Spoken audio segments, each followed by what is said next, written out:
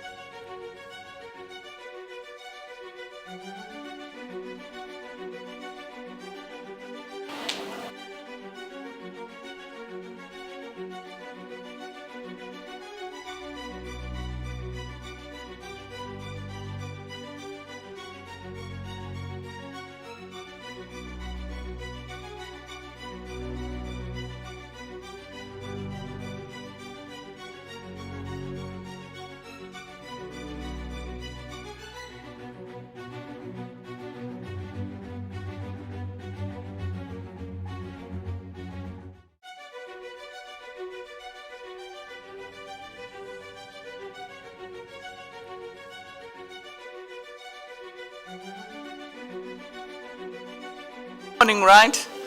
Good morning, ladies and gentlemen. Allow me to just say protocol observed because we have been in this for 2 days now. So my presentation this morning is really about the interesting topic which is taking our teaching and learning world with storm, that is Gen AI. So my presentation is going to cover some of the critical success factors of implementing generative AI in higher education environment. This is the work that I did with my students. I'm still a scholar, right? So I'm still very much doing research. So this is the work that I did with my students, and we're trying to figure out what are the critical success factors of implementing generative AI in higher education environment. So this is the context of my presentation. I'm not going to cover all of it in the interest of time, but I think it's important for us to just get a little bit of understanding where we are in terms of generative AI, what is the challenges we are experiencing, what are the critical success factors that we have found when we are conducting our studies, and of course the conclusions and recommendations. In introduction, maybe before I go into this slide, how many of us have used generative AI today? This morning, the lady, can you share with us what you use it for? Do we have roaming marks so that she can be audible? Here's the mic is coming. So let me also declare that being a teacher, it will be a conversation. It's not going to be me, trying to tell you everything. So what do you use generative AI for this morning? During the presentations, say there was a key word that I was interested in. I researched it I went onto the AI system and then tried to converse with the AI system on how I can use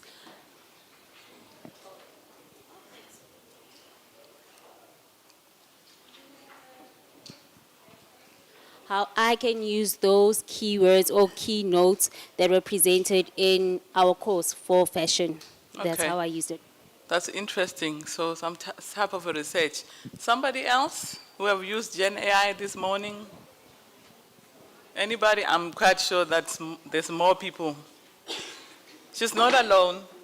Yes, you did this morning? Just for non-academic purposes. I just have to... No, it's fine, but what was that for? I think my voice is loud enough. So I run and I used an AI running programmer. I did a run yesterday. It analyzed that and told me today what I need to do today. Yeah, so today told you whether you did better or worse compared to yesterday. Yes. Look at that on your own space in terms of your physical fitness. Who else who used the AI, Gen AI this morning? Any of more students this morning who used the AI Who used it this morning to find out how the weather's going to be like today? You did? Uh-huh. Yeah, you see? There, the back.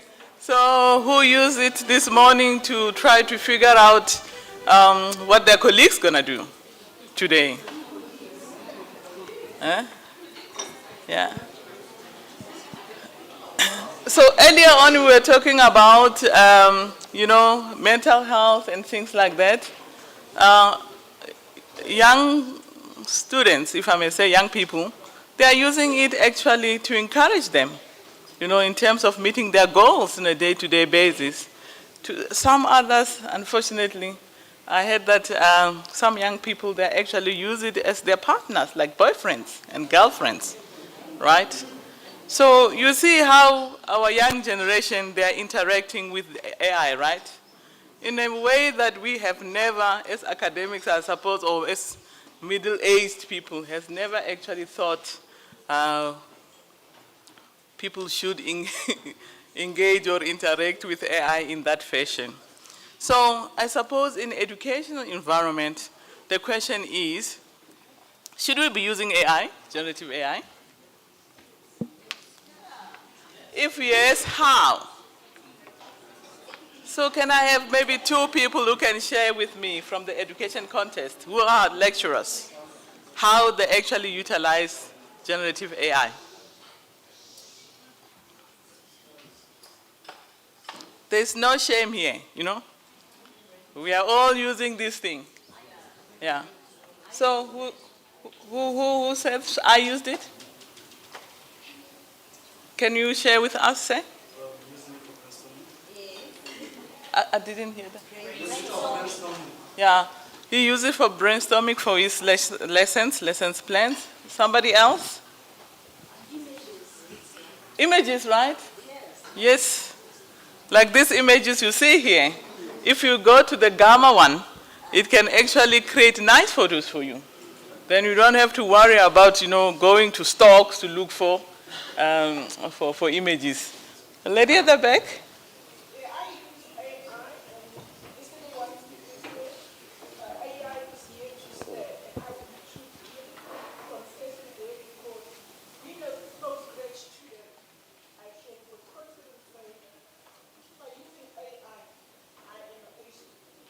Mm-hmm.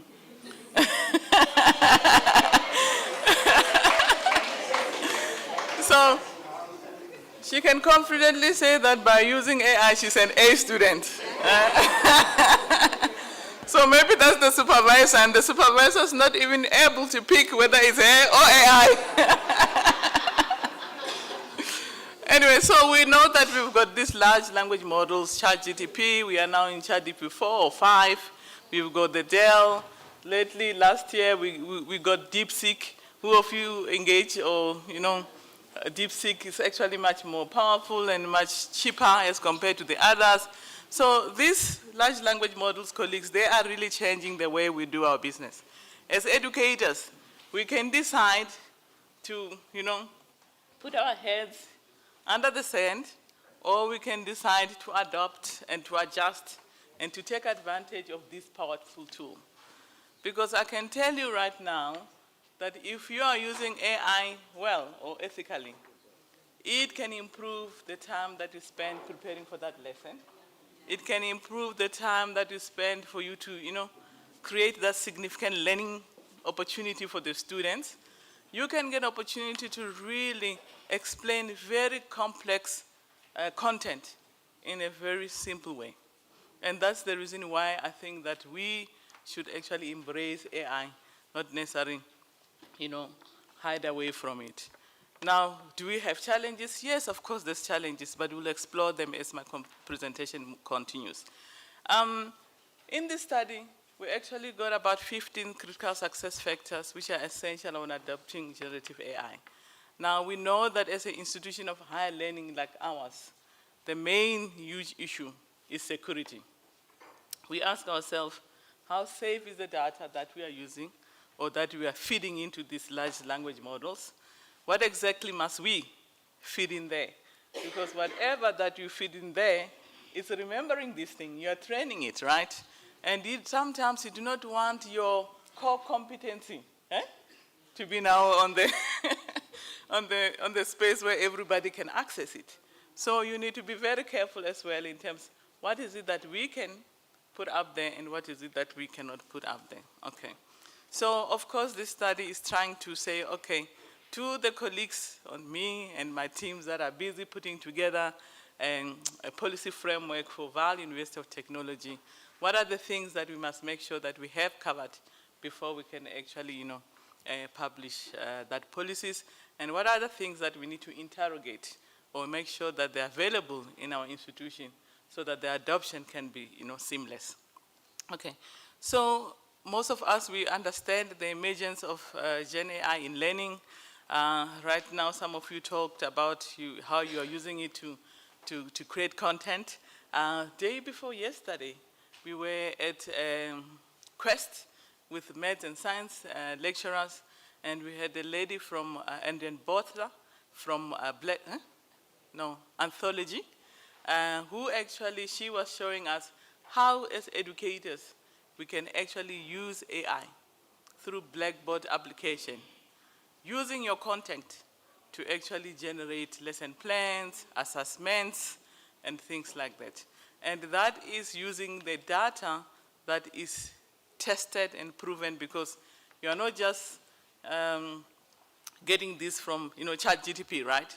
You are using your own data, your own content, but using AI, and AI can help you to restructure all this. So I think we are living in a very exciting era for us to be able to do this.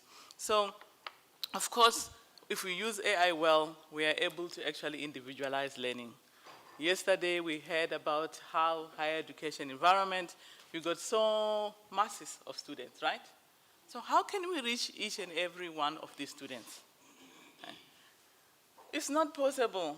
We need to actually, tools, right? Technology can help us to do that. We can automate certain things. What I like, the next thing is immersive learning. We had applications that can help us, like Ion VR that we are not using, to immerse the students on the content that we actually want them to learn. They can get opportunity to play with it, like a laboratory or simulation, and they can actually learn things better. And of course, Gen AI provide opportunity for instant feedback, all your chatbots and things like that. Okay, how we apply this in education? Apparently I'm left with 10 minutes.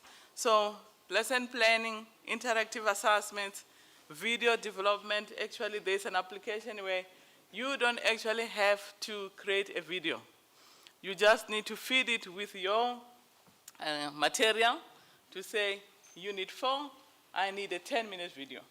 So that application will actually develop a script for you. You can then say, okay, the script is fine, and then it will develop a video for you. Then you can approve that, oh yeah, this is what I want to say. And voila, in less than 10 to 15 minutes, you have got a professional video, which is actually can be placed anywhere in terms of learning management system that the student can actually utilize. The previous era, you have to have those guys which are sitting there, spend hours and hours trying to master the script, looking nice and everything. You don't have to go through that trouble anymore. So you can create good interactive video lessons using AI. And then I like also the MindJoy, those of you which are in the art space, visual art space, you can use it to do interesting things. And of course, there's a whole lot of other applications, particularly for the researchers. You do not have to spend hours and hours reading that article. It can summarize for you and you just take the core things.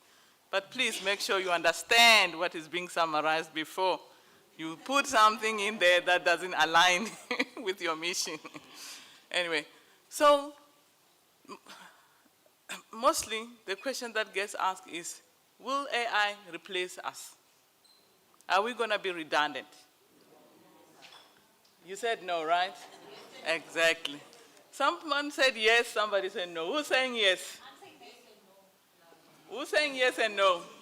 I want to hear the yes perspective. Quickly, the yes perspective. What do you think? Who said yes? Okay, please. Yes. Yeah, I think there are certain skills that they might need a person to teach. So people, they can actually access that by themselves. And then in that case, I think, yeah, there's danger there. Okay, so all the things that can be easily accessible using AI will be done, or people will use AI in order to get those things done, right? Or majority of the people will do that. Okay, so who said no? Gentleman at the back? Oh. Okay, I just wanted to add a word or two to what he said. I'm looking forward to a future where you walk to a consulting room where the doctor passed his examination using Gen AI, and whether we'll be confident based on the sort of diagnosis that he's going to propose. So I think that there's some element of danger in all honesty, and that's something that keeps coming to mind whenever we make mention of AI. Thank you. So, yeah, there is certain, I think, disciplines, right? That I think even if AI is better than a human being, people would rather prefer a human being. Yes, sir, you were saying, yes. Oh, no, yeah. No, at no stage will AI replace humans. I'm involved in the teaching of translation and interpreting where I work. Even a produced document through an AI, once it gets that human touch to go through it, you pick up certain words that indicate that here AI was used. And those words do not sit well, they don't fit well in that document, in that text. So it was well produced. Someone who doesn't have an ear or an eye for interpreting and translation will not pick up that mistake. But you, as an expert, you pick it up quickly. So AI will never, ever replace human touch. That human touch is essential, and we need it all the time. Exactly. Can we give him a round of applause? I really thank you, because it sounds, I mean, you will say it's common sense, right? But to be honest with you, there's still a very much fear related to the fact that AI is going to take over us, is going to replace us, we're going to be absolute. My answer to that is those people that really are not changing with times, they are not learning how to use it and how to adapt, probably they'll be the one that gets absolute. But AI can never replace us. Okay, just 1 second, then I move on, yeah.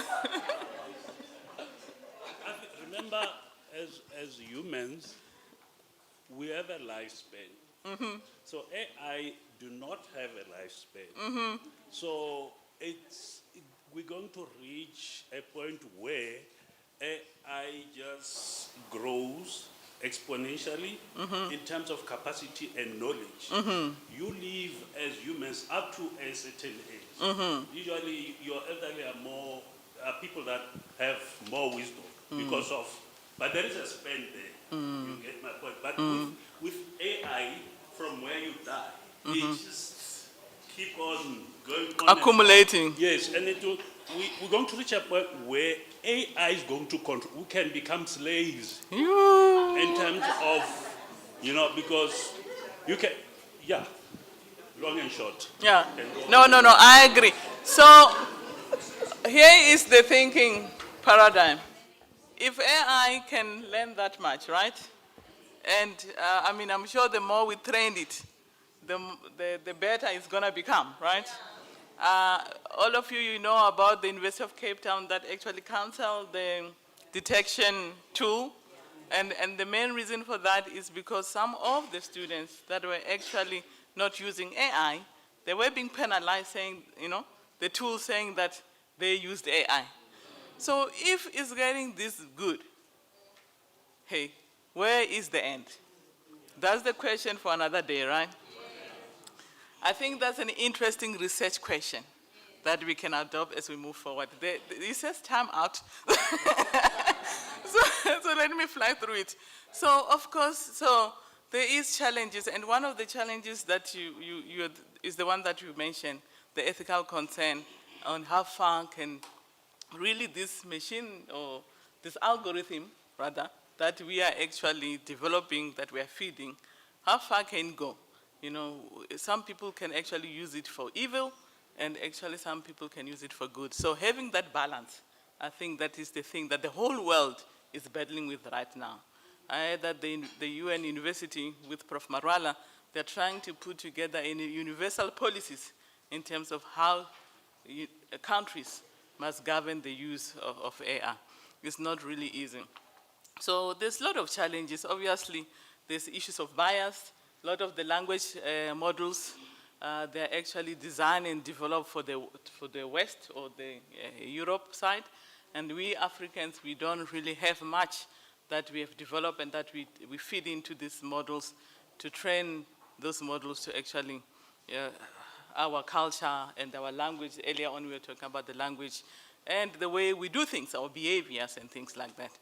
And of course, because this technology is growing so quickly, research in this area is also, it's now picking up, it's growing, but it's not growing at the same pace this technology is growing. So we have this tool, very powerful, but to be honest, we don't know much about it.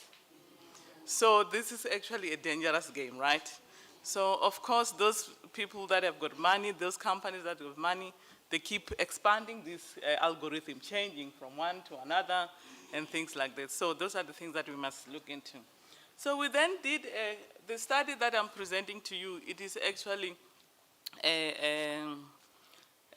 what is it? A research study that we use.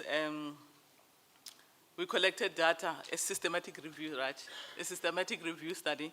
We collected data from 2018 to December 2024 to try to find out what are the critical success factors of implementing generative AI in education.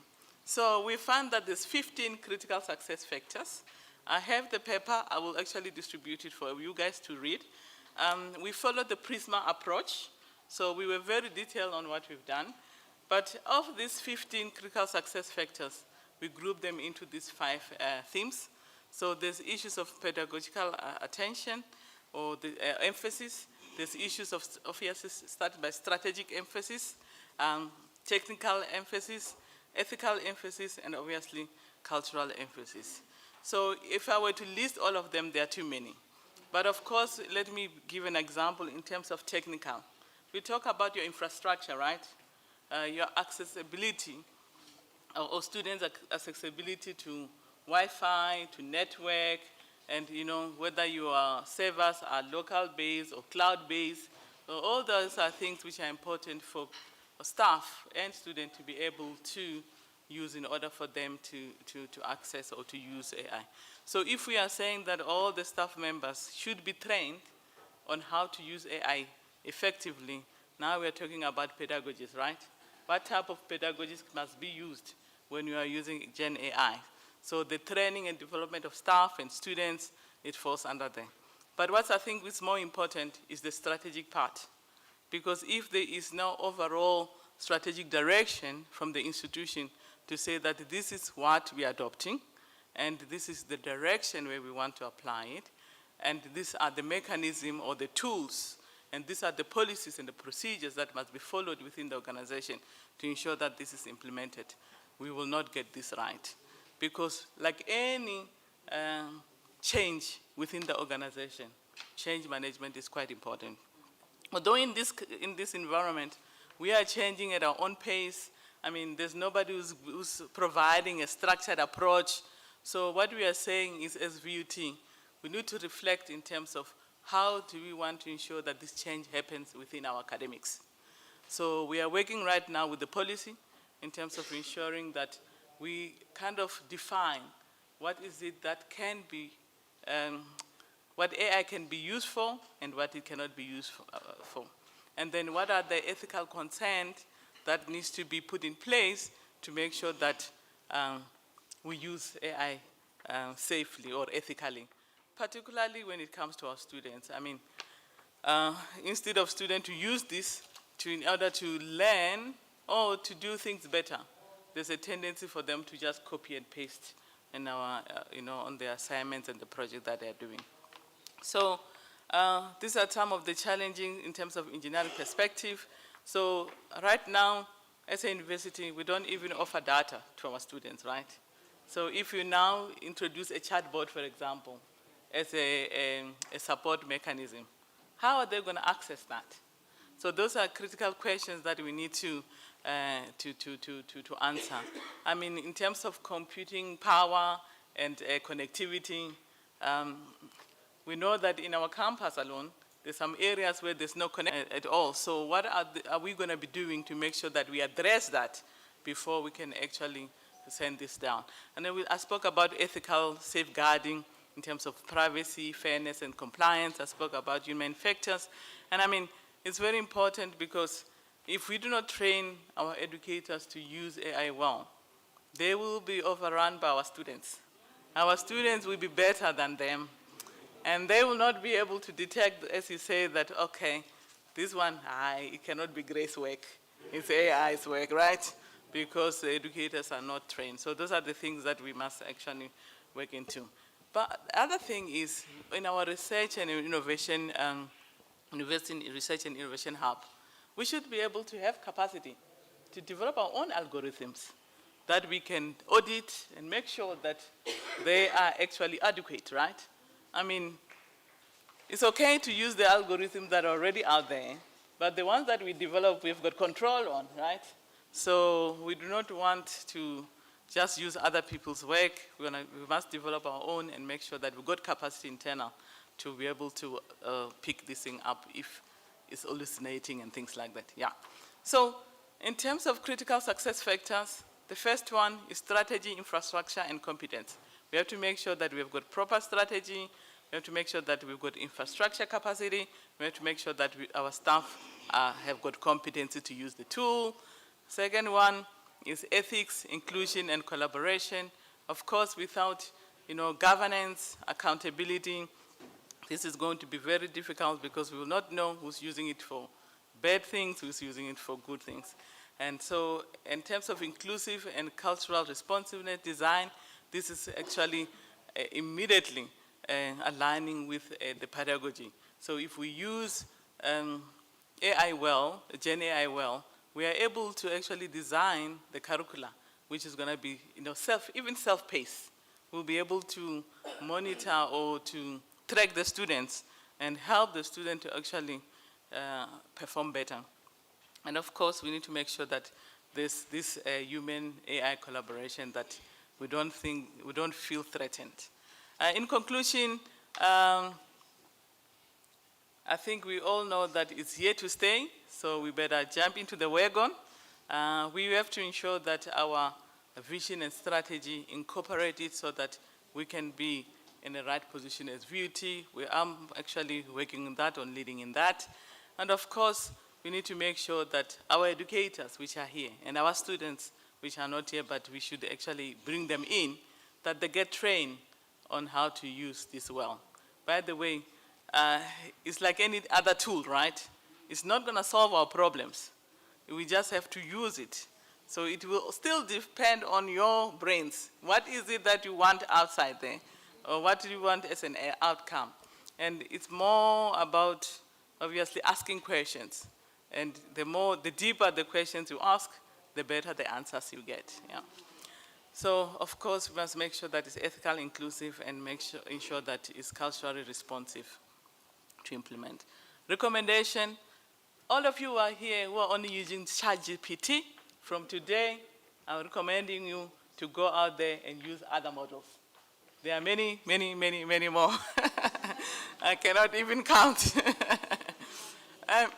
The other recommendation that I have is make sure that the models that you are using, they are not outdated, right?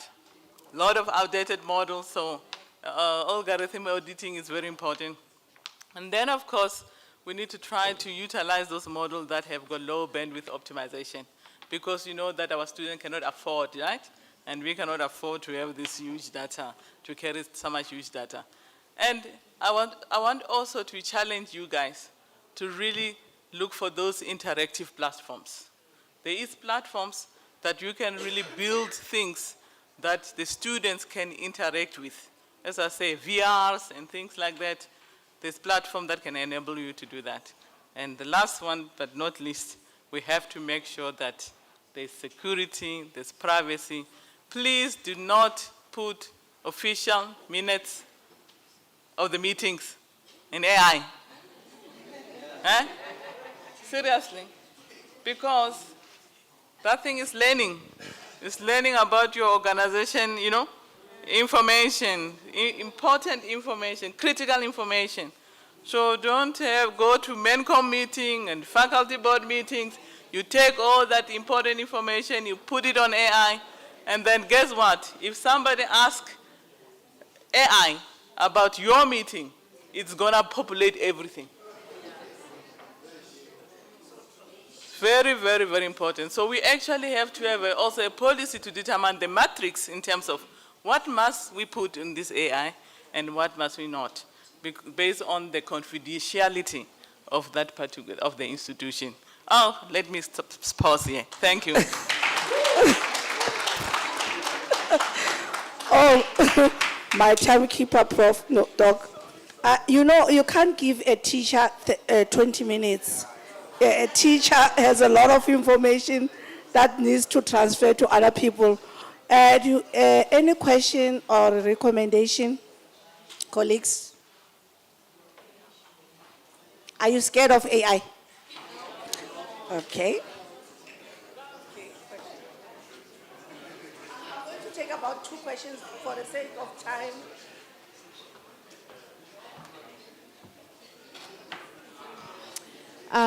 Thank you, and thank you, Doc, for the presentation. As educators, it's very difficult now in the class. I'm speaking from my side now as a lab personnel, because my students are getting 90, 100 on a report, on a practical report. Okay. Because AI is giving them, is analyzing the results for them, but they do not know anything. So what I have done, and as a recommendation maybe to other people and to the Teaching and Learning Committee to look into it, what I have done is that each and every experiment and report is accompanied by a presentation. So in that presentation, that's where you catch students that they do not know anything. They can't discuss the results. They do not know what the results, but the report they got 90 or they got 100. But when you ask them to say the difference between the results that you have input in your report or in your presentation, what does it mean? Then they do not know anything.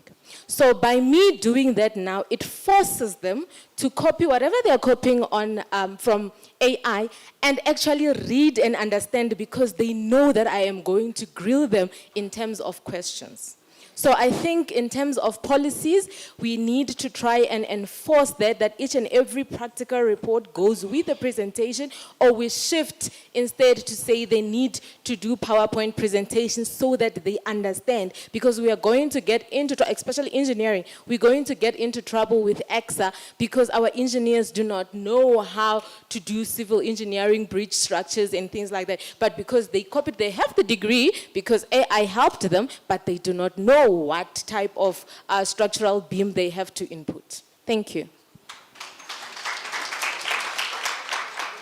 Adding to what my colleague have said, Prof, before Doc, I can give it to you. I have encouraged my students to use AI. 2 weeks back, I had a presentation with them. You could see that they have prepared themselves. I've never enjoyed a presentation like that. Because when I was asking them questions, they could just tell me. And they even create the business plan for their companies. I said to them, keep it there for future. So what I said to them, I said, AI is good, but you need to do a research. You need to have full information of what you are talking about. And to be honest, out of their 22, all of them, they were excelling. Thank you.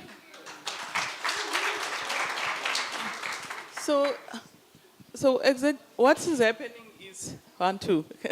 What's happening now is actually saying to us as an educator, we need to reimagine how we do assessment, right? Because if you're going to do the assessments the way we used to do it, of just giving them a topic, let them go do research, they will, they will reproduce what they get from all these platforms. But if you start asking questions that needs them to reflect deeply, and for them to actually maybe criticize the answers that they even brought themselves, and then you actually grade them based on their critique, then you start understanding that they really know this work or not. So it's really challenging us as educators to really assess differently. That's all I'm going to say. But assessment by its own is another topic that we'll have to just get into it another day. But there's different approaches that we can then use to assess our students. Even if they use 3 or 5 different AIs, they will not be able to pass that assessment if you assess them well. Thank you. Thank you. You will meet Doc after lunch. If you have any question, let me call Dr. Diemising Masabala Jabani. Doc, over to you. Okay, yeah, now that my time has been eaten,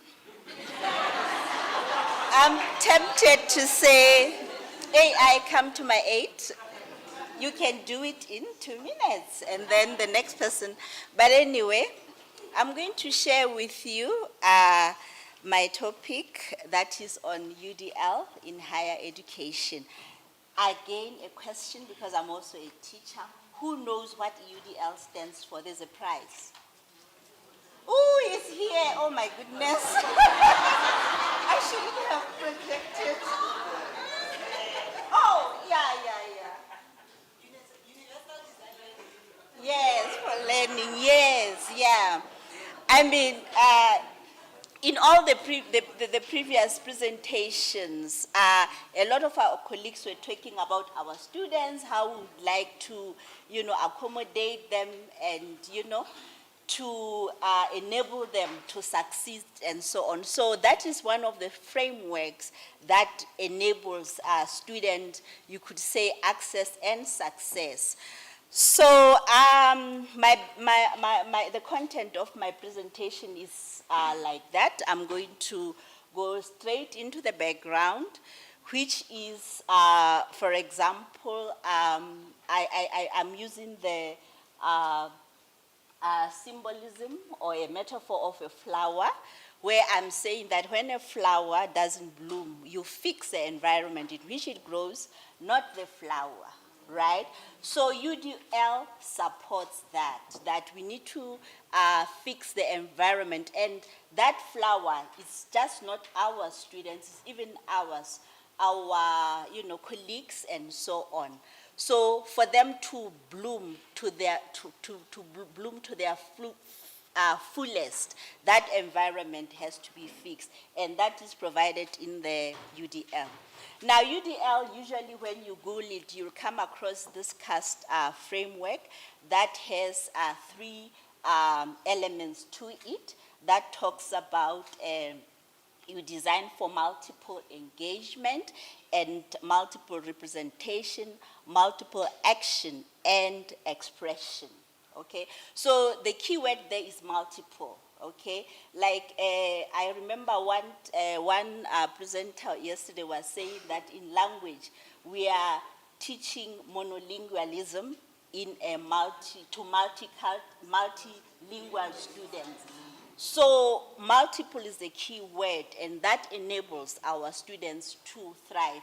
That is when we adopt this. So my interest was, seeing that this UDL has such impressive credentials, especially for enable student success, and that when we adopt it, students are satisfied, and even accommodate those students with learning disabilities.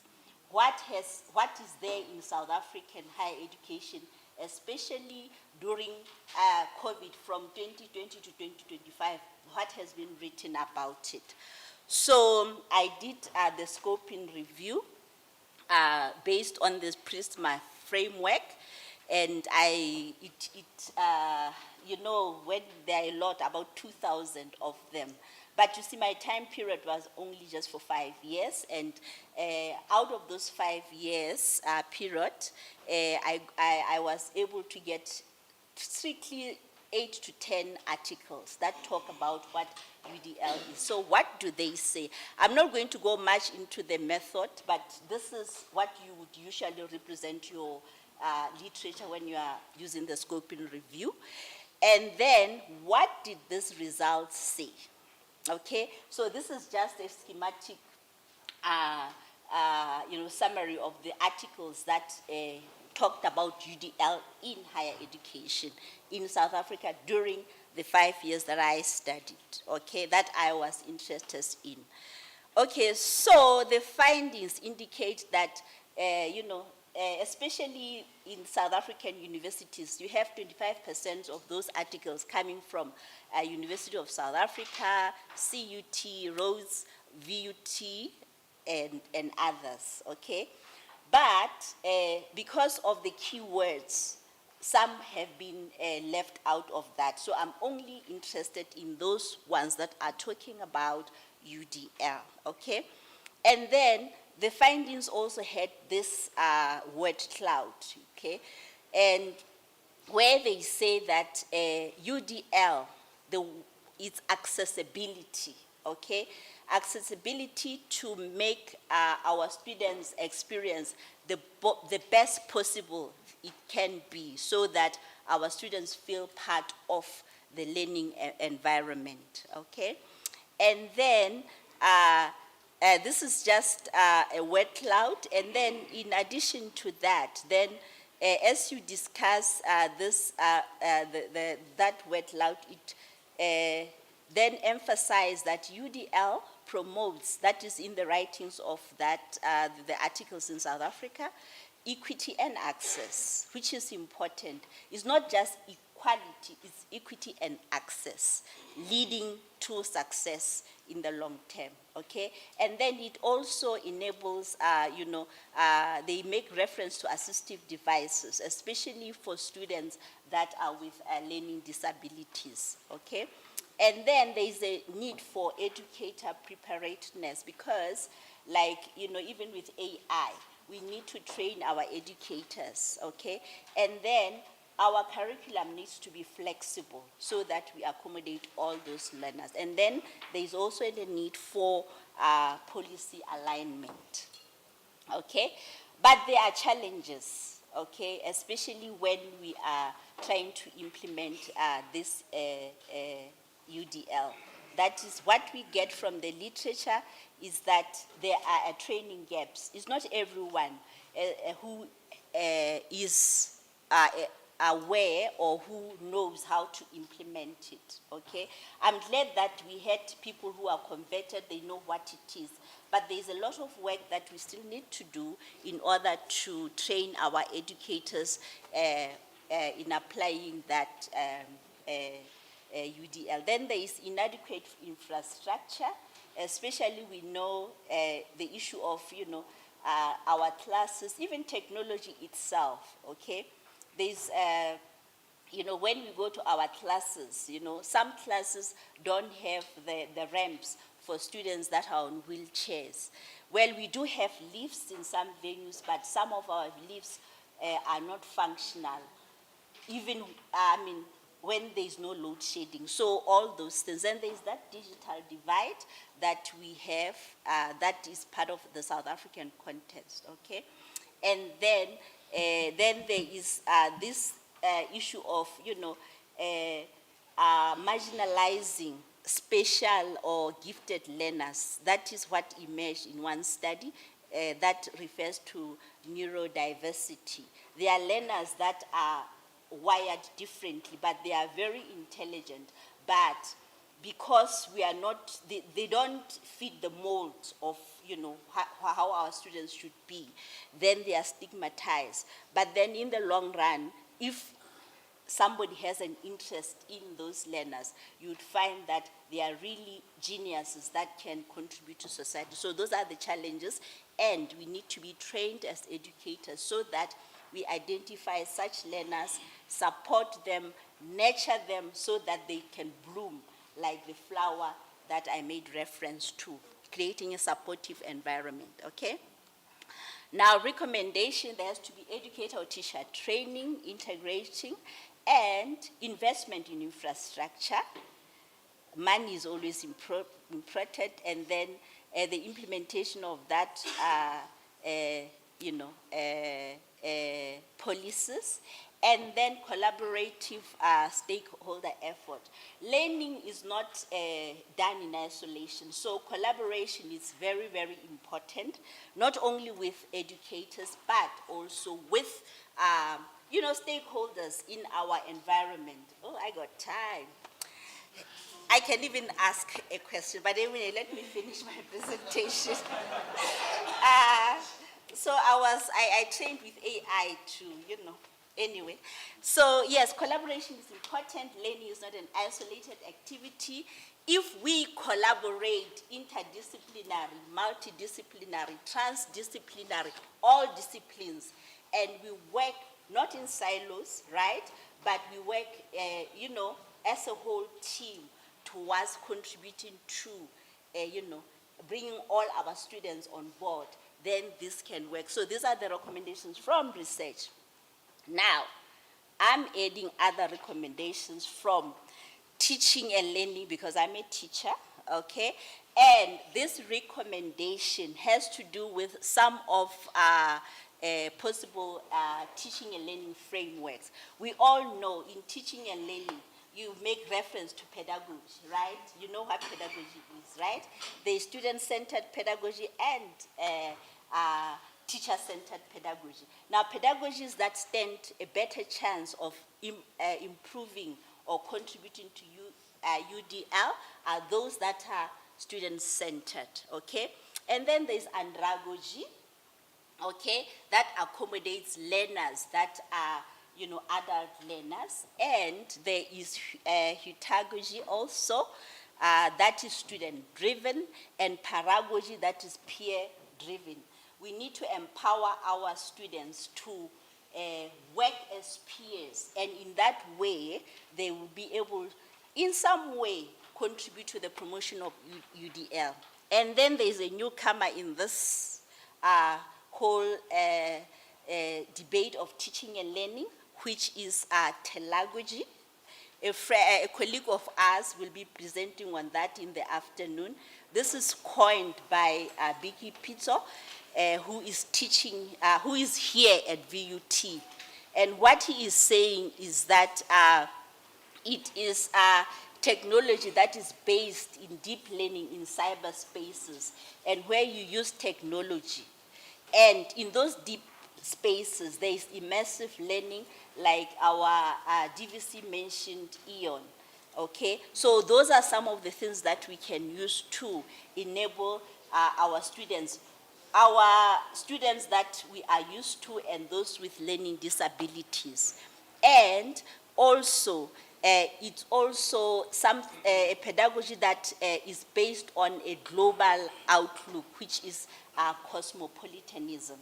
And inside that cosmopolitanism, there is also the African perspective, which is Ubuntu. So with all these modern pedagogies that we know of as teachers, my proposal is we need to adopt transformational pedagogies, yes, which are student-centered, but more importantly, the newcomer telegogy, because the way its credentials stand a better chance of promoting UDL in higher education. With that, I'm right on time. I'm done. Thank you. Thank you. So, yeah. Thank you, Dr. Masi. Any question? I'm only going to open for 2 questions. At least Dr. Masi has saved time. I was worried that she's a teacher also. Thank you very much for a very, very informative presentation, Doc. When I was doing my postgrad, I had an issue with the lecturer regarding the neurodiverse learners. You know, when we do that, we do it as a group, and then when we get rated, we rated according to the same level, of which to me seems as a problem. Remember, with someone who's epileptic, they use some medications that are taking them going slower instead of the other person.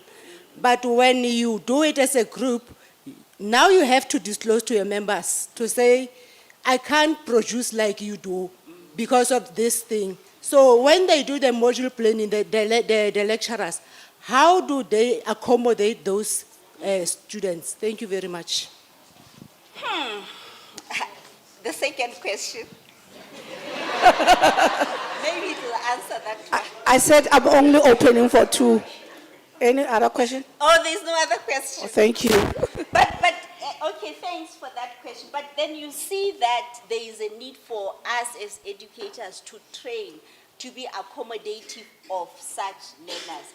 And it also has implication for assessment. What type of assessments do we have? How accommodative are we in our assessment practices? Because some of those neurodivergent learners need concessions, okay? And it has implications on even not only like assessment personnel, okay? Who will do the concession, who will sit and do what needs to be done for the neurodivergent learner and all of that. But it's a journey that we need to walk so that we accommodate all the students for the best possible student experience. Okay. Thank you. So, sorry, Doc. Yeah, I do have a thank you. The last question. There's a last Oh, there's a question. No. Okay. What? It's afternoon, colleagues. No, it's not a question. It's just to add on what Dr. Masi has highlighted. So, what we have also started doing is to enable or start training lecturers on some of the features that are available on Blackboard. One of it is called accommodation, which simply highlights or enables them to provide students with additional time that they need to complete an assessment. So that it's been done in integration with some of the declaration that they've made when they make their application. Because during the application in the form, students are asked to declare if they do have some sort of disability. So with that extraction of that data, when the lecturer has that information in their LMS module, then they are able to then, when they do their settings, to make exceptions for those students that have declared their conditions when they were registering. So it's been now integrated also with our LMS, such that lecturers are able to provide additional time for those students during their assessment time. Thank you. Okay, So let me take last question. Titi Then has the answer. Yeah. other recommendations, you will speak to Dr. Masi on lunch for the sake of time. Thank you so much. I also just want to add to what the colleagues are saying, is that the neurodiversity movement is really focused on saying we need to embrace and celebrate the diversity. The different ways of thinking because of the different conditions determines that my brain connected differently, structured differently, is growing differently, and I have a strength that perhaps others do not have. So I think for me, it's together with saying how do we provide accommodations when necessary and needed, but it's about a cultural shift of saying we are uniquely different individuals, our brains grow and structure differently, and we all have assets and strengths to share. And that's why the group work is so important, because it's also replicating the world of work for students, being able to negotiate those difficult spaces when we are having challenges, and what happens in our society linked to people that are neurodivergent? Thank you. I was saying it's the last question. I can't because the psychologist, let us hear from the psychologist. Expertise, yeah. Thank you, colleagues. My question is it's the first time that I hear that there's an option for accommodation on Blackboard, because I'm the one who does the psycho-ed assessment and offers students accommodations and concessions based on their results. Because what I have seen through the years is that students can be very tricky. They'll complete that they've got a learning disability or learning difficulty. When I do the psycho-ed assessment, I find that it's the opposite. So they use this tool as a way to get extra time, even if they don't deserve it. So my suggestion is that maybe if we can work together with the information that is collected online, and then they refer those students to student counseling for proper assessment. Yeah. Because we don't want other students to have an unfair advantage over other students undeservingly. And also for us to be able to give them the added extra support after whatever assessments have been done. Thank you. Thank you, Dr. Masi. Let me call Dr. Tembiso Kuvuzela. Colleagues, for the sake of time, I know that you've got many questions. Please meet Dr. Masi on lunchtime, because even at hotel, they work on time. If they said lunch is served, I'm a food service manager. If they said lunch is served at 1 o'clock, these people are working with time. Thank you. Okay, Doc, over to you.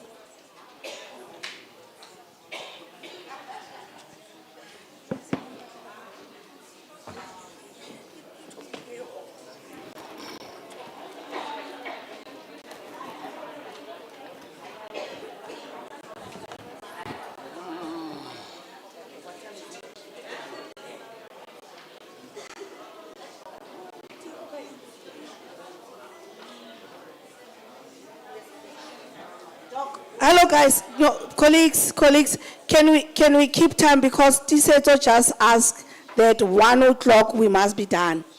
Can we give, Doc, can I give you 15 minutes? Thank you. I know it's unfair. Apology. So let's give him time, please. What is this?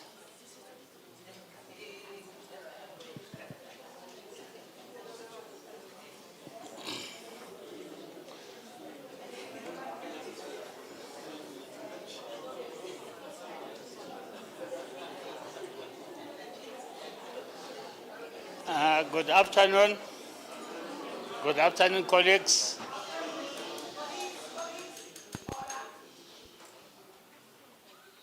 Guys, the topic examining the importance of professional development for educators.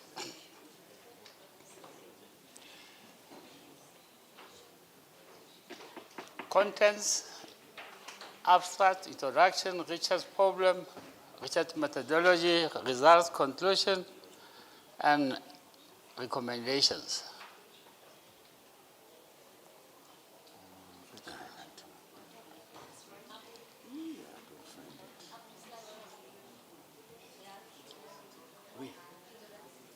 Yeah. This one. Oh, you want to remove? Oh, okay. Is it fine? All right.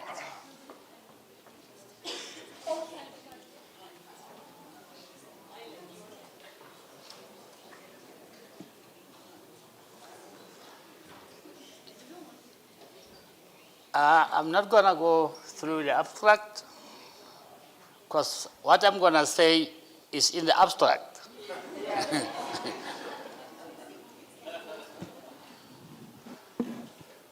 I've got the introduction. Professional development refers to structured learning experience and activities designed to enhance educator skills, knowledge, and professional dispositions. This may include workshops, courses, coaching, mentoring, peer collaboration, and reflective practice. And some of these are organized by CAD. And I'm happy that most of the questions that you are going to ask me are not going to be answered by me. CAD will be here to answer those questions. Effective PD is ongoing, contextually relevant, and aligned with both personal career goals and broader institutional objectives. This research investigates the relevance, benefits, and barriers associated with PD, offering a theoretical and empirical exploration to inform policy and practice. Problem statement. Although professional development is widely acknowledged as essential for educators' effectiveness, many programs fail to achieve meaningful outcomes due to design, implementation, and contextual challenges. This research seeks to investigate how PD can be strategically structured and supported to maximize its benefits for educators and learners.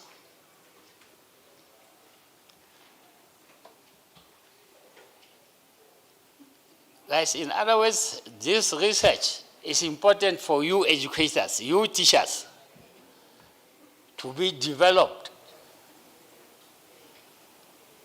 because development is ongoing. It's lifelong learning.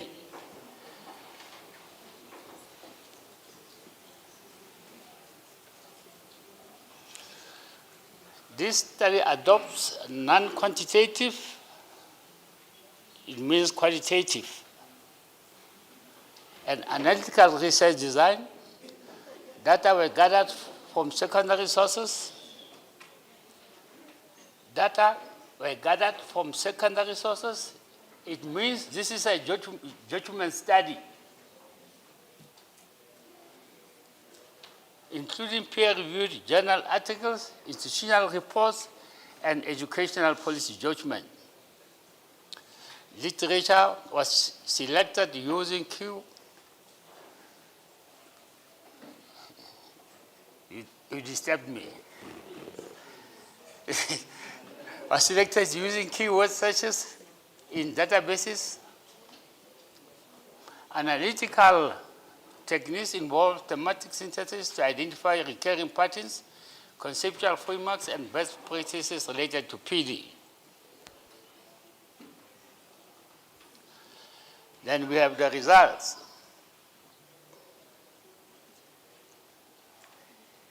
Effective PD characteristics, programs that are content-specific, collaborative, and sustained tend to yield positive outcomes.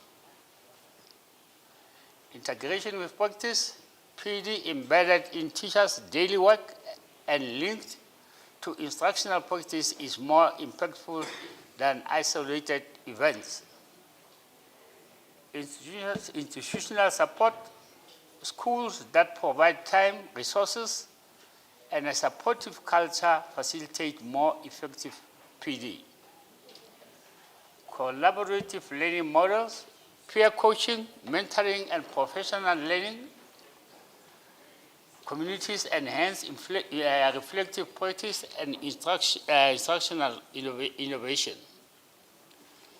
Then we have policy alignment, national and regional policies that prioritize teachers' development, contribute to systematic improvement.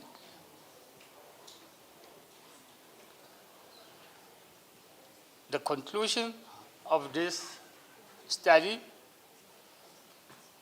professional development is fundamental to the advancement of teaching quality and educational outcomes. When designed according to adult learning and social cultural principles, PD can transform teaching practices and support school-wide improvement. However, to realize its full potential, PD must overcome challenges related to time, funding, content relevance, and institutional commitment. Strategic planning, stakeholder collaboration, and continuous evaluation are essential for effective PD implementations. Recommendation, policy formulation, develop comprehensive PD policies aligned with educational goals and teacher standards, allocate time and resources with school schedules for ongoing PD, customize PD initiative based on teacher feedback and classroom realities, foster professional learning communities and mentoring models, establish mechanisms to assess PD impact and inform continuous improvement. Ladies and gentlemen, thank you very much. Thank you, Doc. Colleagues, can we just be patient? We're not going to be all in one getting food in. So the other groups, they can collect food. And let us give, if there's any question, I will open only for 2 questions for Dr. Vuvuzela. And again, we should also, please do not, let us eliminate the movement also for respecting our presenters. We also have Dr. Mashaule who has to come for our last presentation. Thank you very much. Thank you, Doctor, for such a lovely presentation. Professional development is very close to my heart. I absolutely think it's very important. I want to ask you, do you see a model for professional development for academics in the higher space, in the higher education space? I said, do you see a model? Is there like a specific model that guides professional development in the academic space? A specific model that guides Professional, yes, PD. Okay. Remember he said CAD is here. Dr. Marcel, can you answer that? Is there a specific model? Yeah. That's what he said. Okay, I'll answer very briefly. I'll use my teacher voice. So our professional development is based on our teaching and learning policy, which is also based on the national framework for developing academics and teachers. So what we try to do is accommodate all types of academics that we have, the newly appointed academics, and then the ones that are established, and the very, very established professors, and even management, although the management role of professional development is usually done by HR. There are courses for them that they attend that are on academic leadership, organized by West University and Victoria University. And then, for the newly appointed, we have orientation induction. And then in that, also include them in our SOTL activities. And part of this conference is part of our SOTL activity, because after this is open to everyone, professors, those that are just to be professors, and those that are just intermediate. And then we also collaborate with faculties. Right now, we are collaborating with the human sciences in this conference, and then there's going to be a writing retreat where all these proceedings are going to be converted into a book. For that, we collaborate with Professor Dube. I'm sure he's there on the program when he's facilitating the writing retreat. We already have, now I'm showing off, we already have a book that he has published of the 2023 conference proceedings. Another one is in the pipeline of the 2024 conference proceedings. Now, another one, this one of 2025 is coming. So that is sort of the framework that I can say, putting flesh into the structure of the framework that we use. Thank you very much. The other question is for me. I just want to know, what is CAD doing in terms of developing educators in terms of postgraduate supervision, publishing? Yes. So, the answer is in this. It's part of scholarship of teaching and learning. Like we are saying, that is now publishing, right? We are working with Prof. Dube. He's facilitating a writing for publication. In addition, we are also working with Dr. Vicky Pizzo. He's working on a project on telegogy that is sponsored by Cambridge University and Cambridge Publishing. You see? Now, postgraduate supervision falls under central research. So postgraduate supervision is those workshops are sponsored by central research. If central research doesn't support you, then you go to skills development. Then they can pay for you to attend postgraduate supervision. Now, in terms of mentorship,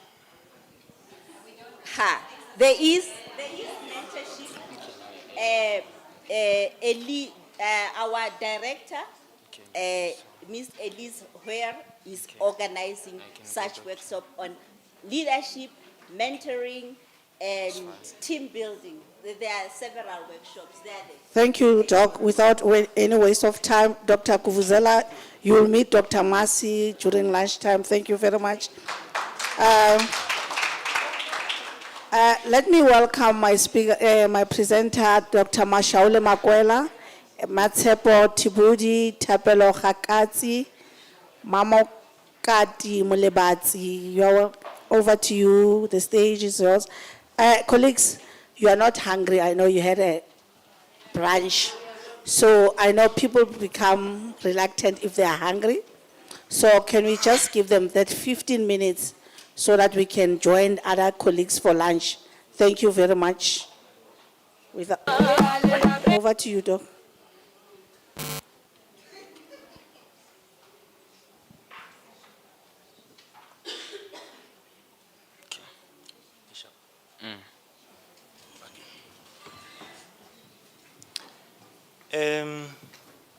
Ke a leboga program director. A re lotšheng magagesho. O a bolelago ke Minatlou setlogolo sa dikolobe.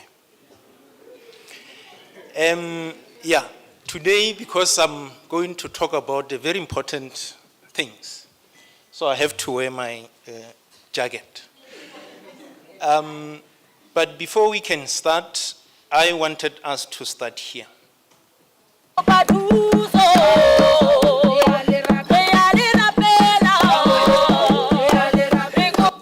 Sorry.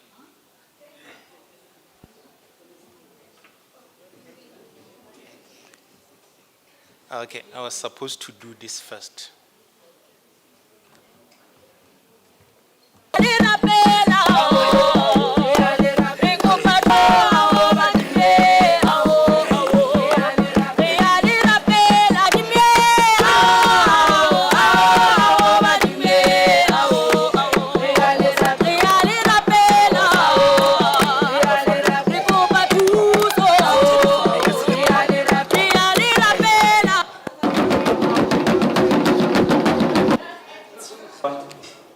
Okay. Actually, this was a short film that was shot by one of our students. The title of the film, they called it Idlozini 2012. So one of the motivations for us to maybe develop this paper is basically based on our students or as staff members and clinic staff, our own experiences with engaging with students dealing with spiritual themes. So in terms of introduction, there is a lack of understanding in terms of the dynamics of spiritually gifted African students in teaching and learning, in particular in visual arts and design at UOT. In a way, that lack of understanding, it does also present challenges for us as the lecturers and the health professionals. So, we have indicated that in teaching and learning for visual arts and design in particular, it involves African spirituality as a theme or as a concept, and then also as a process. And generally, this, for those gifted African students, it could sometimes create problems whereby we as staff members and the clinic, we cannot be able to deal with such kind of situations. Therefore, in this paper, we argue that a lack of agency in understanding or deconstructing these dynamics could affect the quality assurance in teaching and learning. But mostly, I think, in terms of also success or pass rate, as such students can be excluded in the process. So we adopted a qualitative research method to engage this. We looked at the scholarly articles, teaching, learning policies, artworks, film documentaries, and television programs. So quickly, I just want to maybe to give a background. The question of spirits and spirituality. So spirits, well, of course, they say spirit is the, what is the word? So spirit, let me maybe put it in this way. Spirit is the root word for spirituality in short. Maybe let me just put it in that way. But we cannot talk about spirit and spirituality in singular. So if we look at Alke Balon quoting Prince Nyabonga in 1994, talks about a spirit or a life and idols that before a person is born, he or she is a spirit. And then beyond the living realm, the individual becomes a spirit. So in short, in our view, this also maybe just indicate that the spirit is something that it's something that is powerful or greater than us.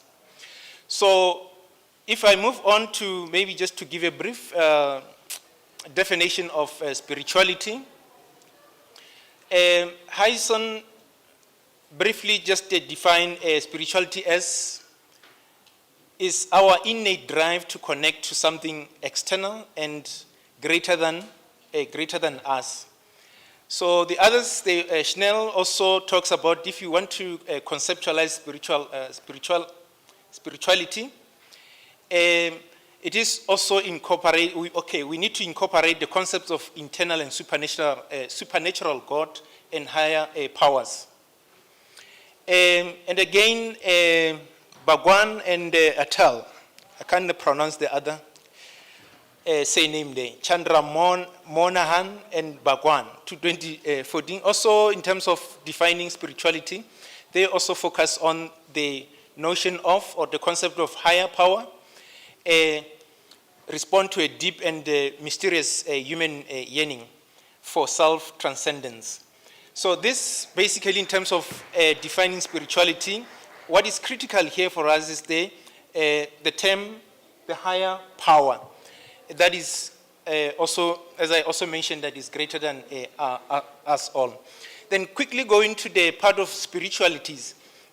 We have different types of spiritualities, but in our case, we are focusing on African spirituality.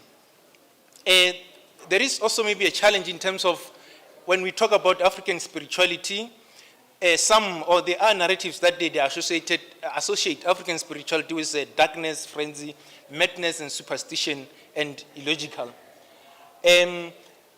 But actually, African spirituality, according to Tagui Ray, defined it as a belief in ancestral spirits, the custom of totems, and the belief in spiritual healers and diviners.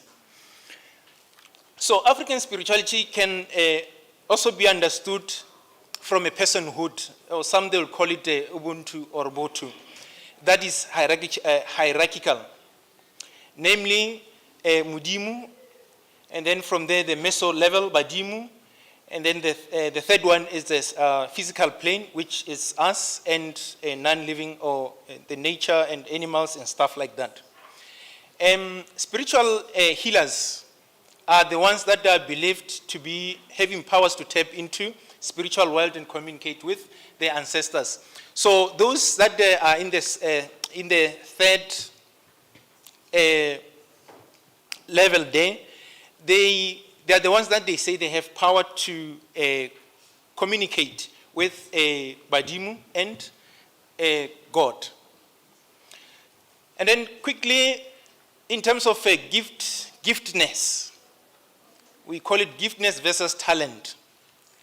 So giftedness, basically here we're saying that it's the natural abilities, and then the talent is something that one can master systematically developed abilities according to Gagny. Gifted individuals is identified by traits such as outstanding abilities, outstanding wisdom, among others. But in terms of spiritual gifts, can be referred to a position of tangible gifts by individual or an acquired ability of a person to perform a certain function. Spiritual giftedness means one has spiritual feeling, visions, or deep connection with spiritual world. But for this paper, we define African gifted person or student in this particular as gifts prophetic and spiritual healer, such as shaman, and with powers to tap into the spiritual world. Yeah, I don't know if that 5 minutes is fair for us, but it's fine. But at the end of the day, here I just a context. Art and spirituality, they are also intertwined. And then in visual arts curriculum, we normally use a theory of constructivism, whereby the students, they develop their own project, as you have seen with the short film. And just one example. One of our MTech projects, when they were doing a research project that deals with spirituality, they have to ask permission from the ancestors and the community of healers through rituals. And the film that you have seen, the main character couldn't finish that film because he was affected by the spirits. Yeah, and then from there are also other cases that we also experience, but at the end of the day, some of this, when we come across them, we hand over them to a clinic due to frustration, confusion.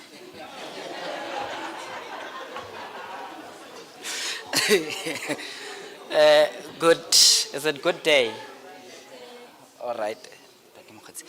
Good day, colleagues. I'm Tapelo Kakati from Campus Health Clinic.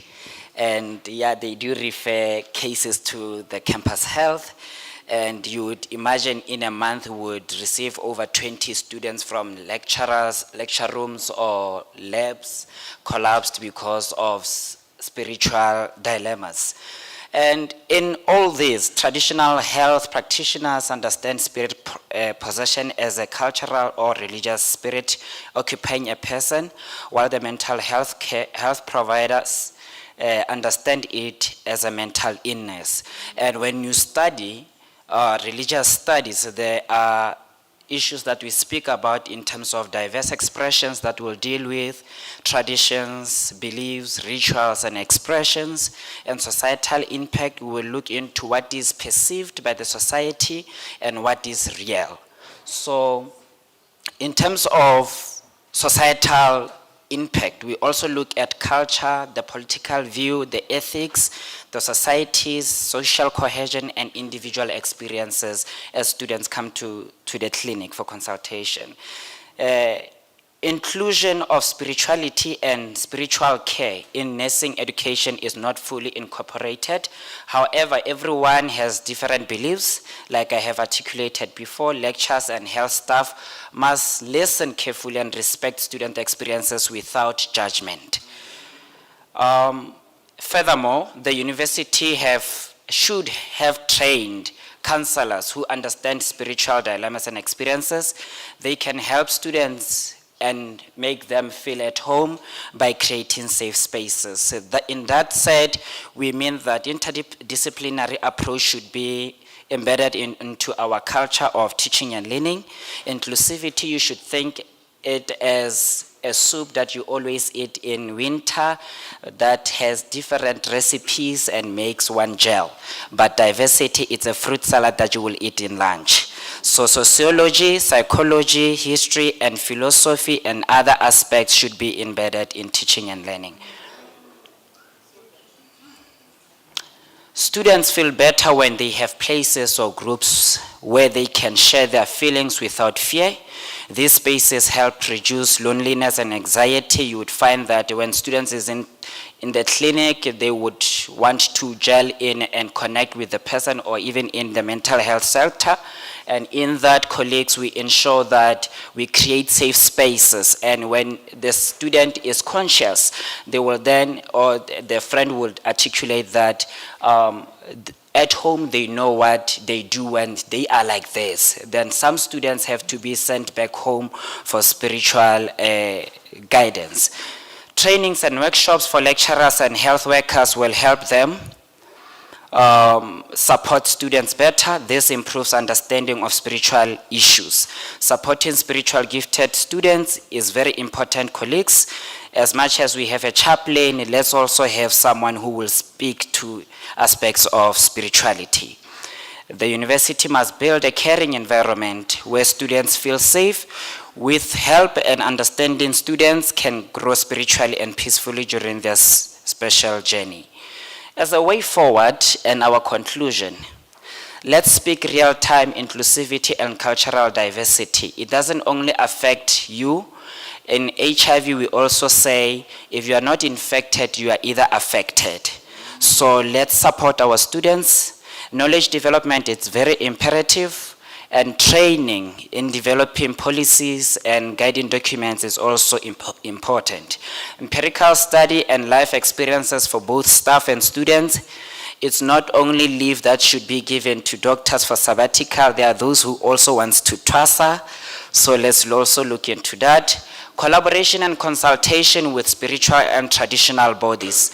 There are governing bodies in our sector and governing bodies in the government sectors that deals with spiritual issues. Thank you, colleagues. These are the list of references. Colleagues, thank you very much for being the good audience. Without any waste of time, you are going to meet Dr. Mashaule and Mr. Chapelo outside because, okay? Okay. Not Mr. MX non-binary, thank you. Okay, sorry. Okay, and then because we've got the order that by 4 o'clock we must be out of the venue for preparation of the gala dinner. So please, I'm not disrespecting them, meet them and ask the question, they will, and then can we join, if anyone lost the phone, please contact Ms. Tiseto Moshwai if you lost your cell phone. Thank you very much, have a blessed day. Clap for everyone, guys.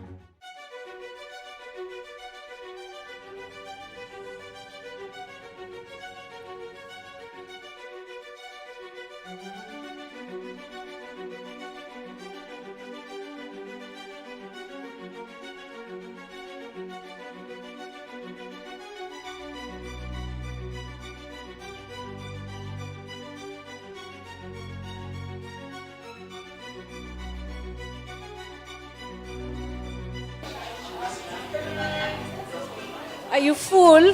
Did you enjoy your lunch? All right, can we get settled, colleagues, so that we can start? All right, so my name is Lerato Tarane, and I am going to facilitate this session. We are going to start with our presentation. Just a few house rules again. Each presentation has 15 minutes, and then we have 5 minutes for questions.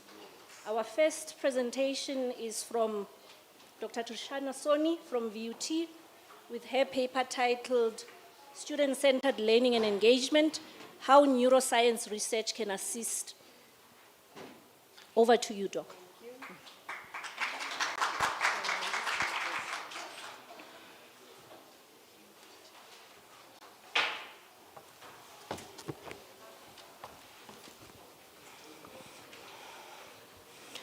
Good afternoon, colleagues. Thank you so much. So I'm really looking at a concept paper today. I welcome colleagues that will give me some inputs and who might want to join in a research project.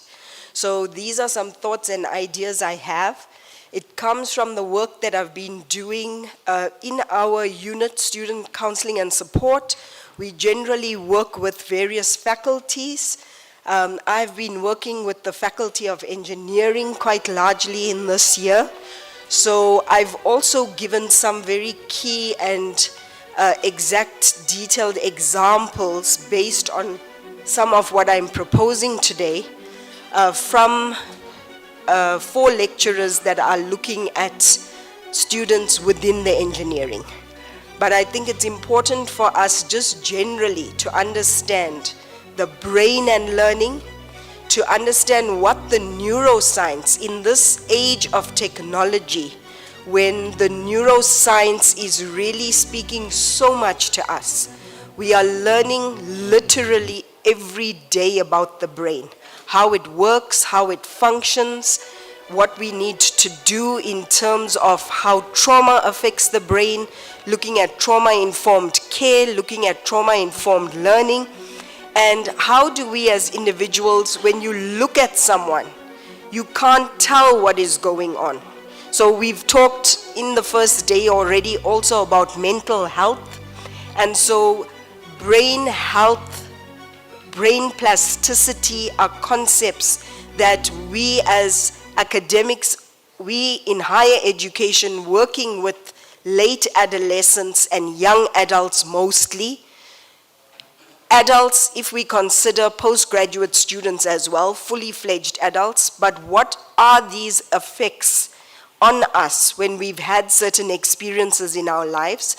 But more importantly, how the brain makes connections, how the brain stores and retrieves information, and when we do some tasks and activities in repetitive ways, how these build good connections in the brain, so that we understand, as those who are designing learning programs, what might be needed, both to look at mental health and well-being, but to use what the neuroscience is telling us about student-centered learning and engagement.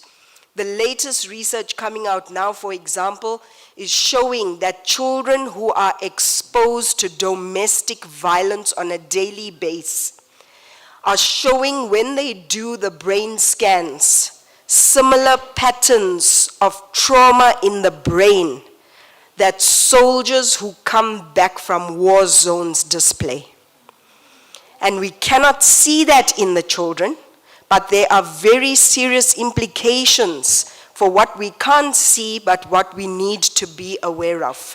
And the brain science, the neuroscience, is helping us to unlock these, to gain a better understanding. We heard from Dr. Kanaka Katumba today also how we are looking at AI interventions and how technologies are also shaping the way in which the brain is growing, the brain is structuring, and the brain is developing. We know this from neurodiversity as well, which we spoke about in a previous session. So I'm just going to share with you some of my thoughts and ideas looking at mental health, looking how in our country, we are saying that a similar developing country like Brazil, we have double the numbers and experiences of mental illnesses. So we need to understand what is happening. We talked about Bronfenbrenner and the bioecological systems theory, what is happening at the various levels, from the micro and the family level, right to the macro, the policies that we engage with and so forth to enable learning to take place. So really looking at a state of mind characterized by emotional well-being, which really includes good behavioral adjustments, looking at how do we understand who the person is. When we see challenging behaviors, what do we understand by that? And looking from relative freedom from anxiety, ability to establish constructive relationships. Yesterday I talked about young adults who are looking for really meaningful connections and are sometimes engaging in various academics and having come from being in academics to the student services division. So why student-centered learning? Because it really enables us to look at what is that prior knowledge. What agency do we allow our students to bring? Do they have voice in our class? Do they have these opportunities to explore and experiment in safe places and to grow and learn while doing so and to have meaningful engagement? I think many of the guest speakers and the keynote speakers yesterday and today talked about really this meaningful connection, but looking at what is that lived reality of the students at the moment. Supporting deeper understanding, transfer, and motivation through active sense-making. And it's aligning with evidence about how learning changes the brain. And what we need to understand about the role of the social context. People like Vygotsky and others talked about social learning. We are social beings. We learn from each other. So peer educators, peer-led mechanisms sometimes are useful. Why? Because the neuroscience is also telling us that in the adolescent and young adult stage of development of human beings, our peers matter more to us than elders. We want to hear from our friendship group, from our group in the class, the peers that we have that are of the same age group experiencing those same things. So how do we use that in order to also structure tasks and activities? We need to look at neuroplasticity. Experience-dependent plasticity allows the brain, like I said, to make these very firm connections by having repetitive opportunities to practice the tasks. I think one of our keynote speakers yesterday from the School of London was mentioning to us that they take away, that really has stuck with me, this taking away the lab so that students can interact, touch, and feel, and do these things on their own to see what works, what doesn't work, because the failures I have are equally important to the successes. Because each time I fail and I don't get there, I want to be able to problem solve it on my own. So how do we give opportunities for this learning to take place? Scaffolding is also very critical, teaching how the learning works, and really looking at cognitive load versus instructional design. We know that, for example, the engineering program is so jam-packed. How do we help those students with coping, with timetabling, with scheduling, so that they are able to manage the tasks and responsibilities that they have? How do we look at designing in collaborative ways and doing meaningful projects that will leverage the social learning, allow students to engage in their full sets of emotions as well, navigating spaces when I don't get on with a team member, what do I do and what are the skills involved in that?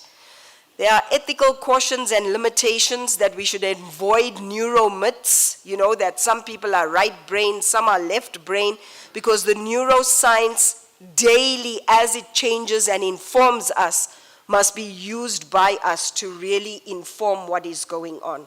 So to end, I will just share one or two very key examples is looking at, we know, for example, now from the neuroscience research, that our frontal lobes are only developed fully, our ability to judge right and wrong, to discern, to be able to make these decisions, adult decisions. The frontal lobes of the brain are only fully developed between 25 and 30 years of age. So the brain is in the process of developing.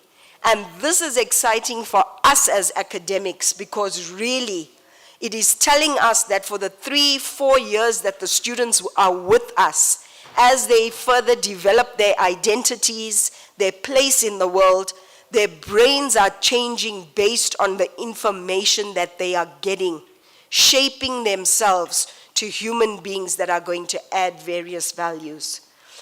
So looking at the prefrontal cortex, the limbic system that's responsible for emotion and reward processing, and looking at this concept of synaptic pruning and myelination. You know the phrase, if you don't use it, you lose it. The brain literally starts pruning out and stops those parts when we don't get exposed to certain tasks and activities. So we know, for example, some international universities are already saying that they are going back to paper and pen and writing, because the neuroscience is also showing us that when I make notes physically, that connection I'm making by writing it myself, there is no replacement for the experience of having done that. And you'll see here, even in our conference, there are those of us who note take as people. They are in many different forms. So thinking about and knowing about which strategies work best for you as you learn. What makes you nervous and anxious? We all have a habit of saying, oh, the stuff I don't understand, I'll leave for last. When that is the stuff we should be engaging all the time to build the skill and the competence, not ignoring it, and it becomes an even further and further area of development for us. So how can we use these? In engineering, we're saying taking this into, this idea of scaffolding and the cognitive overload as concepts, how can we break complex problems into smaller, manageable components? We heard yesterday also how in a design program, this idea of the brain plasticity and exposing ourselves to multiple forms of engineering, not just looking at one specific, but multiplicity of things in the working world, so that we can also relate to the world of work as we study, as we gain the skills and knowledge. So further examples that I have provided here, colleagues, but I will be happy to share with colleagues and to hear from you how we can engage further. What's interesting for us in the student counseling and support is to understand how the academic staff can use this kind of information in order to do the instructional design of assessments, taking into account the neurodiversity, the differences, the stage of development of the actual adolescent in that phase of late adolescence and early adulthood. Thank you. Thank you so much, Dr. Soni, for the research that you do in your areas is very important. I mean, we are the ones who are sitting with students who have these kinds of problems, and it would be interesting to find out what are some of the results that are going to come out. I know it's a concept paper at this stage, But thank you so much for such an informative presentation. Thank you. Are there any questions for Dr. Soni?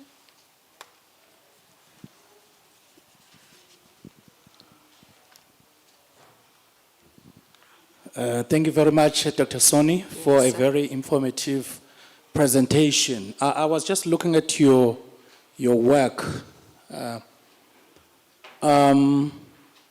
You speak of staff and students, but from what you presented, the students, the staff come as a part of implementing the findings of the study.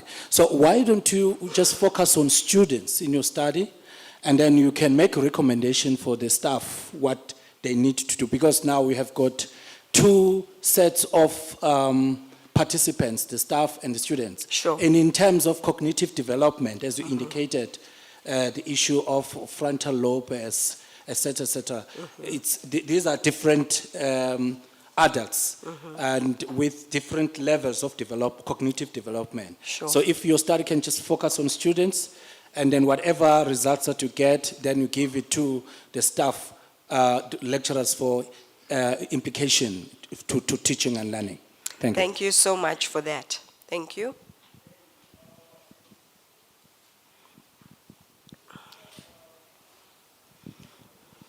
Thank you very much for the amazing presentation. My question has to do with the target audience. Are you going to zone into a specific geographic location, or you would like to compare what is happening across board globally? Thank you very much. Thank you.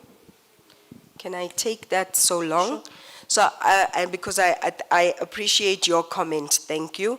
I think for me, it's looking in the university context itself, with the colleagues saying, if the neuroscience is telling us that adolescents prefer, for example, peer-related intervention for that developmental stage, the recommendation to the lecturers would be, are you doing a lot of the group work? Are you giving opportunities for that group work expansion? If we're looking at executive function of organization, timekeeping, scheduling, etc., when students are late with assignments, what conversations can the lecturer have using a student-focused approach, but understanding it from the neuroscience? So if the lecturer, for example, is taking the neuroscience research into account, I would say maybe have a stepped approach.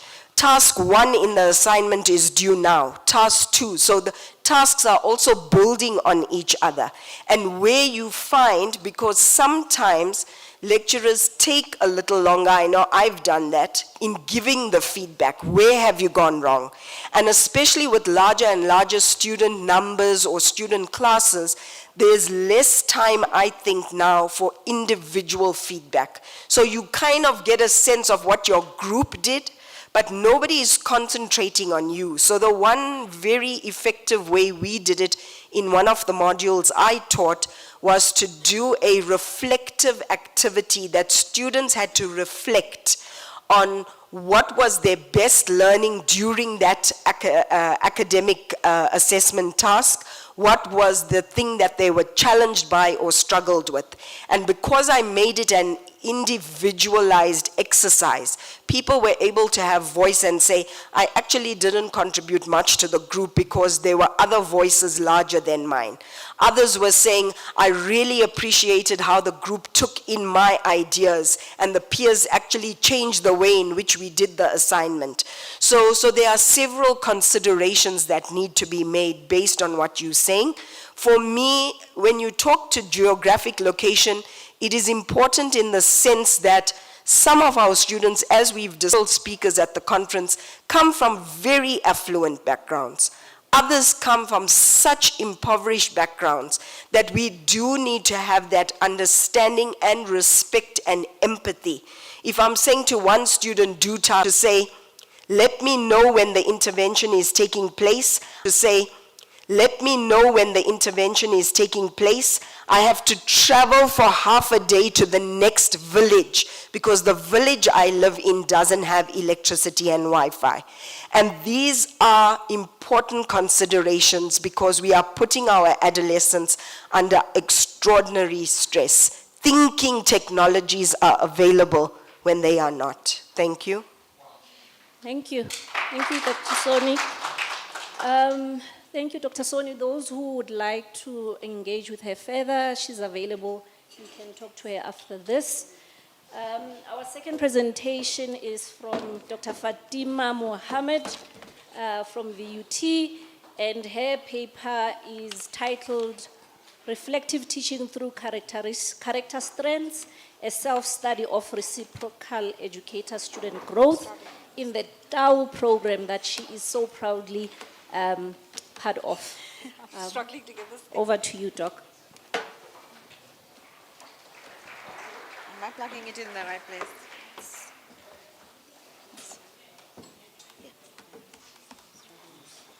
Thank you. Okay, good afternoon, ladies and gentlemen. I think after all the lunch and everything you've experienced, you probably don't want to listen to me, right? I would like to thank Dr. Masabala. I don't know if she's still here, but if it wasn't for her, I probably wouldn't be standing here because she called me one day and she said, Dr. Mohammed, don't you want to be part of TAU? And I'm like, what's TAU? That was my question. And then I realized when Dr. Vuzela spoke earlier, he said about professional development. And TAU is the teaching advancement of universities. It's a very nice program. And this is my second paper from the entire thing. So the first one has been published last year in the book that they mentioned earlier this morning. And I'm hoping that this one's going to get accepted as well because it's work in progress. So it's reflective teaching through character strengths, a self-study, reciprocal educator-student growth in the teaching advancement of universities program. And if you look, I think the whole of yesterday we heard people say that higher education is a very complex landscape. There's very high dropout rates amongst the first years. The statistic shows me 51% of our first years drop out. We have obviously historical inequalities. And then that kind of said, but why are we working from a deficit approach? Let's work from a far more holistic student development. And that's where the project starts from. So what is the research gap in this study? Lots of research is already showing that if you work from a strengths-based approach, students have increased self-efficacy, a growth mindset, resilience, engagement, and improved relationships. And in the article that I've already published, this actually was shown there.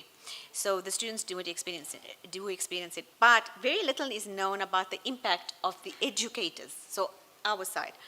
That's why the research question I have is, how can a strengths-based intervention within the TAU program foster simultaneous educator and student development in a South African university context? And the theoretical framework that I'm working from is two. The first one is on the transformational learning theory. For those of us who are in education will probably know this theory. It focuses on adult learning and change and alters, fundamentally it looks at how we alter our perceptions and our assumptions when we are confronted with something new. And the process, it usually starts with a disorientating dilemma.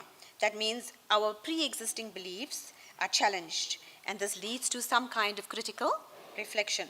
And the individuals generally examine their own thoughts and beliefs and then integrate it into the new understanding with our prior knowledge. And I think it's very appropriate to use in the higher education context in South Africa because of the fact that we have these historical inequalities. Then the second one I'm working with is Gibbs, the 6 stages of the Gibbs 6 stages cycle. And Prof. Soni just mentioned about reflection. It's all about reflection. So the first stage is talking about discussion of HR. The participant is me, I, myself, as the educator and the researcher. I collected data. I was expected to do a reflective journal. I was expected to do presentations. I had a lot of feedback from my peers from while I was in the program. And then I also collected data which has been presented already in the first article, but I'm using it as secondary data where I distributed questionnaire with open-ended questions about how people felt about the program. And so that's the way I collected the data from. The data analysis process is ongoing. And I am going to use a 3-phase analysis process, and I'm hoping that I'm doing this correctly because I've never done this before, so bear with me. If anyone has any ideas, I would appreciate it. So the phase 1 is an individual transformation mapping. That means we look at the students, what they came up with, and then use thematic coding there. Then my personal journey using the Gibbs model. And then phase 2 is reciprocal. That means the student, we look at how the student's insights prompted my critical reflection, and then looking at evidence from my transformational learning and how it informed classroom practice. And like I said, this year my classroom practice seems to have changed a lot. Phase 3 is then the integration and the growth synthesis. So cross-referencing the themes across the students and my personal data, and then mapping, showing this reciprocal development. And then obviously I hope when I've done all of this to get a very nice reciprocal growth model. And this model should demonstrate how the strengths-based intervention, the specific one I used was called the strengths gym, and that it can create simultaneous transformation in both the students and the educator, showing bi-directional benefits of a positive pedagogical approach in higher education. So, like I said, I used a strengths-based intervention, and it's called the Strengths Gym. This already exists. I got permission to use it from the UK, but I adapted it, okay? And that's an article that's still coming. So the third one is coming from my DAO project. And I adapted it especially for HR students. And it's based on the VIA character strengths. There are 24 of them. I did not have time to do the exercises on all 24, so I only chose 5. All right? So what I did was, I spoke to the lady that created it. Her name is Dr. Carmel Proctor, and she gave me permission.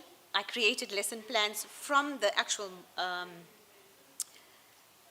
program, and then I adapted it, and I created beautiful worksheets, and I uploaded it to the LMS, our Blackboard LMS. Then during class time, I spent time explaining to the students, you know, each one of the strengths. I only used curiosity, creativity, love of learning, wisdom, open-mindedness. And after that, the students were in class while I explained. Then they worked in individuals or with groups, but they had to answer a worksheet. And I'll show you the worksheet in the next slide. And then they had to present that worksheets individually. And I have that, and that's what I'm working with for my next article. So that's an example of what the worksheet looks like. And that is the actual strengths gym that I used. Okay, that's it. Any questions?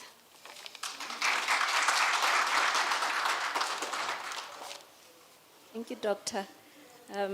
I think for me, a takeaway is that doing reflection is very important as educators.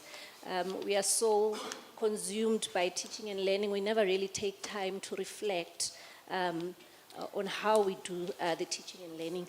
A round of applause again for Dr. Any feedback? Anything?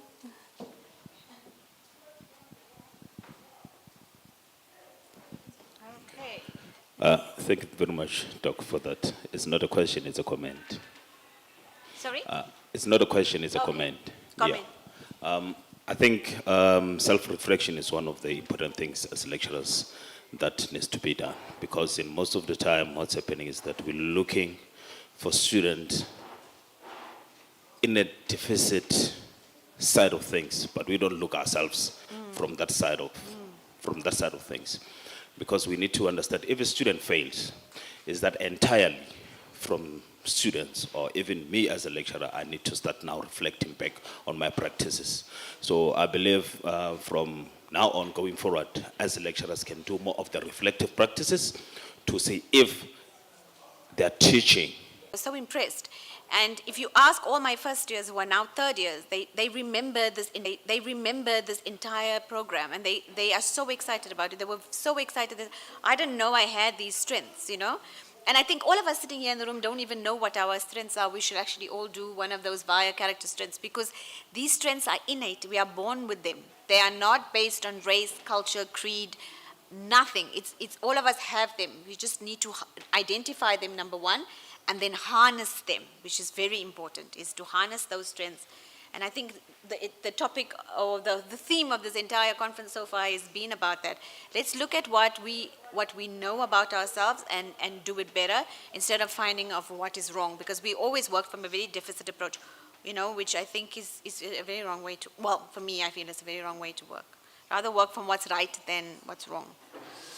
Okay, thank you. Right, thank you, Doctor. Our next speaker is Ms. Zanele Khadebe from, I believe, the Human Sciences faculty at VUT, with her paper titled Expanding the Lecturer's Repertoire, an Experiential Reflection on Developing an Online XR Course. Over to you, ma'am. She can give you the mic. Because I also want to do it. So maybe you might have to stay. Yeah. Okay. Thank you. Yeah, so Kenanora, you should be fine. It's enough. It should be enough. Okay. It's not displayed. Mr. Mosh, what's all along more? You say got it? And then? Then we are ready to go. And then you go after the can. Okay, thank you.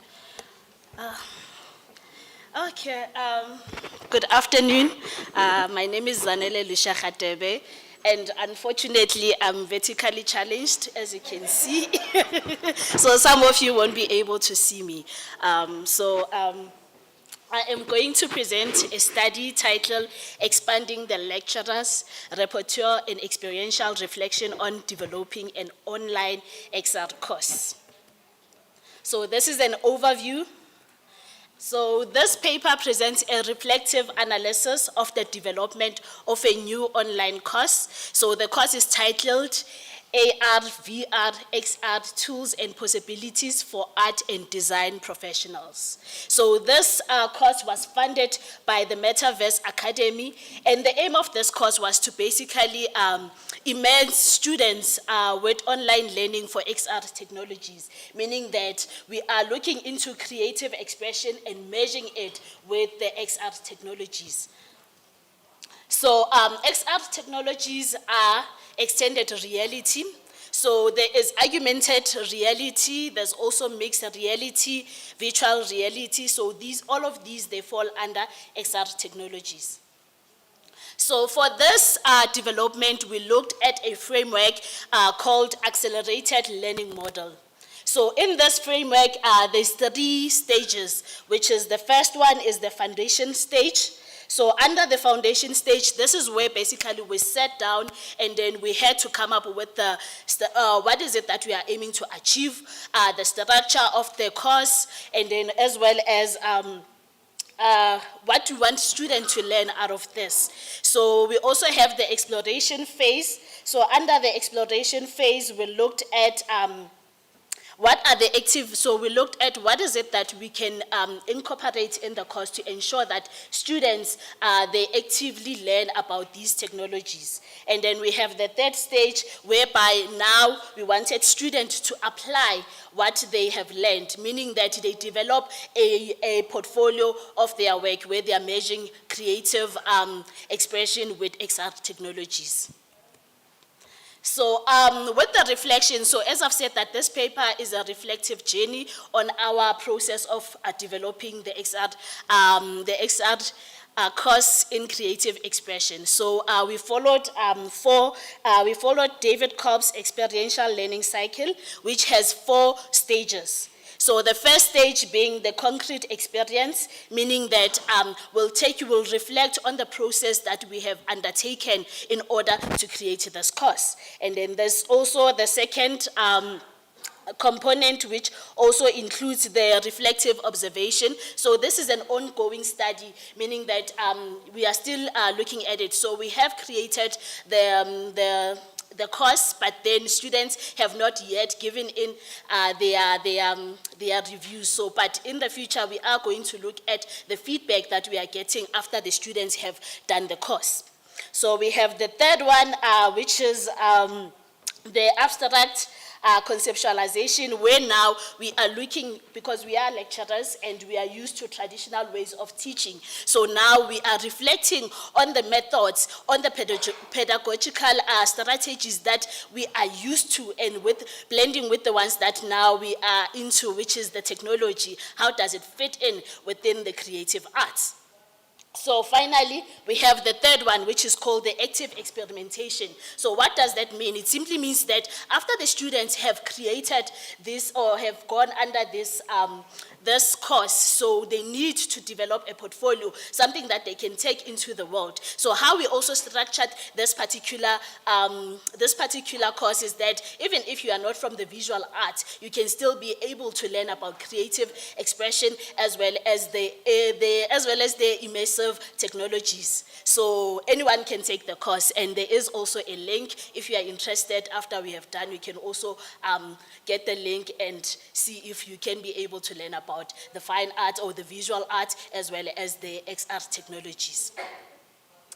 So as I've said, that the reflection will include 4 stages. So the first stage includes the creative experience. So now, before we even started with developing the course, so what we did first, we started by sitting down and deciding what is the theme of our course. So we said we are in the visual arts, so the theme is creative expressions, and we are trying to merge creative expressions with these immersive technologies. So after that, we looked at how long do you want the course to be? So we decided that we want the course to have 6 chapters. So we have 6 chapters, the first one being the introduction, the second one looking at the historical background, as much as we see XR technologies as something that is emerging right now, but it has been done before without the technologies that we have now. So we are looking at the historical background of XR technologies. So the third chapter being looking at how does it, because in the visual arts we have different disciplines, meaning we have fine art, we have photography, we have fashion, we have interior. There's a lot that is included in the fine art. So now we looked at different ways in which we can explore creative expressions, but using AR, which is augmented reality, using VR, which is virtual reality, as well as mixed reality. So from there, we came up with a storyboard, where in that storyboard, that's where now we are compiling all the chapters. So after compiling all the chapters, we had to download videos, and then we had to write also a script, but because this is an online course, meaning that we won't be there to teach physically. There are animators who will narrate. So what we were doing, we were creating a script that even somebody, when you log in, it will say, welcome to the course, so and so, and so it will give you instructions. So this is what we did under the concrete experience. So we also, in the storyboard, we also included videos, because we are from the visual arts. There are videos, there are images, there's also audio that also instructs students on what to do and what not to do. Okay, so these are some of the examples that we included in the course. So some of them being the exhibitions. I'm not sure if it will play.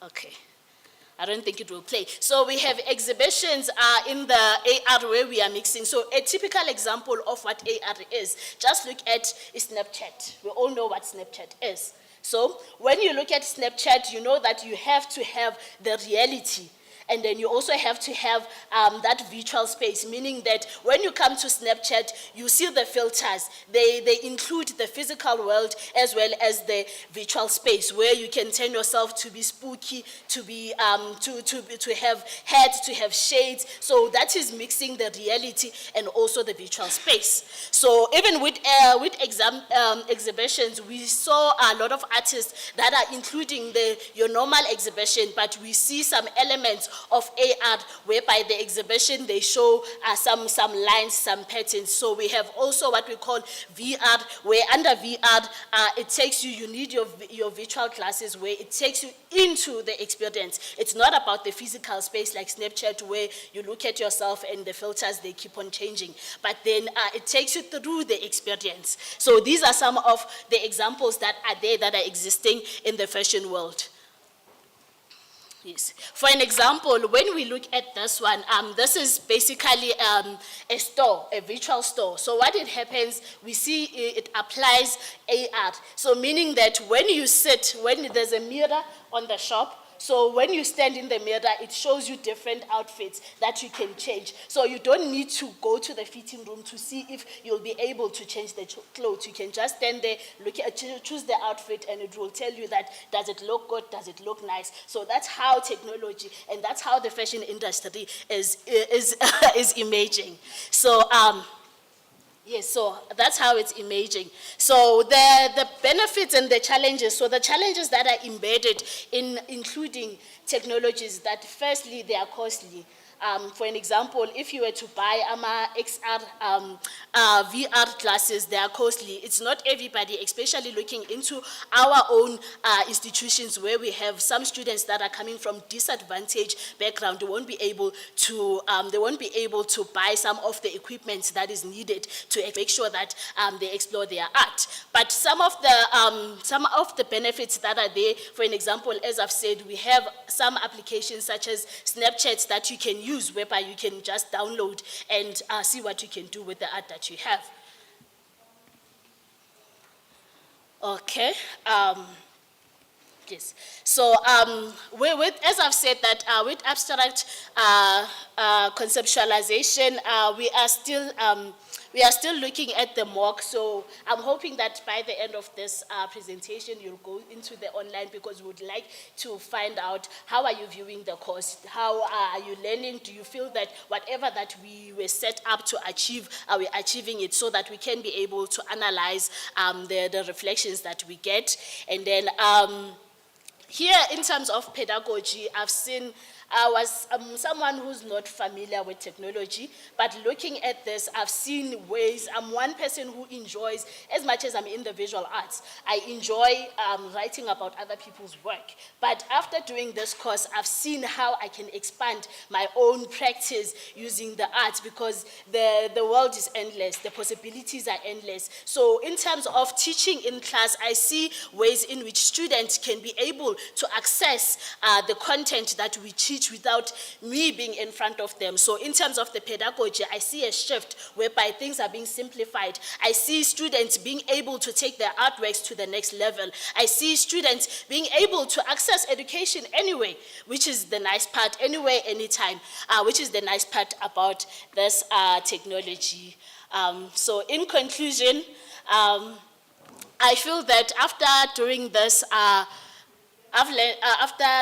course, I've learned a lot about XR technologies. I see how they can assist or they can improve. So this technology in South Africa is still new, but in other countries, they have been exploding. So artists who are in this conference room, I urge them to just go and look into the AR, VR, and mixed reality, and see what is it that they can do in order to improve their work. Thank you so much.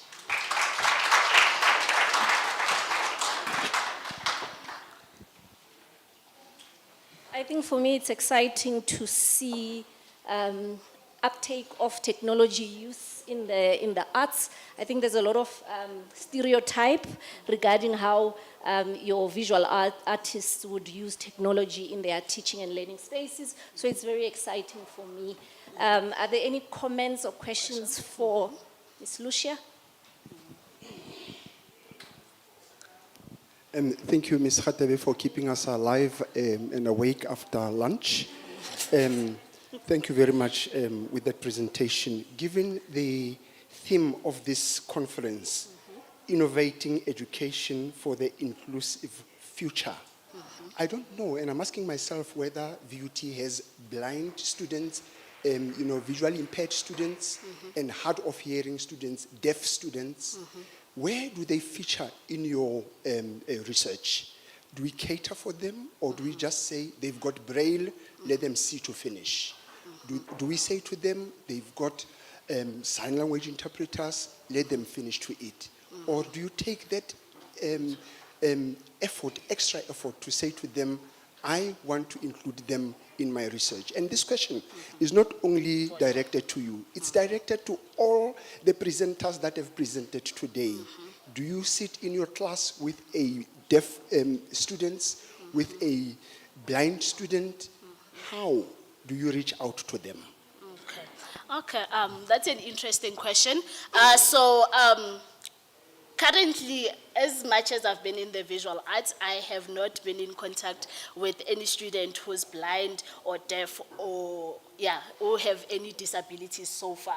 But with this course, what we did, we also take into account of the auditory, visually, and kinesthetic elements into that, meaning that we are including the visuals, which the nice thing about art is that it's subjective. So anyone, even if you don't have prior knowledge of it, you can just have a look at it and decide and have your own interpretation. Because what I present, hence we are saying, even with this course that we are having, please go through it because we feel that it's perfect. But you might go and take the course and feel that it's not aligning. So the nice thing about us is that the art is subjective. So any student with any disabilities can see it and interpret it in different formats. But we have taken into account, hence I've said it's an online course where it's constantly narrating what is happening. So for somebody who only hears, they can be able to get an idea of what the course is about. For somebody who can see, we have visuals that are there. It's just that this is just a 15 minutes presentation, but it's an online course that has 6 chapters that is detailed where you can understand step by step what is happening. So at this moment, that's how we can do it. But I have I'm not the only one who's doing this study. So I have Prof. Anek and also Colin Matimele, who could not come today, but she can also answer on that. Has Prof. Anek? Yes.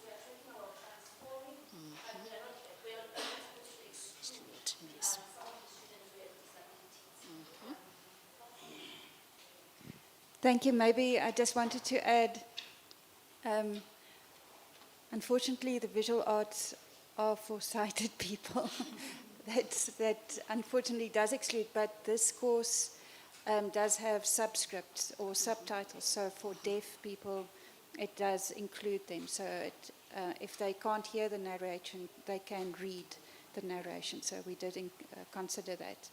I just wanted to mention that. Yes. But thank you so much. We are taking that into consideration, and we'll see how we can best include. Thank you.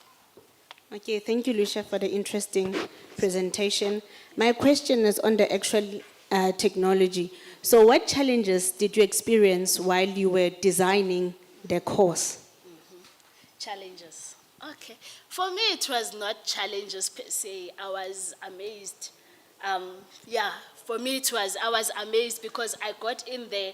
My colleague yesterday said, "Uthando kusifaka." I'm one of those people who like to insert themselves even in different spaces. For me, I'm not, as I've said, I'm not somebody who's into technology or knows much about technology. So I had Prof. Anek explaining the metaverse course last year, and I was like, "Prof, can I be part of the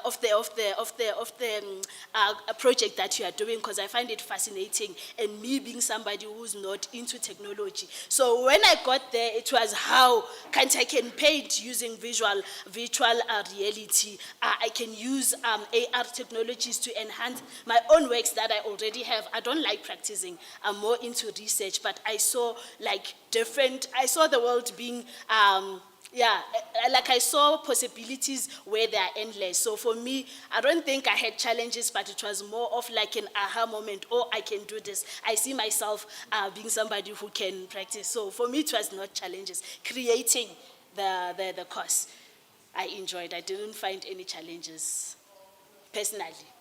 Yes. Thank you so much. A round of applause again for Ms. Lucia. Thank you.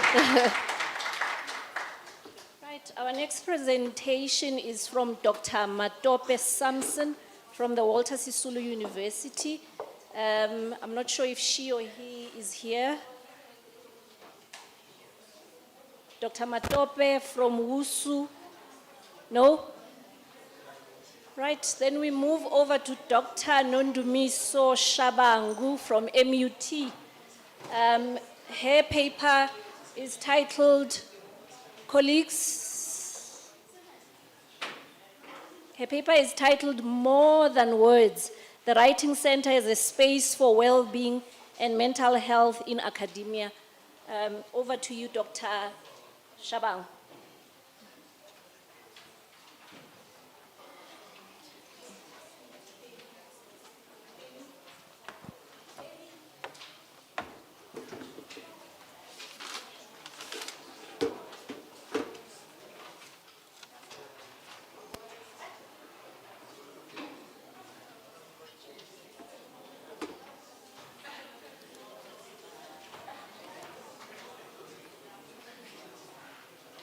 Colleagues, if we can just give a lending ear to Dr. Shabangu, we are almost done. I know it's been a long day, so let's afford her the opportunity to present. Thank you.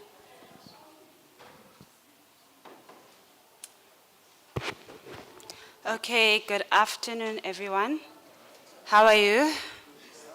I know it's the afternoon, eh? Please be lenient on me. I'm sick today.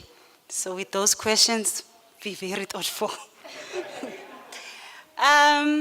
Yes, I am Nondumiso Shabangu, Zulu. I am from the Mangosuthu University of Technology in Durban.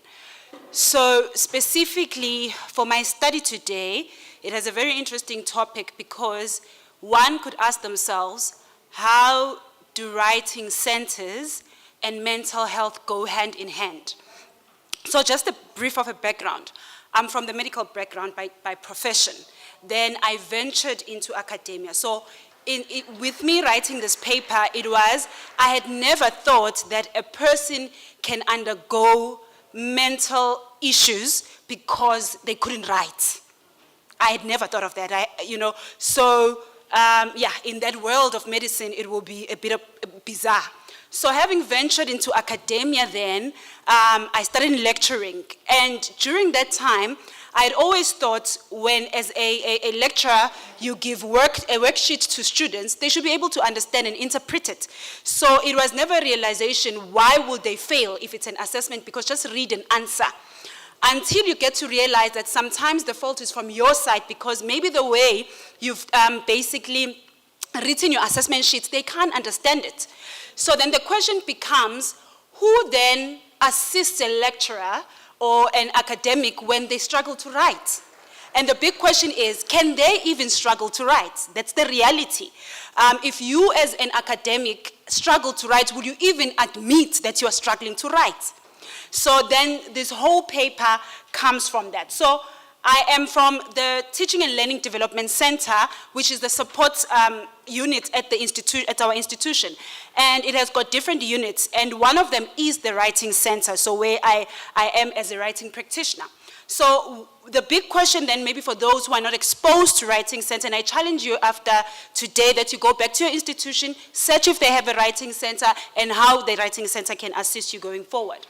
So the big question then becomes, for those who may not be clued up, what are writing centers, and what's their functioning, basically, in higher institution? So basically, writing centers are spaces that you will find in many institutions now, which are dedicated for supporting both staff and students, but majority being students, with academic writing. And I think writing centers were created at the right time because we are now in the generation of artificial intelligence, where there are a lot of writing tools that people are using even without integrity, you know. So writing centers are there to basically assist both staff and students with academic literacies, critical thinking, because you know that in order for you to be a good writer, you must be able to think. So writing centers then become those spaces for individuals to critically think and also assist in communication, because we don't only just end with assisting with academic writing, but also preparing for presentations, how to basically, you know, assist our staff and students when it comes to those. So traditionally, as I said, majority, they are more student-focused, but with our writing center where I come from, we've also seen high collaborations that are coming in from our academics, where they come in to basically request for us to assist them when it comes to writing, not only for their lecturing modules, but also for their personal writings. So then, as I said, I'm from the Teaching and Learning Development Center and the Writing Center there. It's still fairly new. I think from all universities, we are one of the youngest writing centers. So now, why mental health with writing? The one thing we can't run away from, I think all of you maybe can agree.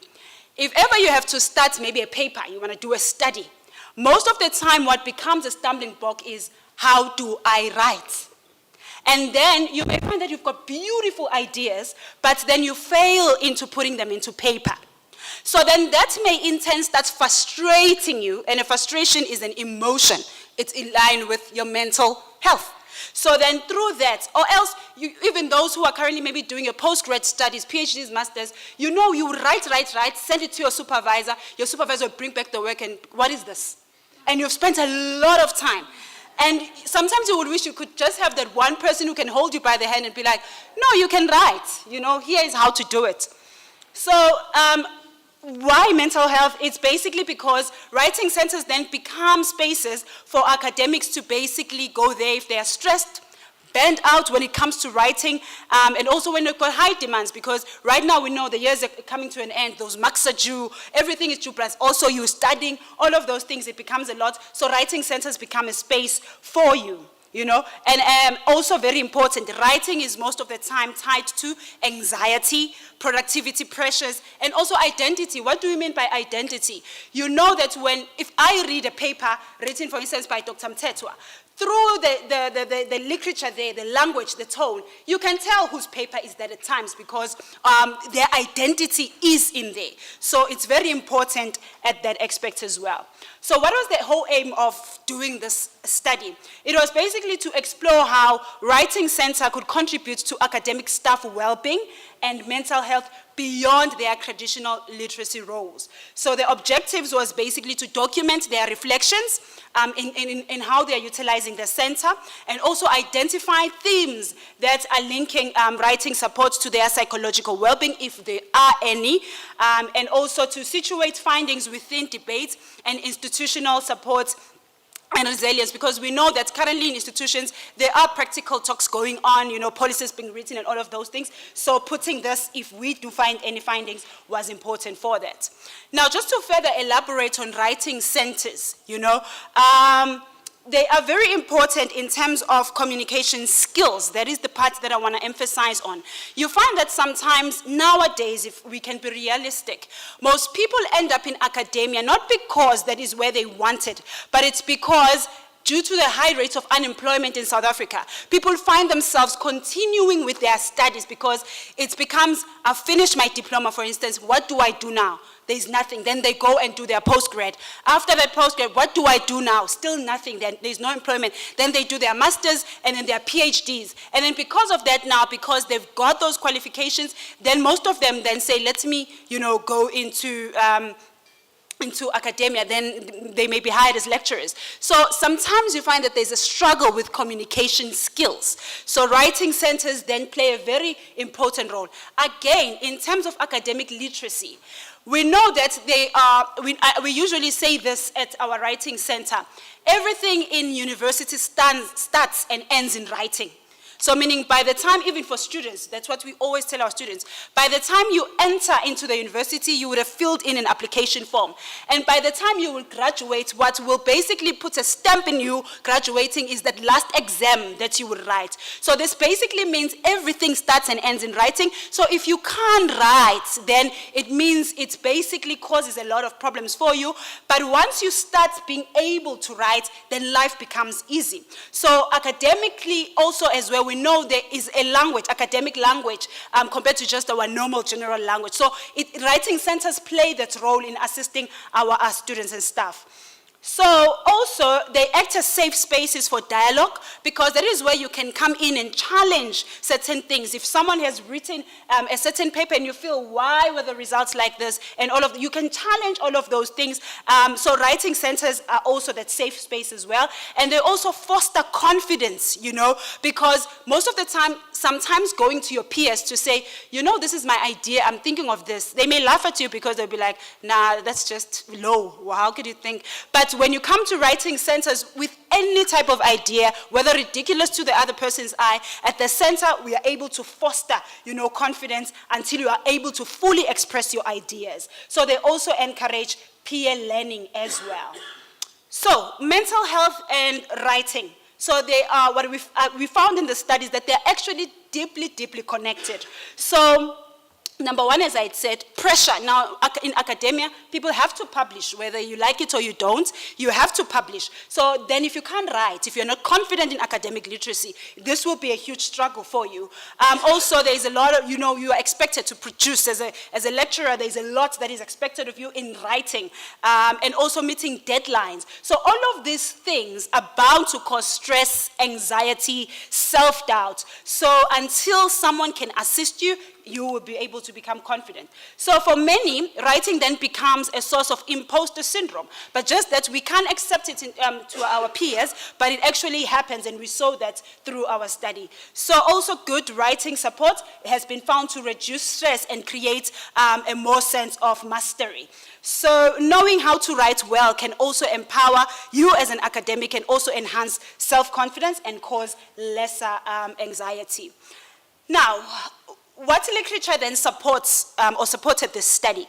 It was basically a literature that was based on writing center as literacy spaces that was done by North a long time ago, but where he described that writing centers are a place where ideas of writing are shared. So meaning they can come raw until they are fully welded and they are good ideas. Also literature that was done by Stalem in 2010, and also I can't pronounce, in 2019. So where they were basically speaking on the well-being in higher education, so how the both come together. So writing-related stress, how much it contributes to the well-being of staff members. Also, academic writing and identity showed that writing shapes the identity and support that one could receive can reduce feelings of inadequacy. So these are some of the literature that supports the study. And in terms of the theoretical framework, the study basically adopted two. The first one being the positive psychology by Seligman. So basically with this one, it focuses on the strengths, the resilience of human flourishing, because that is the whole point of this study. How can we get our academics to flourish when it comes to writing? How can we strengthen it? And then also, instead of looking at the ill, you know, it's basically this framework asks, how can we make people thrive? And also,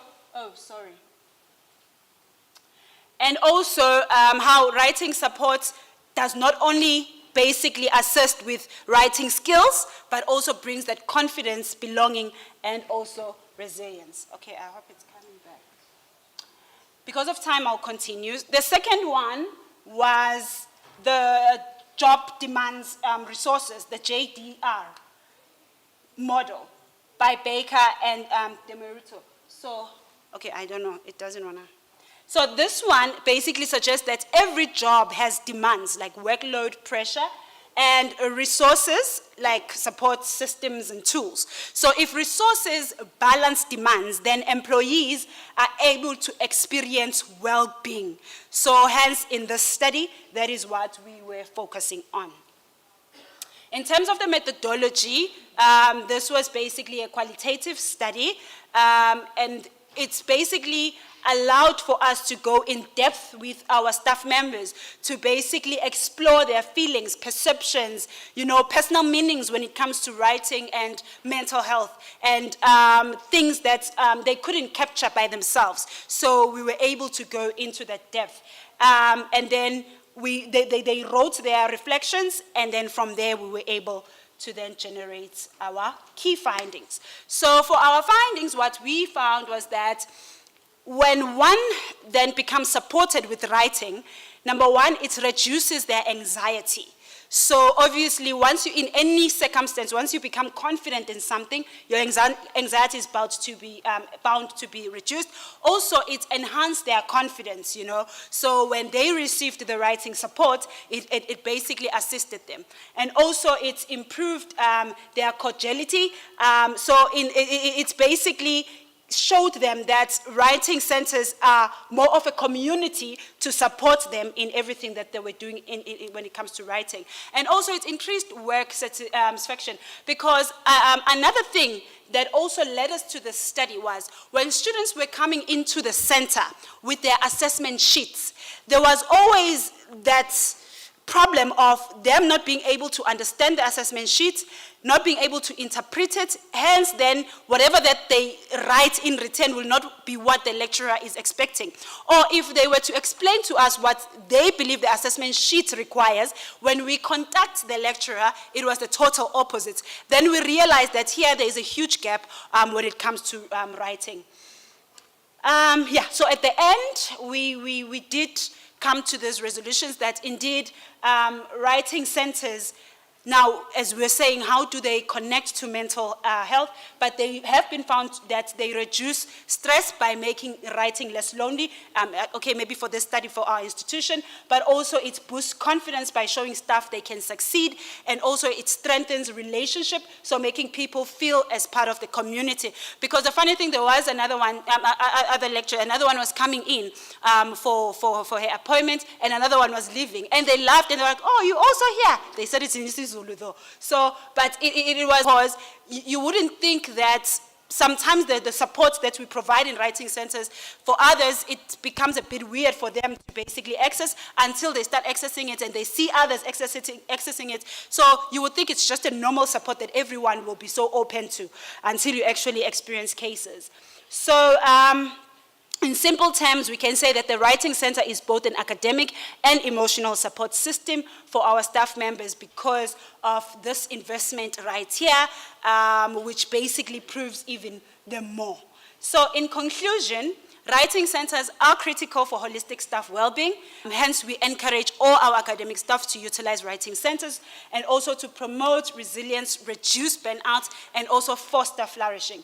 I always tell our students at our institution that we are here to support you, so do not struggle with those papers or assessment sheets alone. We are here as the centers. Thank you.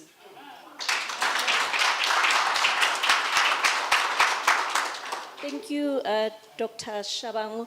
I think for me, as an academic who struggles a lot with my mental health when it comes to academic writing, it's a very important issue that you are researching. Maybe I can pose a question to you. What has been the uptake from the staff in terms of when you make these facilities available? Because we tend to send our students to these writing centers and we never really think about ourselves as students. So at your university, how have you experienced, are they shying away or are they more accept these opportunities to consult? Thank you. At our university, what has happened, I think in any university, most staff members will be, let me see it work first before I utilize it. So that is the same we've seen. So with most staff members, we saw, because we decided to take an initiative to go to them, then wait for them to come to us. So when we go to them to tell them what we do and how we can support them, for most it's always, oh, have my students, it's fine. Now, you can assist my students. Until then, we go back to them to tell them, this is actually what your students are struggling with, but it's also connected to you.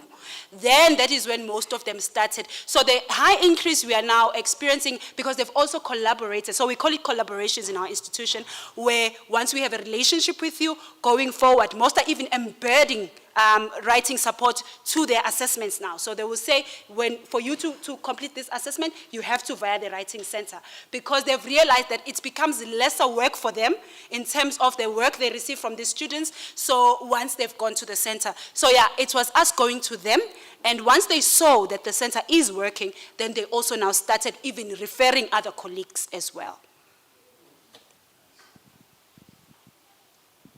All right, thank you very much, Doc. My question is based on your findings, right? You didn't speak about this, but understandably so, there's a limitation of time.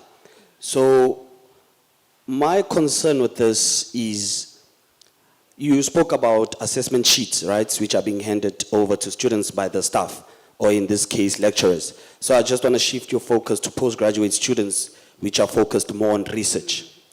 How is it that my lecturer, who's teaching me, gives me an assessment because they have a writing problem in order for me to complete research? And when that answer sheet comes to me, I do proper research, I take it back to the very same person that has a writing problem to market. How does that affect me as a student? What have you found in that space? Yesterday, one of the presenters, actually that's a very important point. The thing is, most of our academics don't realize there's a shortfall in their writing until they approach the centers or come to the centers. Then that's when the realization comes. Most of the time, it's a matter of students just don't understand what's wrong with the students until you actually realize maybe it's the way you're phrasing things, and the interpretation thereafter becomes an issue. So yesterday, one of the presenters at here at the conference mentioned something very important, that when the students come to us, they are much more learned nowadays. So when they sit there, because of AI and social media, they know so much. But it happens that as academics, we always think they don't know much. So hence then, the issue that you're speaking about, once they've given the assessment sheet, and when you're doing your research, you realize there may be gaps and loopholes, but then you answer to your best capability. So obviously, going back to the very same person who could not realize those loopholes will cause problems, because the work that you've written may be, over them like that. So yeah, it is in that negative manner that it will definitely affect you. So until the writer also becomes strong in their writing, then we can have confidence when it comes to them responding to all assessments, whether they are at the highest level or the lowest of the level. Another question? Dr. Shabangu, if this was a meeting where the chairperson was asking who seconds Dr. Shabangu's presentation, I was going to shout a huge seconded. Yes, Dr. Shabangu, would you advise universities to be very careful in appointing personnel that manage writing centers? And I'll tell you why. We have World Englishes. And from World Englishes, we move to South African Englishes. Yes. There's white South African English. There's black South African English. There's a colored South African English. And there's an Indian South African English. Within the white South African English, there's Afrikaans South African English. We send a student to the writing center that's managed by a white Afrikaans speaking person who's got the English capability. And the paper gets back to say, not well done. How do we manage? How do we navigate around that issue? Yeah, that one's difficult, very difficult. The one thing that I've realized with that one, also basically, for instance, my university is in a township. So being from there, most of the time the applicants that would apply for such are from such a background. So you will find that issue, there's Zulu English, So when I receive work, I'll make an example. I may be like, maybe from a student, because we have this notion that all the students there have come from a certain background. But maybe they can be a student from a certain other background that is quite good. So when I receive their work, for me, it may be like, this is too posh, you know, and I may even be negative in that. So that plays a very huge role, what you're explaining. Also, the type of the employees indeed in writing centers. So, but the solution, I believe, is for us to continue empowering ourselves, attending those seminars, doing those short courses, you know, until you are used to different types of such literature, basically, when you are approaching different experts. But I think the most is for us to empower ourselves as writing center individuals. I think that's the solution, actually. Colleagues, I'm taking a few more questions because there was one speaker who didn't present. So we're still on time. We don't want to stifle the debate. It's a very interesting topic, so I will allow 2 more questions. Thank you. Thank you. Mine is not a question, it's a comment. Somebody asked how come people would come into the university, how come lecturers require writing support?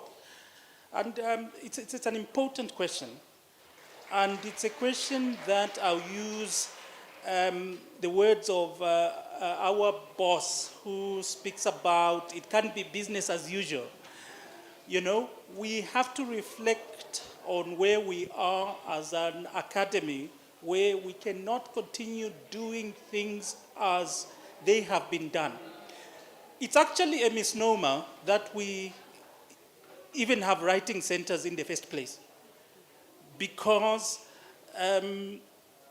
if we did these things, we taught academic literacy, we taught our students academic literacy within their disciplines, there would be no need for academic literacy. But speak to lecturers about teaching students academic literacy, they'll tell you, no, this is not my job.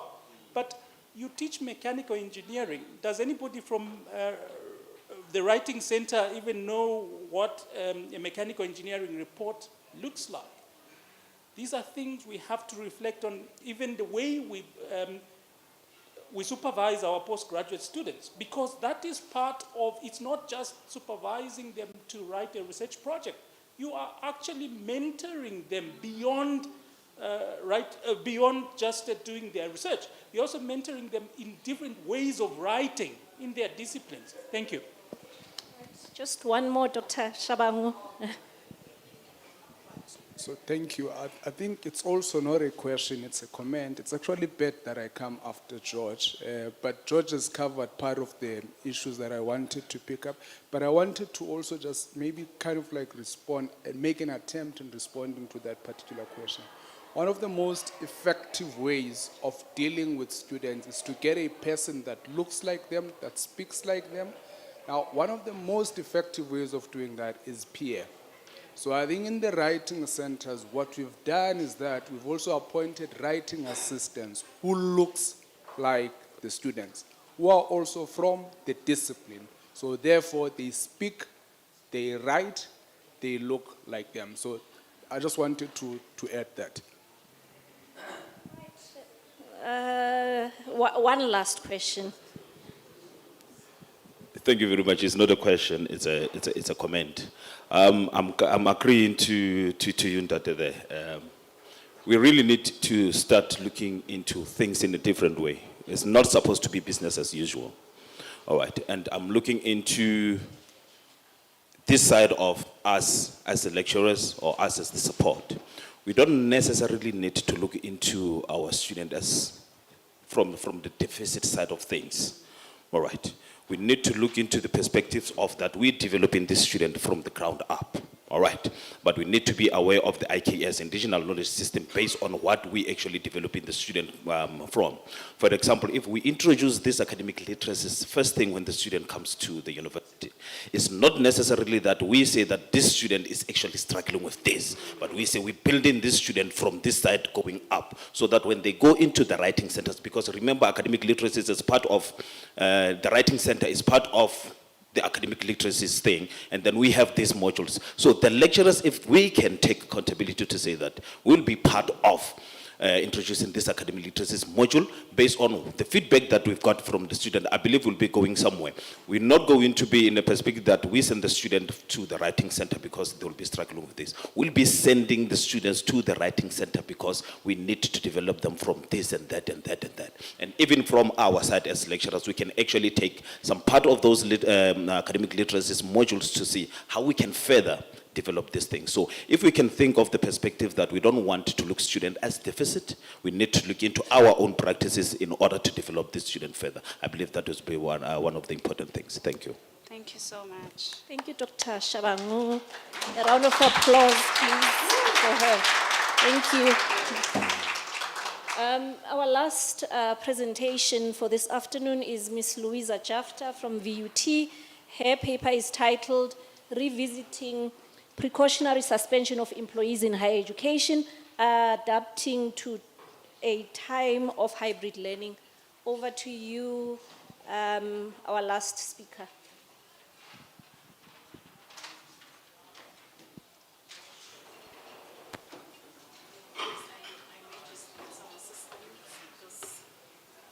I always need assistance, but anyways. Good afternoon, colleagues. Yeah, I'm not going to keep you very long. We're going to be out of here very, very soon since I'm the last speaker. I just want to see if somebody can just assist here. Doesn't want to go in here or... Oh, it's in. You should read right now.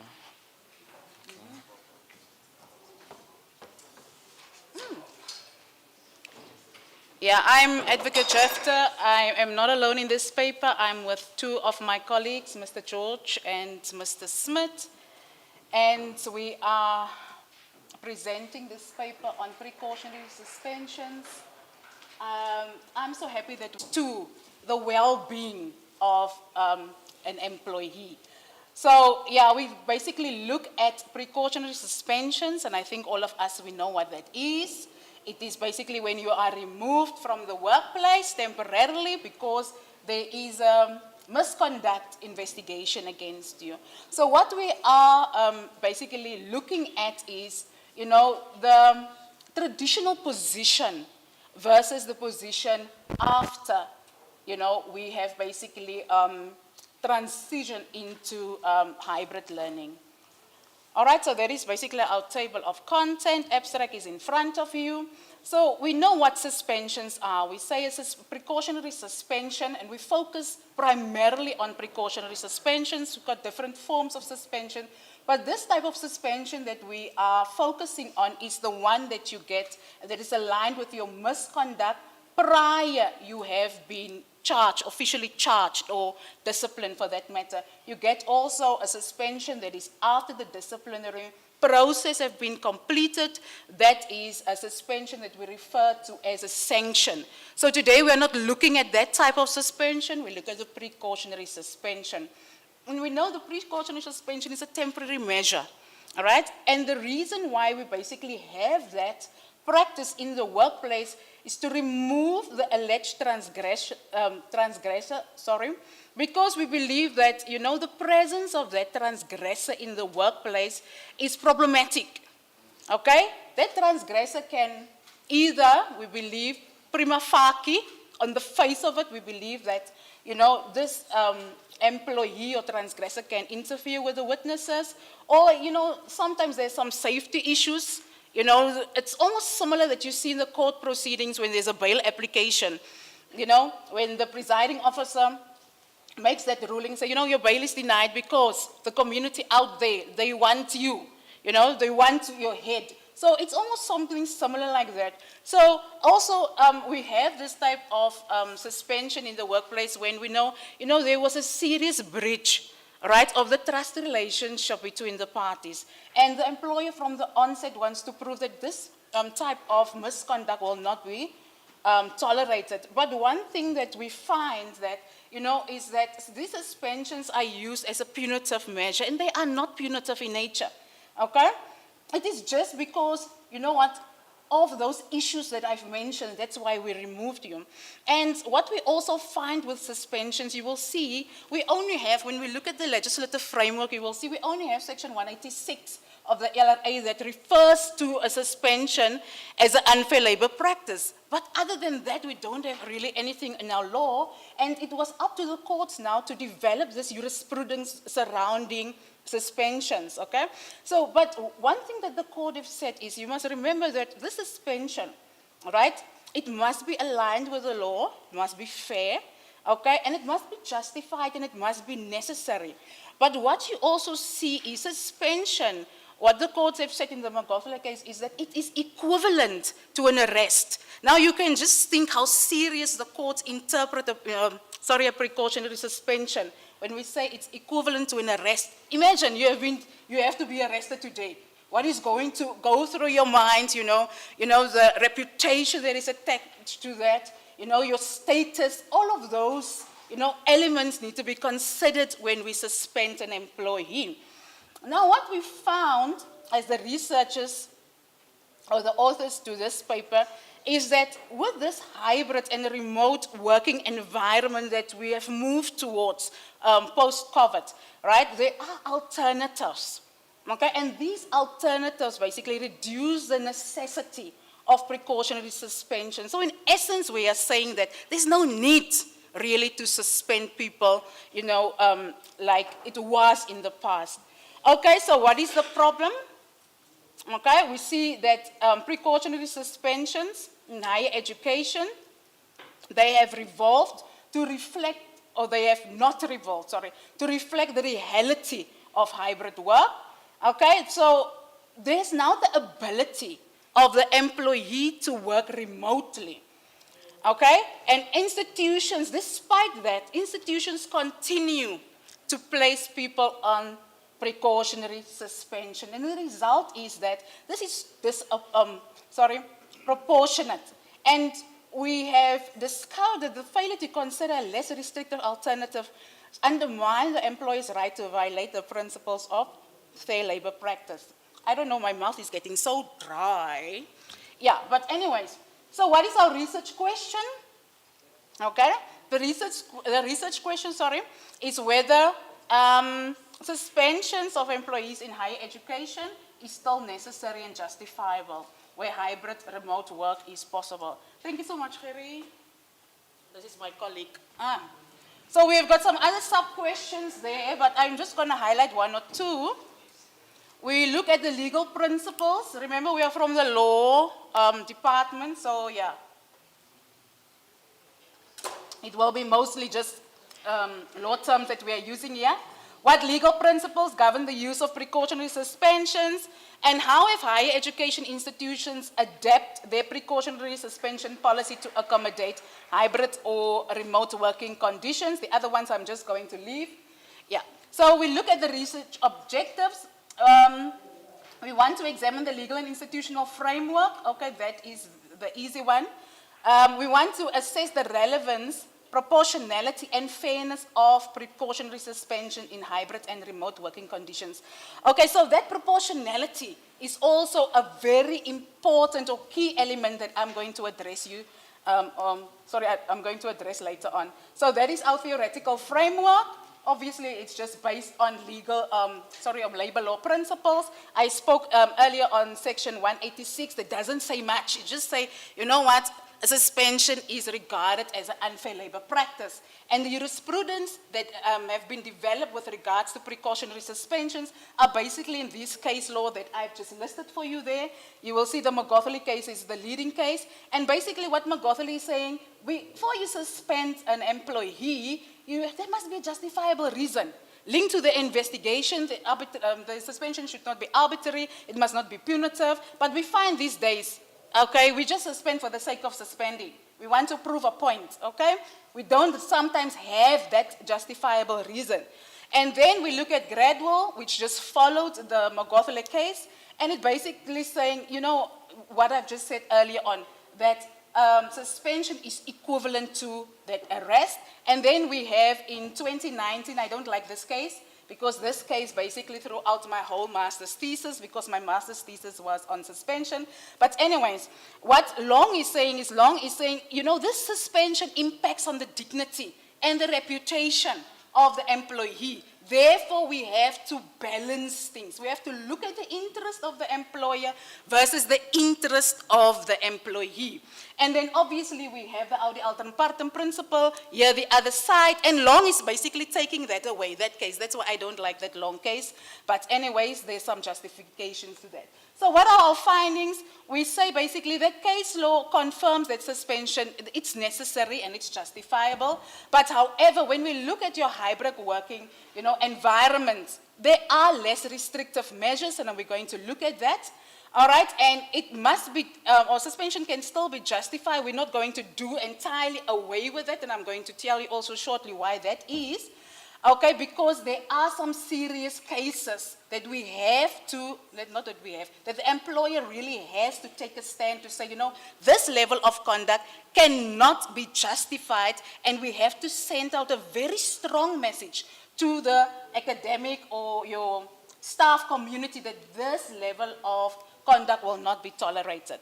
All right, so let's just go into our discussion. First, we say that, you know what, we have these principles, it is there, all right, and it's legally, it's permissible, right, but it should no longer be the default. We have alternatives, and the hybrid arrangement, okay, we can basically, what we have, if we look at the reasons for the suspension, right, the traditional reasons why we suspend, hybrid working environments come in basically, and you know what, it basically shifts them a little bit out, you know, those reasons. So there's no longer, you know, that justifiable reason to suspend.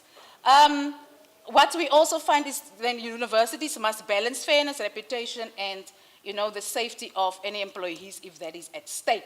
So the before, that is before we have, you know, the COVID, because I think it was, I don't really want to say it was COVID that pushed us, because I know there were some of our colleagues, they were already, you know, going remotely, you know, or online for that matter.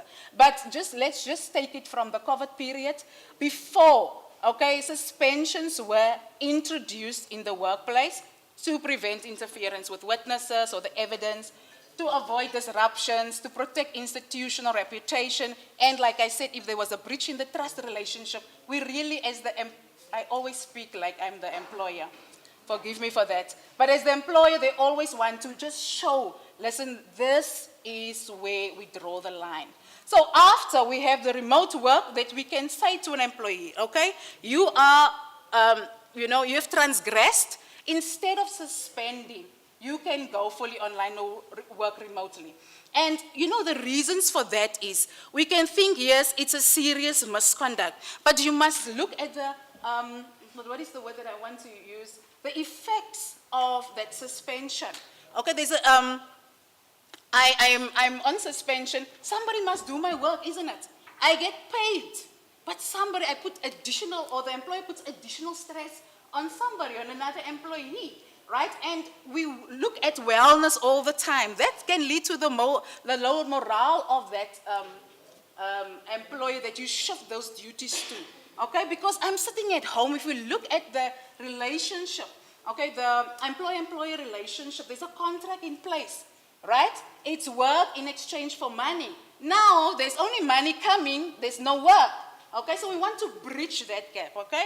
And we can say also that, you know what, you can reassign duties, okay? So reassign duties, it means, let's say for instance you were working in finance, we can shift you to administration. If there is an allegation of, disappearance of funds, let's just use it. Or we can transfer you, because we've got different campuses, we can transfer you just to avoid also that issue of interference with witnesses.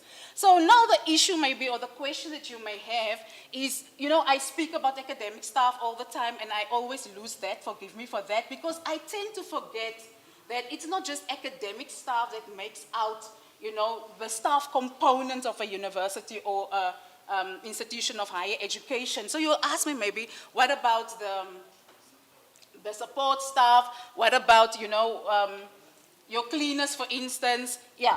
So how do we then curb? If we say, let's say, for instance, we come up with the argument that for academic staff, it's, remote work can work, reassignment can, for instance, work. How do you deal with those core staff, those who must always be at the workplace? Okay, so for that answer is we recommended, that the suspension policy, and we try to align our study with, try to benchmark with VUT's policy, but VUT does not have a suspension policy, and you will also find that most of the universities, they don't have that. So we had to just benchmark against public services suspension policy. So the recommendation that we basically have there is when you draft your policy, you do not discriminate against your category of employees. You will put a provision in your policy that say, in the event where remote work or reassignment of duties, right, is not going to work, right, or it is not feasible, right, we look at the inherent requirement of the job, okay, just to make the determination whether we're going to place somebody on, an employee on suspension. So these are our findings. There are gap in policies, and it's not aligned with our hybrid working conditions. It also shows that the higher education institutions apply suspensions without fully considering. Like I said, it just aligns to my first point there. There's a gap. It's not fully aligned with the hybrid working dynamics, and it lacks that alternatives that makes provision. Okay, so this paper advocates for a disciplinary process that is fair, responsive, and it also talks to the demands of the digital age. All right, so yeah, that is basically our conclusion. The precautionary suspensions, they are still permissible, and maybe this paper is in progress, but maybe the next one, because I heard the Dean was talking earlier on about the fourth industrial revolution. We're just coming from a workshop in Cape Town where, they are already preparing us for the fifth industrial revolution. And at that conference, they basically asked us what is next. So what is next is maybe the robots. So maybe, yeah, our next line of work will be to cater for the robots where we don't have any staff, at the workplace. But anyways, we also found that the hybrid arrangements, right, that we currently have, weakens that traditional grounds for suspension. You no longer have, or you cannot really justify why you put the person now on suspension. Or maybe you can justify it, right? But why is it that, you take the work away from the person, right? And you put additional stress on other members when you can have alternatives in place. And then we also say that universities, they must just balance, the fairness, the reputation, and the safety. All right, so that was it.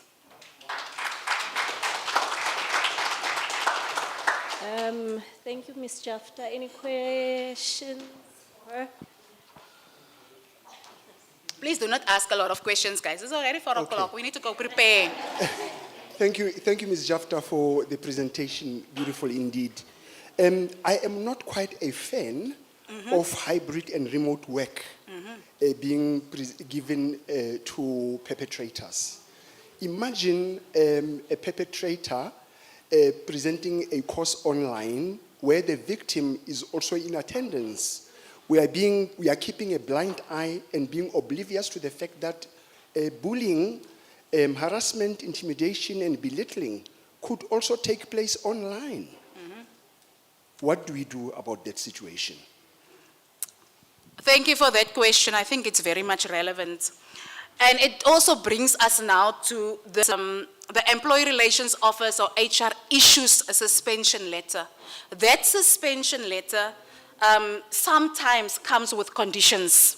And your concern can be a condition that we address in the suspension letter, where we put limitations. So especially in that scenario, right, we will say, or we can take that subject away from you. Say, you're not going to teach this subject, right? Or we can make alternatives available, to the victim in that regard. You see? Where we can, like one of the alternatives we have, sometimes they say, record your lessons, right? So the victim, will not attend to your lectures, but what the victim will then do, the victim will then listen to the recordings, which may have an impact on the victim, we know, but it's all about balancing the rights. I'm not saying that we're going to do it like that. We are saying that it's an alternative that we can do. The recorded lesson. The victim still hears my voice. What in trouble? That's why I'm saying it is just an alternative. It doesn't mean we're going to take that alternative. You see, because we can also going to consult with the victim. It's all about balancing things. You ask the victim. You see, obviously you will have some reports also available. You see, because it's not that you work in silos, right? You consult. I'm all for consultation to ask what will be best for you. You see? Yeah. Mr. Smith, I'm not taking questions from you. My one is, I don't know if you did look in the role that social media plays nowadays for such. So giving an example, a lecturer is lecturing, then something takes place, it's all in recording, it's all there, admitted. So with your findings, as you were saying, that applying suspension without fully considering hybrid. So in the case, we know that the evidence may be one-sided because we don't know the side from the other person's story, but we see the evidence. Now, still applying hybrid, is it still commendable in those cases? I think also it goes back to the first question. So it's mainly there when there is evidence and circulating all over. So what role does such play? I don't think I understand your question. I hear you're talking about social media, right? And you're saying things are circulating, but I don't understand what is your actual question. What role does what play? So in terms, as you are saying, considering moving the person from physical to hybrid, right? Yes. So in this case where we have tangible evidence that we have circulating, so are you still for, as your findings are saying, moving the person from physical to hybrid, regardless of there is something circulating? Remember, before we place you on suspension, there's something that we call a pre-investigation process. And remember, you are presumed innocent until found guilty. We don't say you are innocent, right?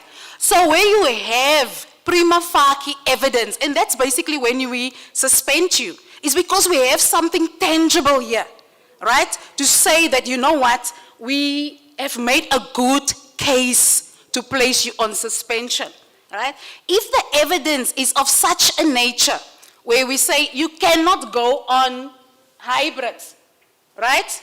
We are not saying go fully fledged hybrids. We are saying it's an alternative. So you can also then consider other alternatives. If you are going hybrid, is not your best practice under the circumstances. So what you will do is, right, as the management, you will look at the evidence in front of you, you will weigh them, and you will make the best decision based on what you have in front of you, right? If that's like almost prima facie evidence like this one, it looks like we're going to have a guilty finding here with this one, right? And it's going to have those impacts, right? Obviously, you're not going to take that decision. You must remember, discipline is a managerial prerogative. So management will decide what is best under those circumstances. Our time is up. There are burning issues. I think we have 5 more minutes short. Very short. Thank you. For me, it's just a comment. I think what Ms. Shapta is trying to say from another angle, is just saying that this person cannot get paid for doing nothing. So, yeah, it must be useful in the company. Thank you. Thank you for helping me, my friend. Thank you. A round of applause for Ms. Jafta, please. Thank you. Colleagues, this is the end of the session. Thank you so much for listening, for participating. I think, Dr. Chili, the discussions were very interesting. The work is being done from writing centers to the programs that are being led by academics. There's research that is going into the well-being of employees, of students, how we innovate, how we transform, so that we continue to be institutions that produce students who are ready for the world of work. So thank you, colleagues. Over to you and your team, Dr. Cili.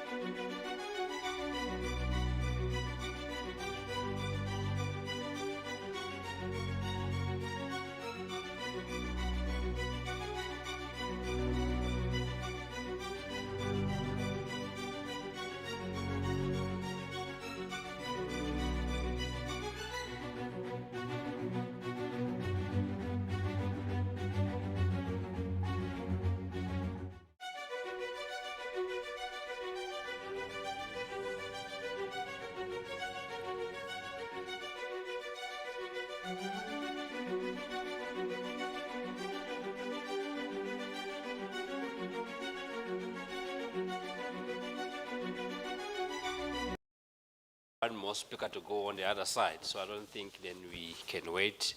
But for her, she has to balance the two rooms. After this, she'll go next door.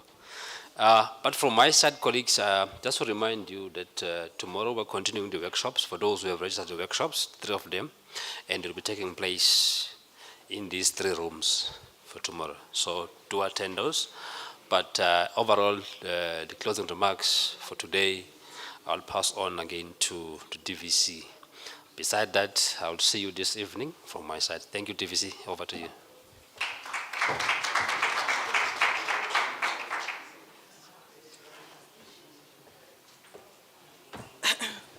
Well, thank you very much, Dr. Cili. Good afternoon, colleagues. Are you that tired that you can't even talk? The feeling is mutual. I'm also tired. So I won't be long. I think this session, I would really like to just spend some time to appreciate the fact that you colleagues, you came here to this teaching and learning workshop at the Valley University of Technology, and you were part of this dialogue for the last 2 days. I think it's not easy to take one's time from their busy schedule to be here for 2 full days.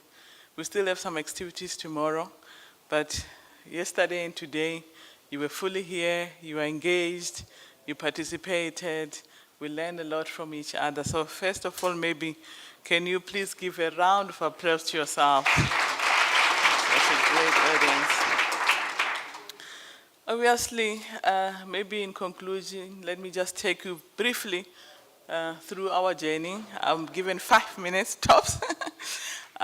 We started the conference with a presentation from Adapt IT, who reflected or who shared with us what we as higher education need to do in terms of ensuring that we have proper planning in place, that we have got appropriate data and statistics to inform our decision making, ensure that we could look at the whole student journey from registration to even after graduation. And I thought that was quite powerful foundation laying engagement. We then had Prof. Karine Wolf, who spoke to us about the pedagogy, the design of teaching and learning, where we don't have to be silo-minded, but we have to look in terms of how do we ensure that all our students, I mean, she gave an example of engineering, but she gave also example to say, how do we make sure that all our students, we train them with the ultimate objective of them being able to solve open-ended questions, which, I think in other spaces is called wicked problems. How do we ensure that what we are, our pedagogies, the lessons we do with the students, the way we train them, the way we challenge our students, it enables them to survive, I suppose, the world of work. So it was very clear that it's not a discipline-specific issue. It's about us moving from one discipline to another. I think she encouraged us to really be multidisciplined in our thinking when we design even our curriculum.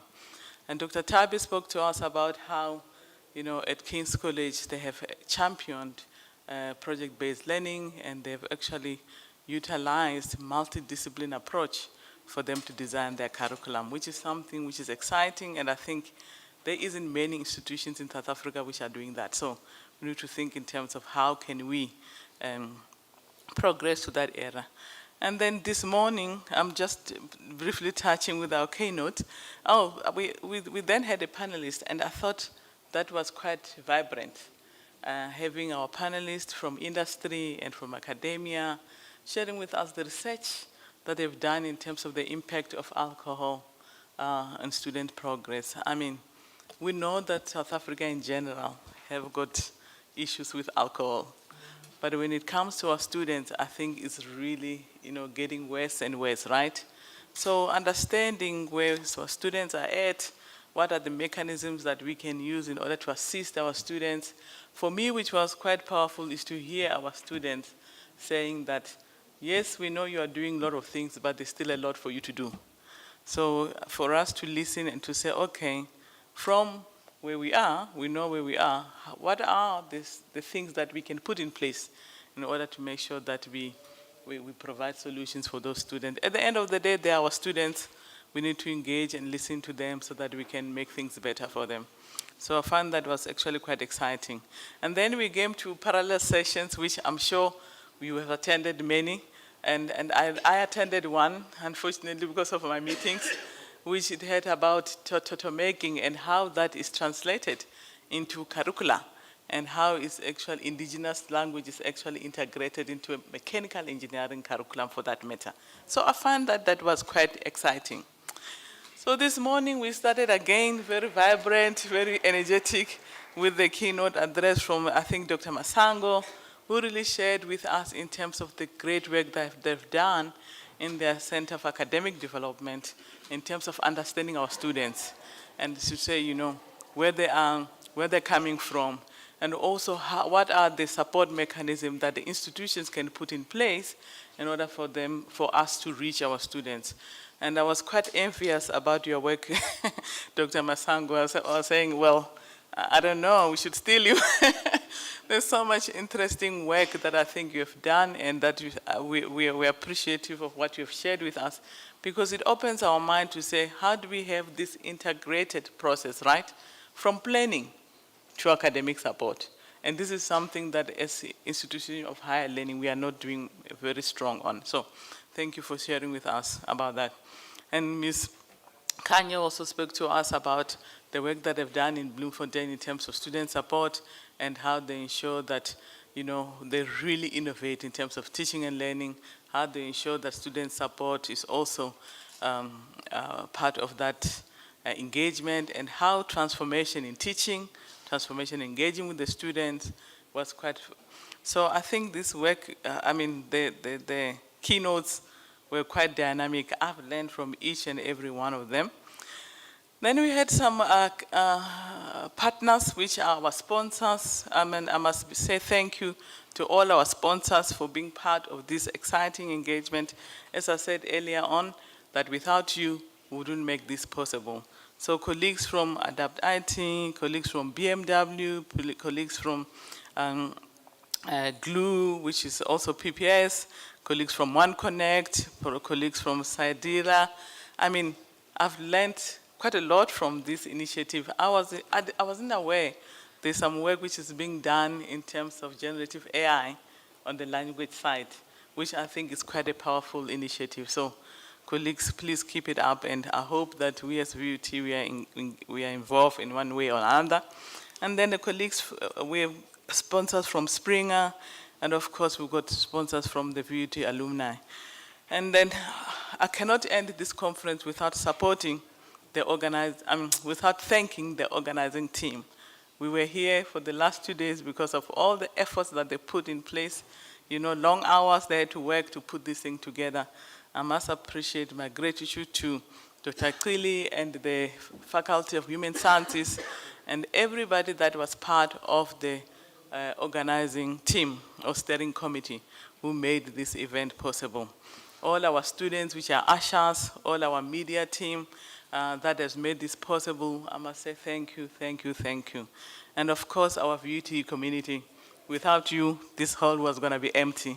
So thank you for coming, thank you for engaging, and thank you for really sharing with us your breakthrough research, and also sharing with us the challenges that you are encountering in the classroom. Because sometimes when you are alone and you're experiencing this challenging, you think that you are the only one who's experiencing them. And when you come to this setting, you realize that, hang on, I'm not the only one. He's also experiencing the same challenges with me, and how can we work together in order for us to get a solution? So thank you very much. I really appreciate the spirit, the Mavuti spirit that you have shared of engaging and inclusive dialogue. So with those few words, colleagues, I would like to officially close the conference. Tomorrow is only some workshops that we are going to have. And then tonight is gala dinner. We're going to be awarding some of the best staff members in terms of academic or teaching and learning, and also the use of digital technologies. So thank you, thank you, thank you.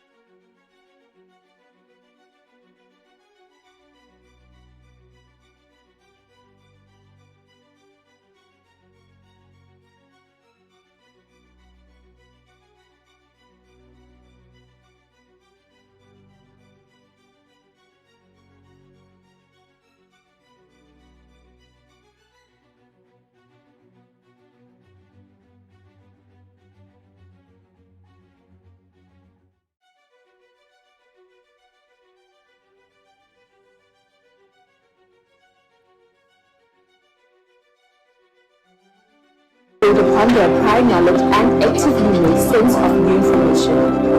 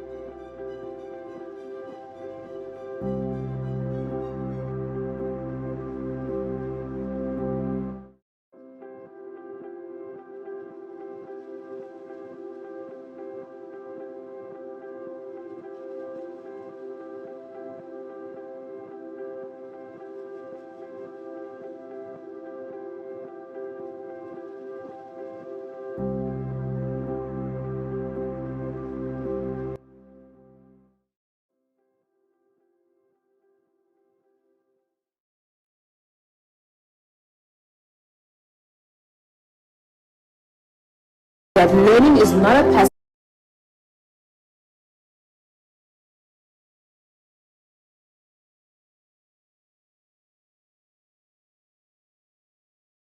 perspective.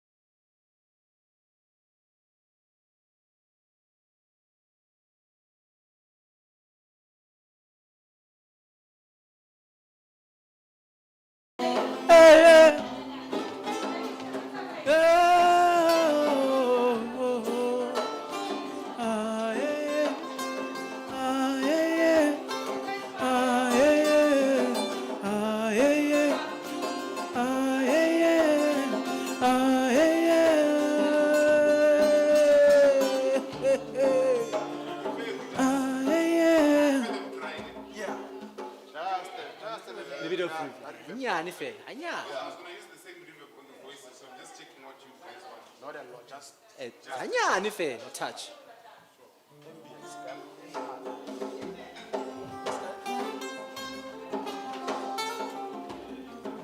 Musari skankwate, mahlo shaba muaratan. Musari skankwate, mahlo shaba muaratan. Kitsamaya liwena, mahlo shaba muaratan. It's been, just a man, gonna be nice. Hello.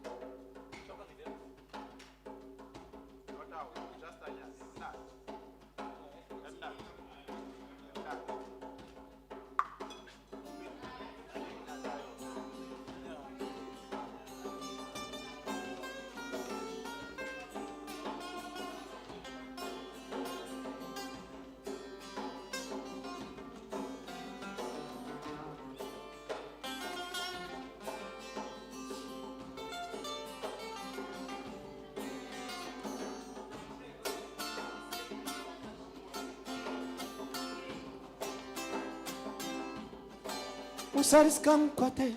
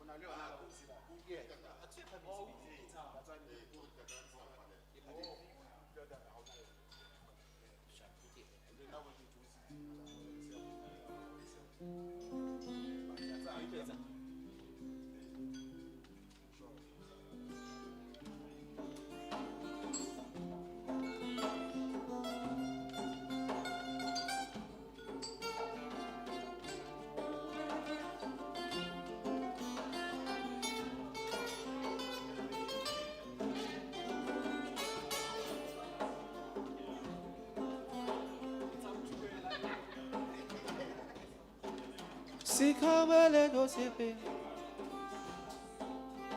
sile.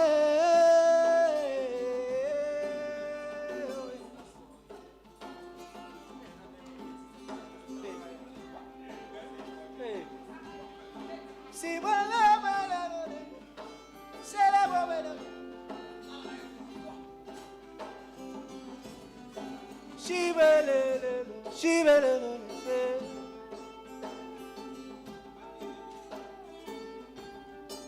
Musari skankwate, mahlo shaba muaratan. Musari skankwate, mahlo shaba muaratan. Kitsamaya liwena, mahlo shaba muaratan. Kiri kitsamaya liwena. Mahlo shaba muaratan.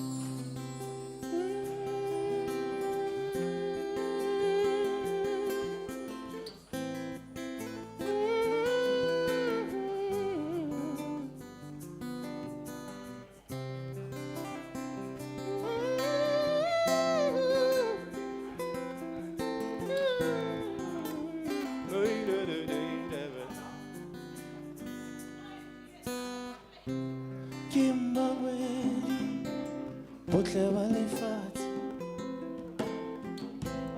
ke mmangwedi.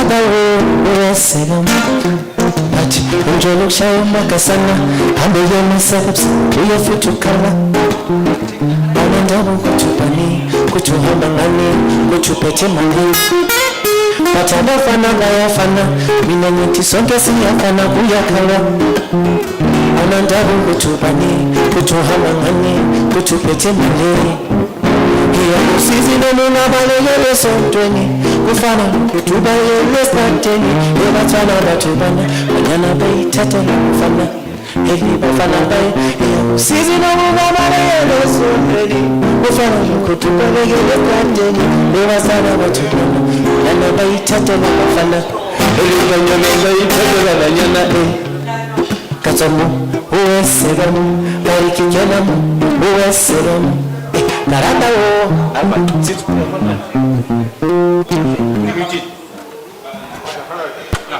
sharp so that one style ba okay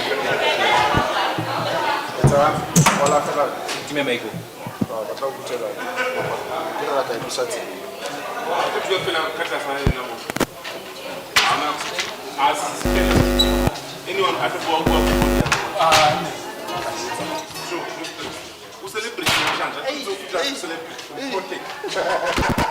Next time we get to take right.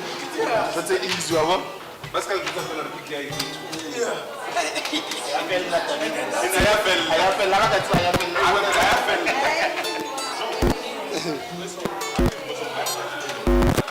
No, I was just meeting up with them.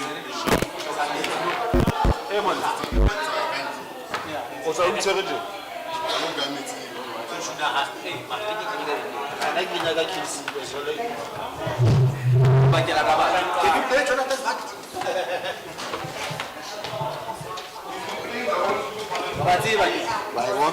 Yes? Do you know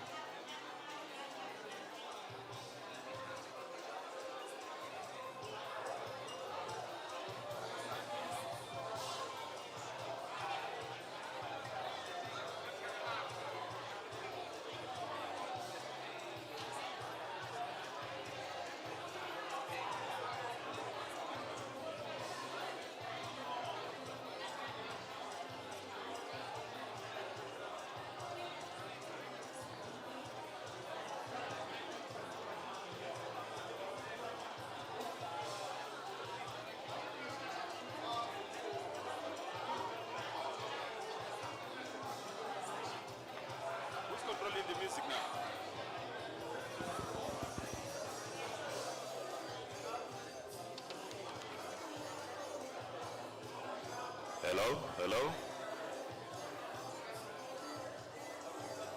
DJ, DJ.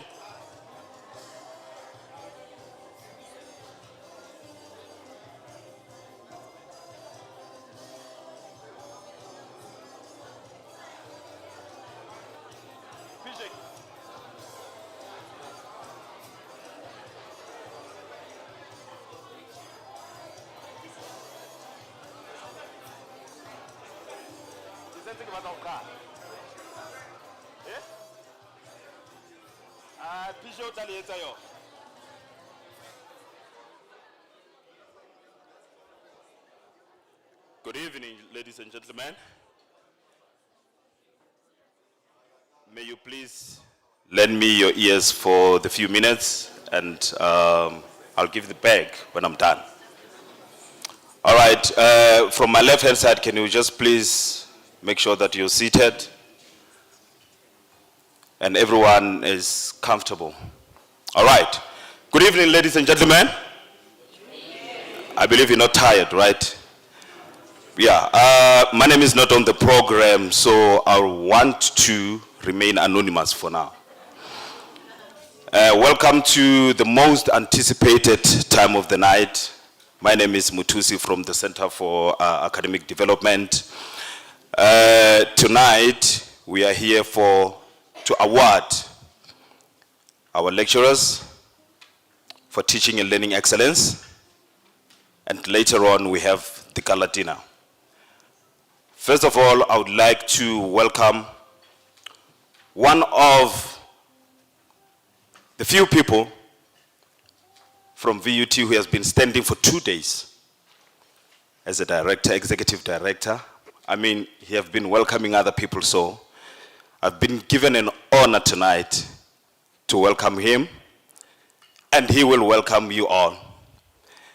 Ladies and gentlemen, help me to welcome Dr. Muntu Nkosi Qili to do the opening and welcome.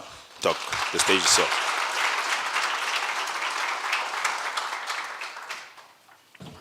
Thank you, Mr. Anonymous. Good evening, colleagues. My name is Muntu Nkosi Qili. Mine is very simple and straightforward. Colleagues, our guests, they're here, our friends, our visiting delegation from other universities, good evening. A special word of welcome to our Vice Chancellor and Principal, Professor Ndlovu, our DVCs who are here, Dr. Kanakana Katumba, Dr. Nelana, and Mr. Mahlalela. Members of MENCOM who are also here, our Executive Deans, Professor Mafini, Professor Khalid, Acting Dean, Dr. Mkumbeni, and Professor Maleo, and also our Executive Directors who are here as well. I'd like to acknowledge the presence of our guest speaker, Dr. Mbuiseni Ndlovu, who will be introduced, also not from now onwards, as well as his partner. Welcome to our dear colleague, Ms. Mandisa Kagwe, and this goes also to our conference keynote speakers who are still with us today. That is Professor Karin, Professor Crane, Dr. Mkolis Masango, Dr. Tabi, and Ms. Gugu Kanye. I also want to give a special welcome to our conference partners, Adapt IT, led by Mr. Lukolo Hobushe and his delegation, and also to our conference sponsors who are still with us today, that is from BMW, Global Financial Togetherness, PPS, OneConnect, and Sadila. Ladies and gentlemen, you are all welcome. It is my absolute pleasure to welcome you to this grand finale of the successful Teaching and Learning Conference, our Gala Dinner and Teaching Excellence Award evening. Over the past 2 days, we have shared ideas, debated challenges, celebrated innovations, and have been inspired by remarkable insight from our keynote speakers as well as presenters. Thank you to all our keynote speakers. Their contributions have been invaluable, and we are deeply grateful for your time, expertise, as well as their energy they've shown during the presentations.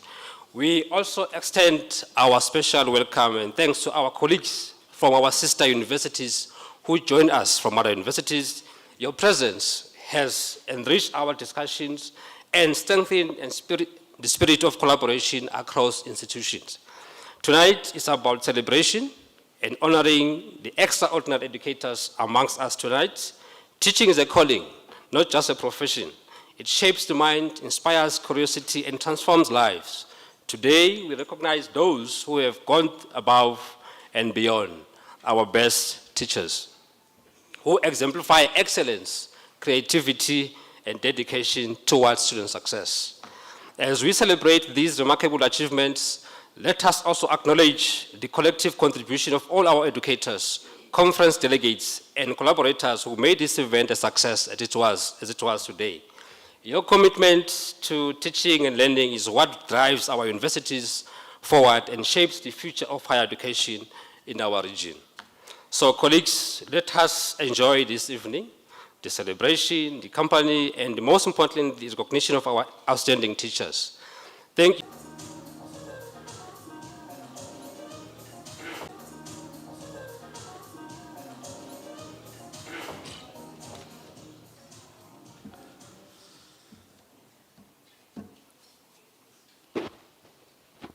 Program Director, Anonymous, I say. Dr. Kanakana Katumba, the Deputy Vice Chancellor, Teaching and Learning, and other TVCs present, members of PENCOM, our executive deans, our guests, Dr. Mwiseni Ndlozi, and his partner, representatives of the Department of Higher Education and Training, DHET, Ms. Mandiswa Agwe, our conference keynote speakers, distinguished guests, sector colleagues and colleagues from VUT, our students, conference partners, and Innovating Education for an Inclusive Future, unquote, has echoed through the past few days a dialogue and of course, scholarship. It speaks directly to the challenges and opportunities of our time, the need to innovate boldly, to embrace inclusivity, and to prepare our students for a future that is complex, uncertain, but also filled with possibilities. The sub-themes we have explored, including technology, enhanced learning, curriculum transformation, student-centered approaches, assessment in the changing world, equity and inclusion, professional development, and sustainability are not abstract ideas. They are urgent imperatives that call us to action. We have been privileged to hear from remarkable keynote speakers whose insights have broadened our horizon. Professor Karen Wolf reminds us of the importance of grounding engineering and scientific teaching in problem solving that is both rigorous and holistic. Professor Crane Sodin invited us to reflect on the deeper social and cultural dimensions of education, urging us to grapple honestly with history and difference. Dr. Tabi Wilberforce Awotwe, I'm not sure whether most of you know that actually she comes from the UK. Where is he? Oh, he's here. But thank you very much for all the way. He's been here twice now this year. So it's good. Thank you for making time for us. He shared lessons from engineering education that speaks to curriculum reforms, project-based learning, and closing equity gaps across diverse contexts. Ms. Kuku Wendikanye emphasized student success and the power of academic advising to transform outcomes, an element that I think as all academics, the importance of academic advising resides in all of us. In all of us. It is not somebody else's job. It resides in all of us, I repeat. Also, my favorite subject, Dr. Mxolisi Masango, highlighted the strategic role of planning, data, and analytics in ensuring institutions remain responsive and resilient, but also the value and importance of data in our environment, especially when we have to make a determination of the extent to which our students' success is critical.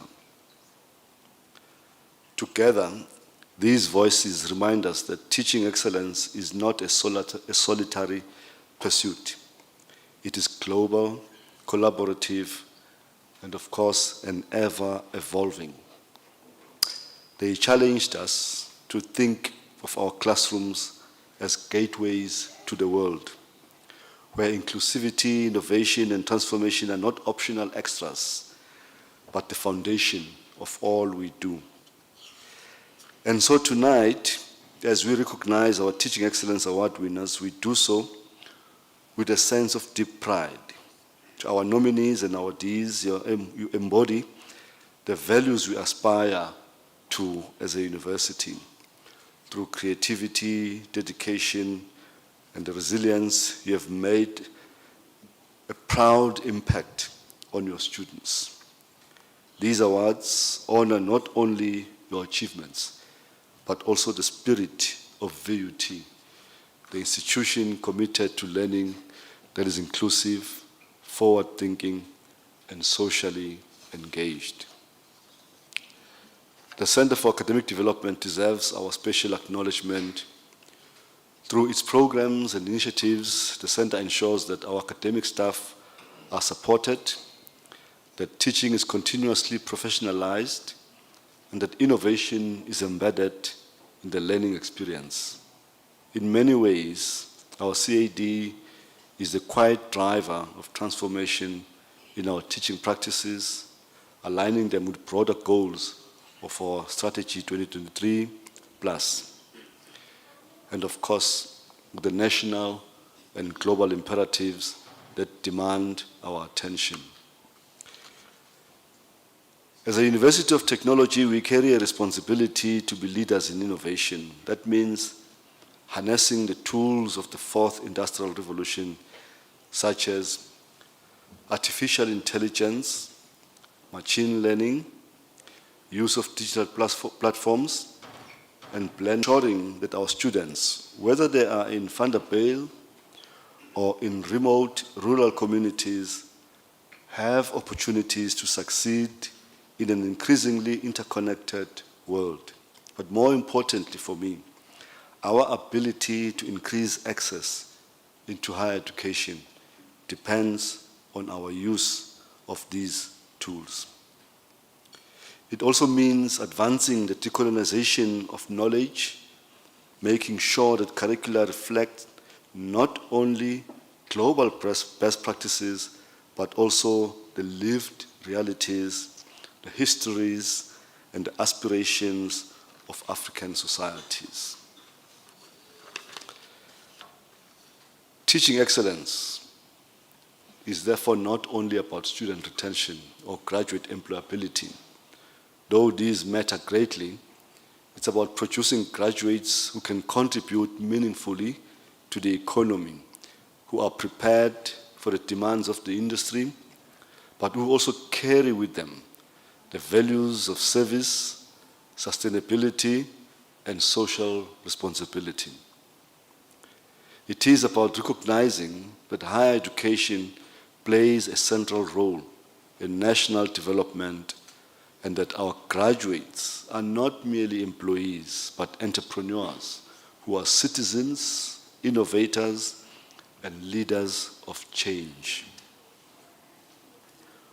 We must acknowledge those whose contributions often remain invisible, the families and the support structures that sustain our academics. We might not have them here, but I want you to carry with you the importance and the value of your family members and all your support structures that make you and sustain you as the kind of academics that we honor today, but also your communities that inspire your research and the colleagues who collaborated behind the scenes. Excellence is never the work of one person alone. It is always a collaborative effort, collective and collaborative effort. And so, as we close this evening, let us carry the spirit of what we have experienced during this conference and what we're celebrating tonight. Teaching excellence is not static, it's dynamic. It is not preserved of a few individuals. It is a collective responsibility. It is not about transferring information. It's about igniting transformation. May this gathering renew our determination to continue innovating, to keep striving or striking for inclusivity, and to remain courageous in reimagining the future of education. Let us continue to experiment, to inspire, and to invest in the power of teaching to change lives. In doing so, we ensure that VUT not only keeps pace with the future, but helps shape it. And you being party to that. To all our honorees, congratulations once again. We are very, very, very proud of you. We are inspired by you, and we are grateful to you. May tonight's celebration be a reminder of the profound impact that teaching excellence has not only on students, but on society at large.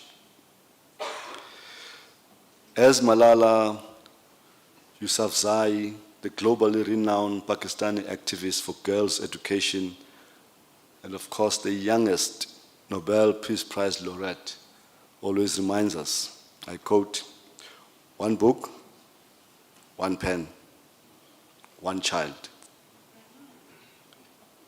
and one teacher can change the world," unquote. I thank you, and I wish you an evening of celebration and inspiration as together we continue to shape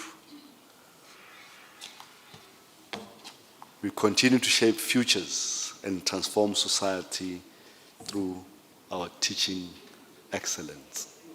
I thank you.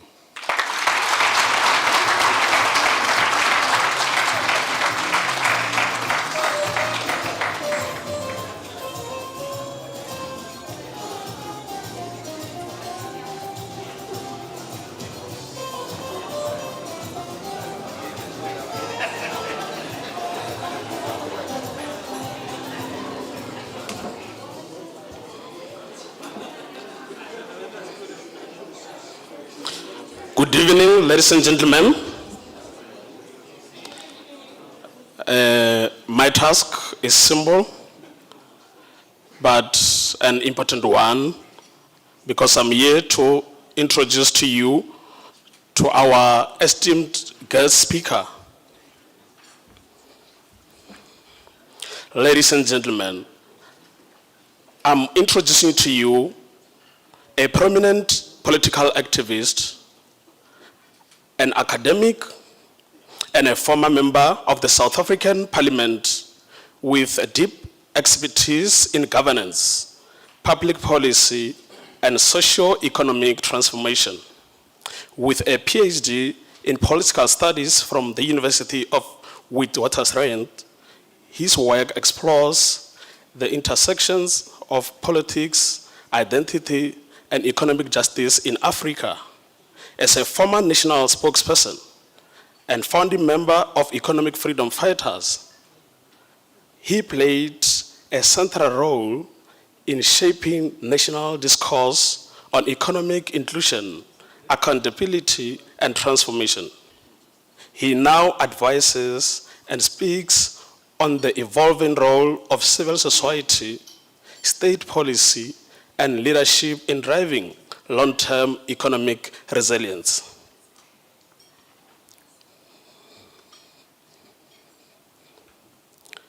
ladies and gentlemen, I'm introducing to you none other than Dr. Mbuyiseni Ndlozi.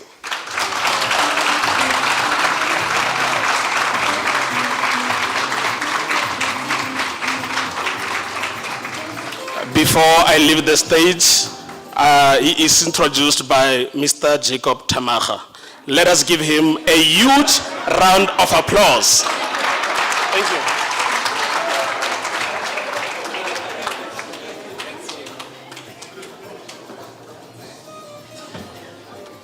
Thanks very much, Mr. Jacob. Let's give him another round of applause. Very important. He had just mentioned that I used to work in Parliament. So there is a special facility for people with disability like me, who are very down to earth. We get a platform that allows us to be equal to the podium. Perhaps the program organizers have set up a situation where I must be sabotaged and humiliated, and you all go home dissing. So you can all see me, hopefully. Vice Chancellor, Professor Ndlovu, thanks very much, and to the Director of CAD, Dr. M.M. Chili, to all distinguished guests, keynote speakers who have come from far and near. And to all the celebrants that are receiving awards tonight, I congratulate you in advance. I'm going to make a few and very straightforward remarks about a number of issues at the center of which is the African Education Project. As we all know, education is at the center of human development. Maybe we begin with what looks like the greatest technological threat to the teaching profession: artificial intelligence. Artificial intelligence, which is a human-created program, which is obviously profiling itself in not so distant a future to come, to possess intelligence. It is now called artificial.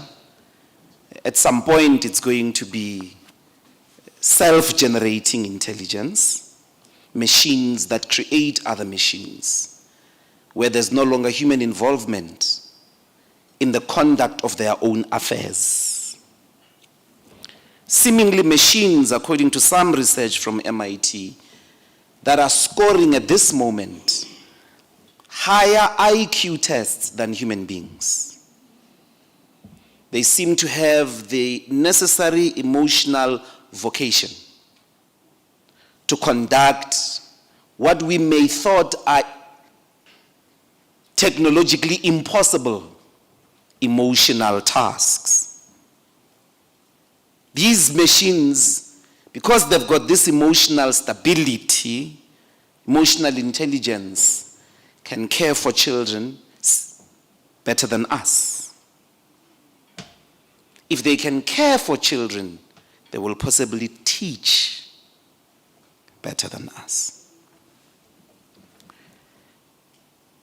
Africa, in this human leap at a universal stage, remains very much at the background.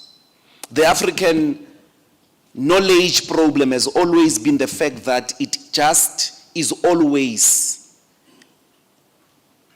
provides minerals and natural resources for the development and advancement of others. It's where world experts come to study problems about humanity that they solve elsewhere, and they are not in themselves African problems. So decolonization Many people, when they posit decolonization, they're trying to invite us into a homeland. We retreat from the world. They posit arguments that seem to say we go back to the kitchen. We go to a homeland. We study in Zulu. We study in Sesotho. It's about translation. It's about what they call indigenous knowledge systems. I've quite never understood what that means, Prof, except that it means a knowledge system that is not universal. Decolonization is about refusing to retreat from the universal human knowledge experience. It's about claiming Africa as a scientific fact, as a continent that can be scientifically knowable. Not a cryptic place of voodoo, demons, and half-dead people in that terrain of Tedo Strip. Is to refuse the racist proposition that science, mathematics are not African. Is to refuse the lie that white people are superior. No, they are not. And they've lived on that lie with the permission, unfortunately, of the rest of the world. Whilst they ask you to be rural, to be African, to be traditional, to be indigenous. Leave universality to them. Leave the claiming of the multiverse to them. Leave the claiming of the heavens to them. Don't dream of going to space. That's not African. When you must go to the ancestors and muti. You must think about enlarging penises and increasing libidos. That's your knowledge system. And therefore, artificial intelligence finds us in a retreat, finds us on our knees. If robots are going to educate people, they may as well start in Africa, because that's always the case. Africa is an experiment. If they can perfectly do well, if they can plant well here, if they can teach well here, white people might trust their children to these robots. But I propose that there are no conditions under which a machine can achieve human intelligence, because human intelligence is grounded in the concept of consciousness. In the proper concept of consciousness, as it is grounded in the Enlightenment era, consciousness of consciousness. The human subject is a subject with the ultimate capacity to enjoy death. It is the only subject, it is the only animal in the world with that capability which Sigmund Freud called the death drive. That's what's scary about us. Animals don't do that. Is that culture, all of it, I mean, psychoanalysis will give you all of that, is always birthed from a point of view of boredom. We're the only people who can make a business out of boredom. So the pretext upon which these intelligent machines are working is just positivism. Is not negativity. The negativity that defines the human subject. That dreadness. The idea that we're the only people who can withdraw from life whilst living it. That's what made it possible for colonization, for people to engage in a catastrophic elimination of people like in Gaza, like they did to the Khoi and the San, or like they did in Rwanda.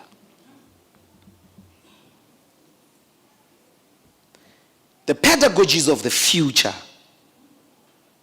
in relation precisely to the teaching profession have to remember that as a starting point. That what we educate in us is the death drive.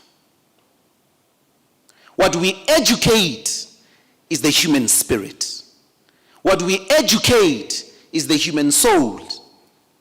We're not training. We're not just saying 1 + 1 is 2 as the sum. We're doing something else to the child when we do that. So a lot of keynote speakers, I'm told they must have touched on this subject. The defense of teaching ourselves. Human freedom, the ultimate aim and the ultimate locomotive of human freedom is that we are able at all times to be responsible for ourselves. That responsibility is a pedagogical relationship. So in as much as we welcome these innovations to make teaching better, to make research better, we dare not surrender our freedom to technologies.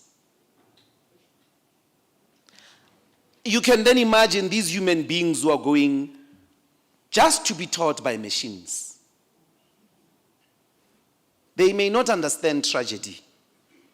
They may not understand a figure of speech in which a person says, let us dress to kill, where you are actually not inviting somebody that they must go and kill. Where you say, tubuli punu, and once you are outside of that culture, you might not get that nobody's arming themselves to kill white people. That there's no such a policy.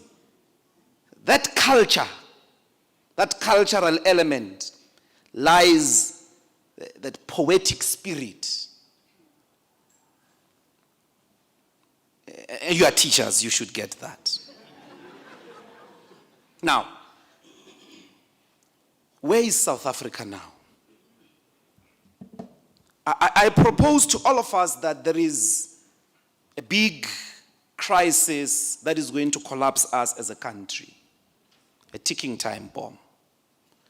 It profiles itself these days with a huge anti-constitutional campaign.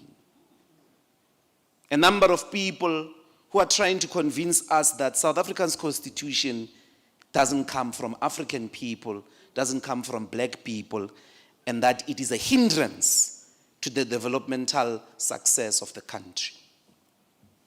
These people say, for instance, the sentence, South Africa belongs to all who live in it, represent an infiltration of the liberation struggle. I mean, have these people not heard of Dr. Kluma and Z.K. Matthews's Africa's Claim? A response to the Atlantic Charter, the Bill of Rights, that was already written by an ANC that had Africans only in 1942, long before the Freedom Charter. This constitutional order that we have must not be surrendered to historic revisionists who want to cast us out as not a document which is an intellectual heritage of some of the greatest minds to have ever lived, not just in the continent, but on earth. The second crisis is voter apathy. South Africans are retreating from party politics. Over the last 3 national elections, voter turnout has decreased by a consistent 8%. 8%. It's standing at 58% of the registered voter population. But if you take the people who deserve to vote in the country, it's already below 50%. When less than 50% of the people who are above 18 show up to give government a mandate, such a government cannot say that it has a legitimate mandate. You can't sit in parliament with the bravery of a chickney and think you've got a mandate, call the shots all everywhere, when the people that turned out to vote for you are less than 50% of the population. Only 16 million or so people voted last year. 16 million. There are 60 million South Africans. There are 35 million deserving people to vote. Only 16 million voted last year. Our democracy is facing a real crisis, and that crisis essentially is the crisis of legitimacy. What happens the day, let's say, only 10 million people vote? The rest of us don't vote. Will we respect the voted people? We can't, because they don't have a mandate. What happens as things fall apart, as municipalities like the one we are at here cannot pick up papers, and citizens in the country are in retreat, municipalities are falling apart because of nepotism, corruption, and theft. There are two possibilities. The first one is that you have surrendered a country largely to a caste of komtsotsis and semi-illiterates. Semi-illiteracy is not quite a person, Professor, who can read and write, but is a person whose approach in life is that once I've got a master's, I no longer have to know. They survive with very peripheral, limited knowing, because their ethos in life is driven by short-termism. They gotta get results now.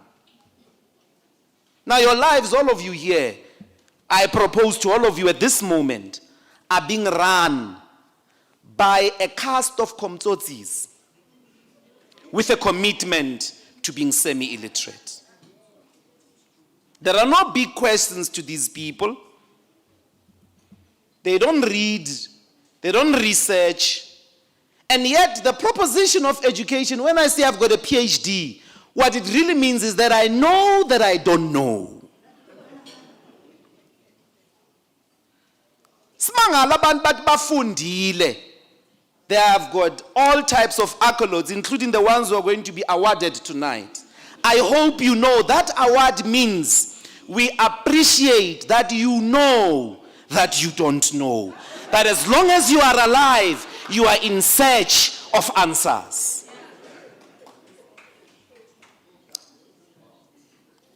The second crisis is the crisis of economic stasis in South Africa, developmental crisis of joblessness, of growthlessness, and of deindustrialization. I propose to all of us that this problem is caused by the fact that the big industrial capitalists, particularly finance capital, has no confidence in this country for the past 30 years. And they've been on an investment strike. They will not invest in industries that create jobs, because it's much more difficult to build a factory where the returns are going to only come out in 20 years, because you don't believe in the possibilities of this democracy. So what do? You keep your money in speculative finance, because in case something happens, you just click a button and move to Australia. That's the first part of the problem. The second part of the problem is this komtsotsi caste, this bunch of komtsotsis, whose relationship to government resources is defined by self-enrichment. Nothing else. Meaning these people are really businessmen and women whose business model is using political power for self-enrichment. That's their business model. They invent nothing. They don't have products in any shelves. They are not worried about innovation like you are. They are just worried about their holidays in Dubai, their Gucci's, their mansions at Waterfall Estate. The last crisis is the crisis of leadership. What is our crisis? What is this crisis of leadership in South Africa? I don't want to speak all night, but I propose again that the crisis of leadership is caused by this retreat of the righteous. If you are smart, if you are good, why is your life run by an idiot?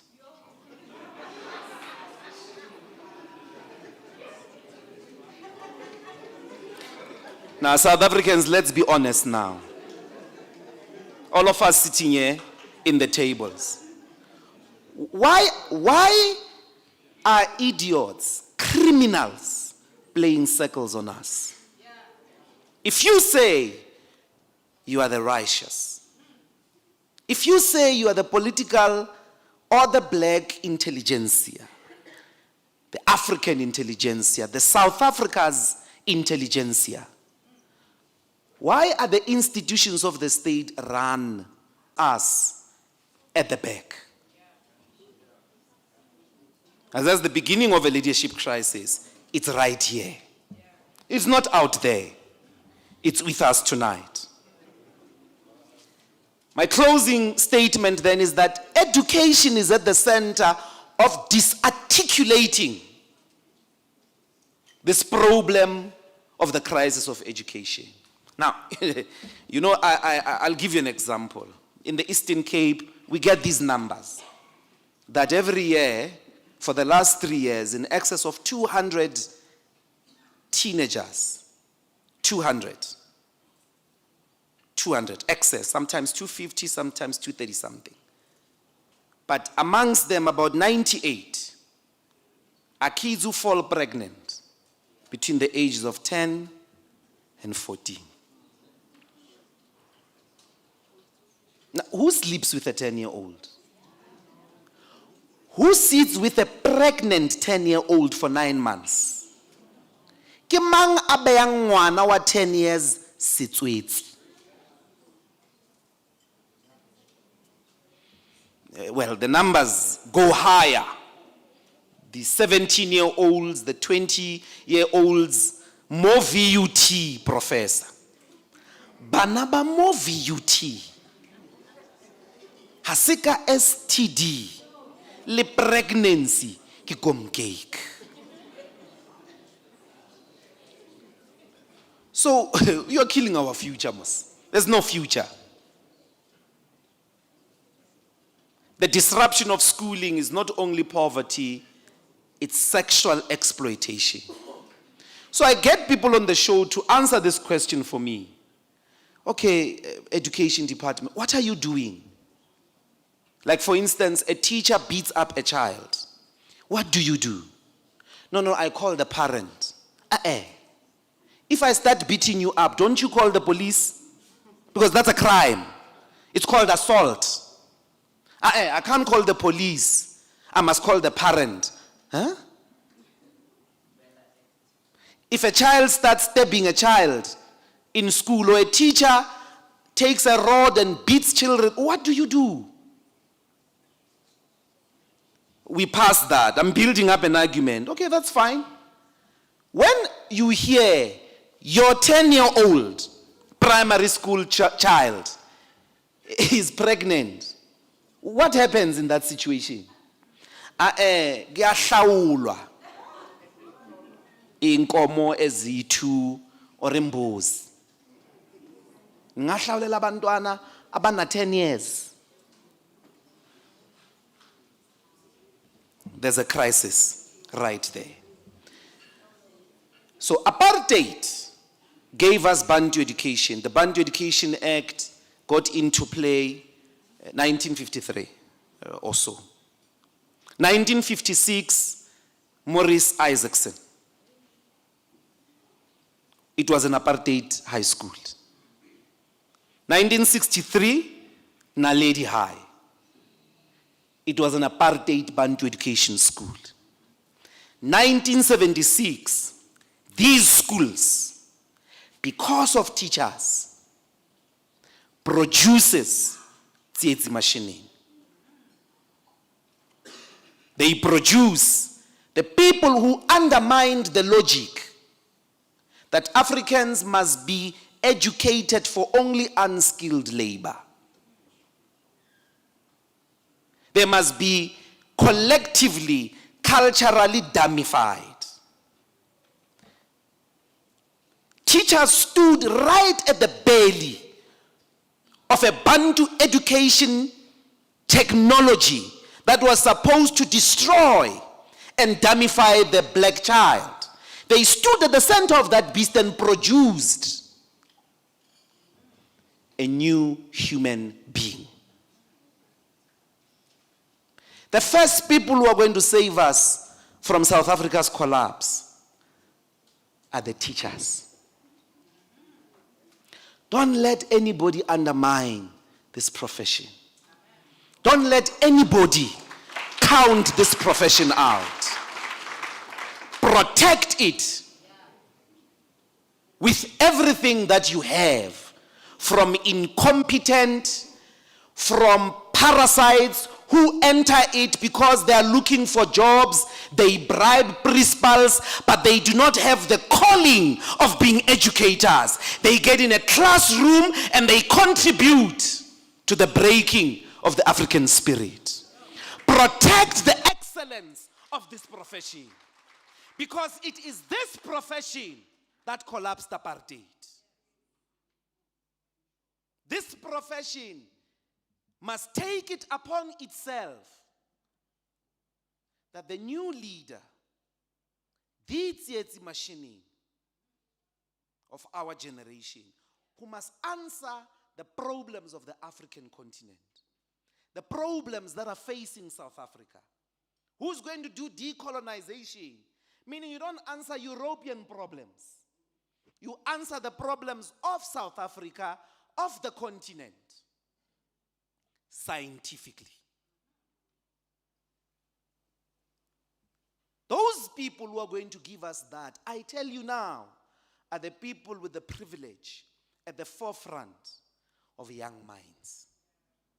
When you get into those classrooms, carry the entire country on your shoulders, knowing that at all times, in front of you is a possibility for a South Africa and an Africa that is prosperous, that is at peace with itself, that can truly meet the Renaissance promised by our forefathers. Every time you get in that classroom, you carry with you every seed for the Renaissance of the African continent. Thank you very much.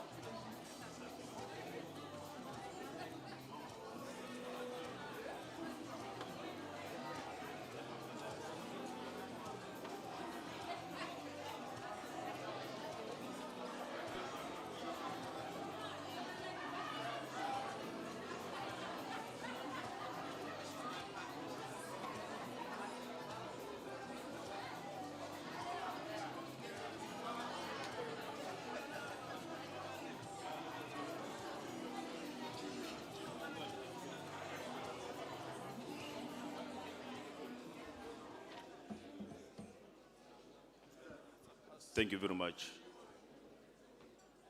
Dr. Ndlozi. That was profound. Ladies and gentlemen, there is nothing to speak about after that. I believe we're still thinking how we're going to go forward with this. I've been requested to announce that, we've been killed by the smell. So, naka lebitso ke lekgwakgwa la Sedimo Nthole, motho wa habo dijo, wa habo Moselani. So as you can see in front of you on the table, there are starters. So I've been requested to say, let's just indulge while the band is still playing the music. Thanks very much, ladies and gentlemen. So please, let's give one round of applause for our musical band. Are you ready?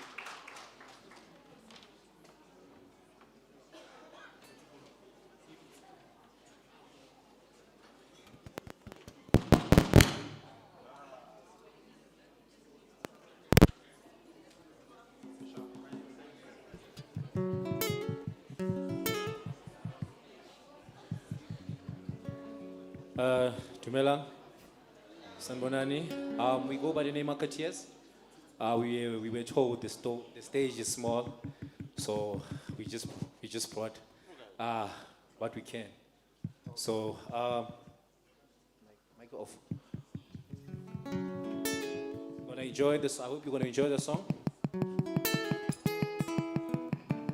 We wrote the song.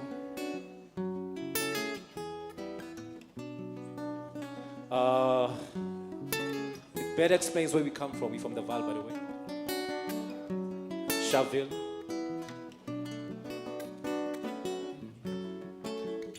The song is called Moketswang.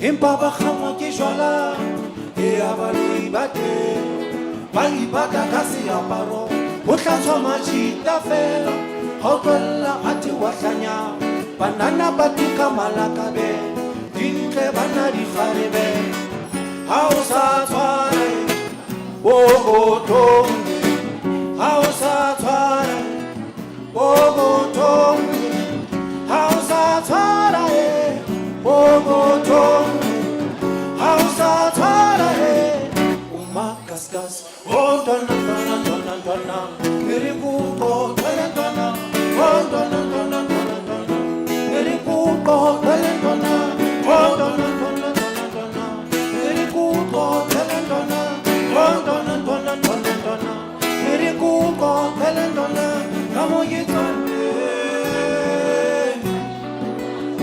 Kamo yitande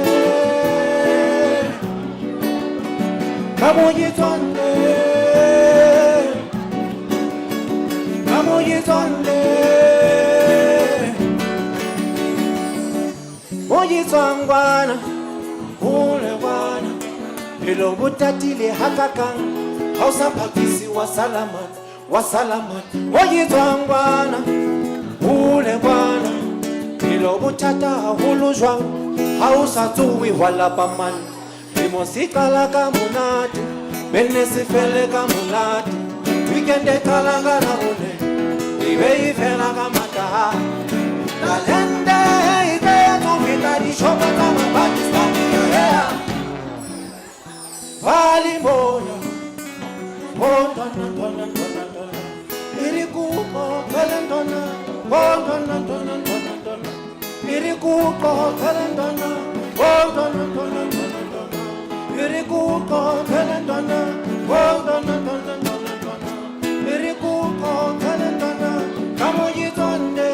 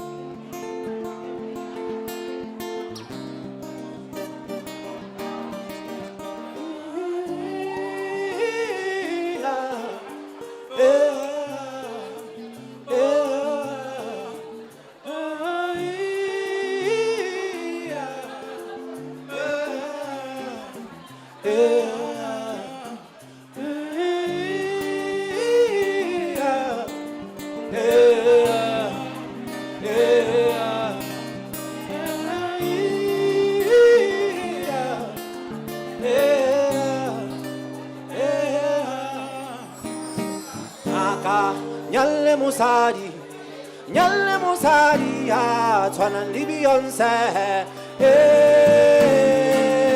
kia ukubate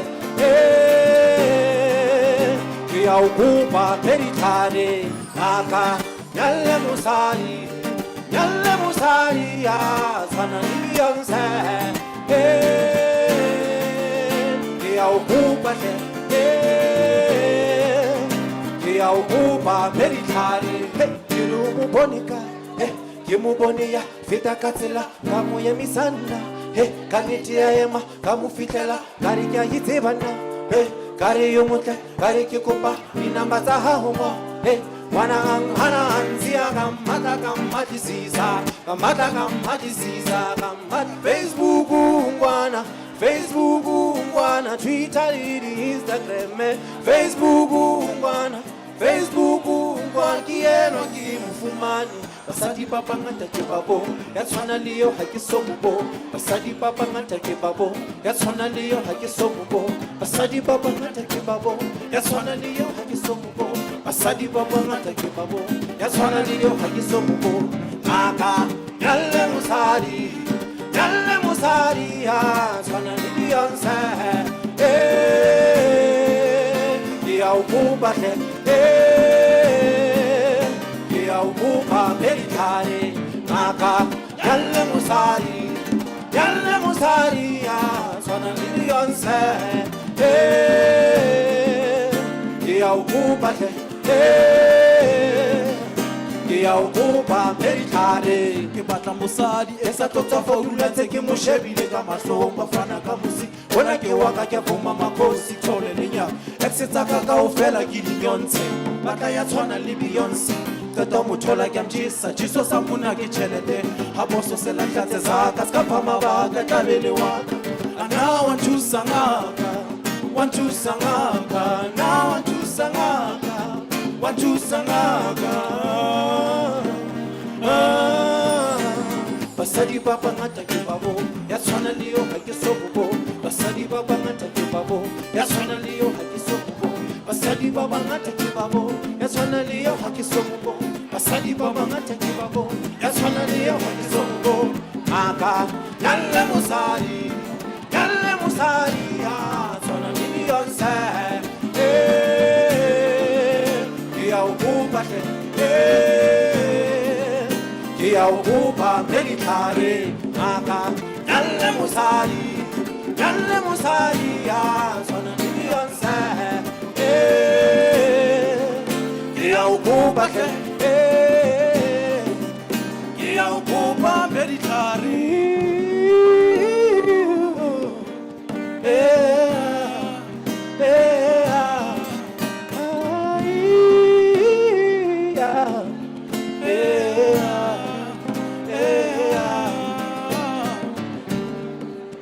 Thank you so much.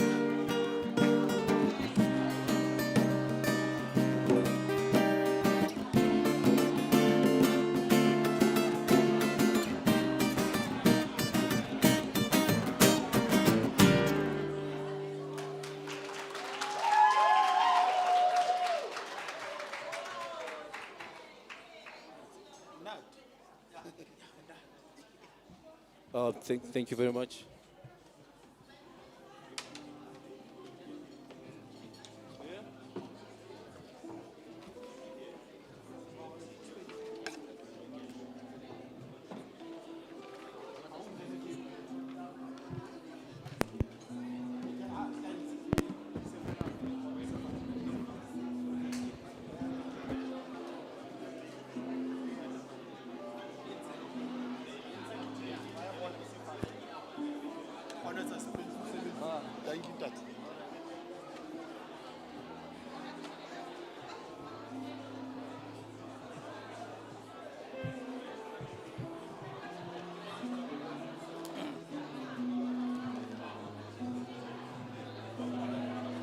Dumelang.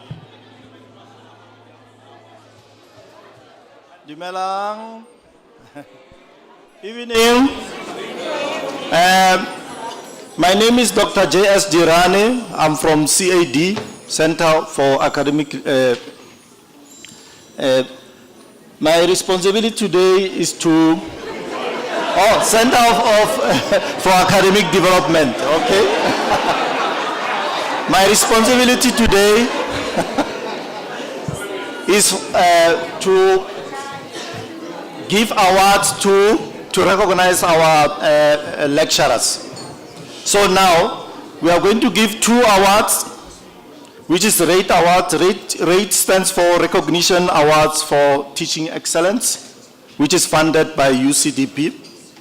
And we have another award which will be sponsored by Digital Technology Innovation. What is RATE Awards?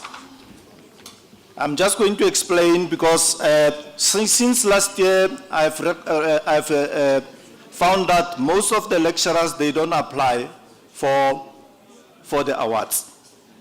So for last year we got only 5 lecturers who have applied. So that was a problem.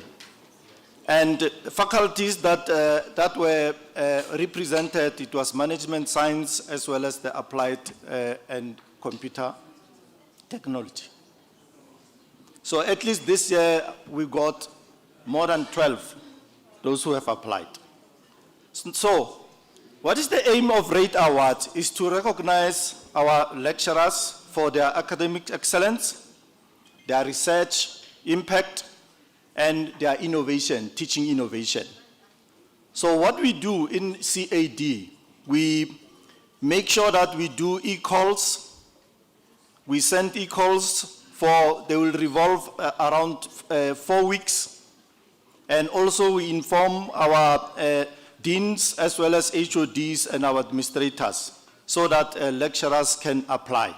So we send that particular information with application form that the lecturers can use to fill the information. Lecturers can be, they can be selected by HOD, it can be your colleague, it can be students, and so on. So when we receive those applications, that's when we do what we call a workshop. We teach our staff members how to design a winning portfolio of evidence. So we guide our lecturers in such a way that they will be able to write a winning portfolio of evidence. So after the workshop, then we give what you call our lecturers about 2 months to make sure that they write what you call that portfolio of evidence, because it's a huge document. So then we have timelines where they have to submit. Then after submitting, what we do, we appoint external person who's going to do what? To mark the portfolios. We have a rubric that we use so that that particular person can use that particular rubric to give our lecturers a specific mark. So that rubric has got about 17 points where lecturers have to satisfy those particular 17 points. So now our main aim is to do what? To promote equity, transparency, as well as motivate across our faculties as well as in our departments. So now, who is this excellent teacher? So excellent teacher is not just someone who knows their subject well, but someone who inspire our students, who guide our students, and bring out the best in their studies. And make sure that that particular person has got about 9 qualities, but those particular qualities we explain to our lecturers when we have those workshops that we enroll. And we make sure that during lunch hours time, lecturers, they can log in, then we try to explain most of the, what you call, that particular information so that our lecturers, we sharpen their skills. So now, I will only touch on only 2 qualities that a lecturer is supposed to have. Inspiration. So now, they do not just teach facts to our students, but what they're supposed to do, they must ignite curiosity on our students. They must do what? They must encourage critical thinking. They must encourage what you call nature of love for learning. Because at the end of the day, you are a lecturer. There's what you call teaching. On the other side, you have learning. Students are responsible to learn, but you have to give those particular students tools that they can use to do that particular, what you call, to learn. So now, most of the lecturers, what they will do, they will use their philosophies where we make sure that that particular information is built on the portfolio of evidence. So now, as I've already explained how we run what you call the rate award, is open for everyone. Lecturers, they can apply, everyone can apply. As long as you have what you call 3 years teaching experience, whether you are part-time or full-time lecturer, you can be able to apply. But if you have won last year, you have to at least have at least 2 years before you can apply again. Because those who won today, what we are going to do next year, we make sure that we write what you call, we encourage them to go and apply for NUTA awards, national awards. So this year we have at least 3 lecturers who have already applied. So now, what are the categories for what you call rate awards? We have only 3 categories. And normally what we do, we give money to our lecturers. So each category will have 3 lecturers who will win that particular category. So we have the first category, we call it High Recognition Award. The second prize, we call it Merit Award. And the last one is Recognition Awards. So the question is, what are they going to get? Our winners.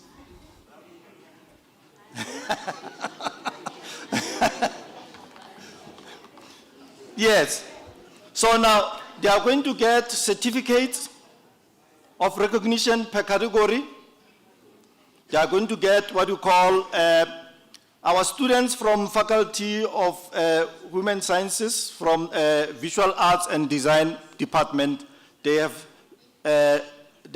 done what we call portrait. They have drawn our winners. So you'll collect your, what do you call it, your paintings in our offices, okay?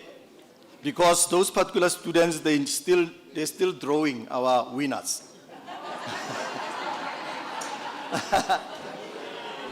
But at least we have about 9 that already been, so we are only left with few. So now another prize that they are going to get is monetary value per category. So meaning those who are in third, what do you call, the third prize is going to be 20,000.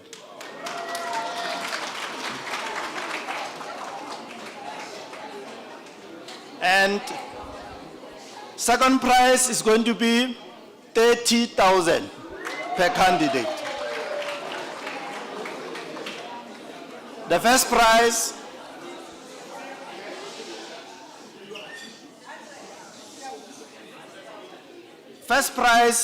they are going to get 40,000.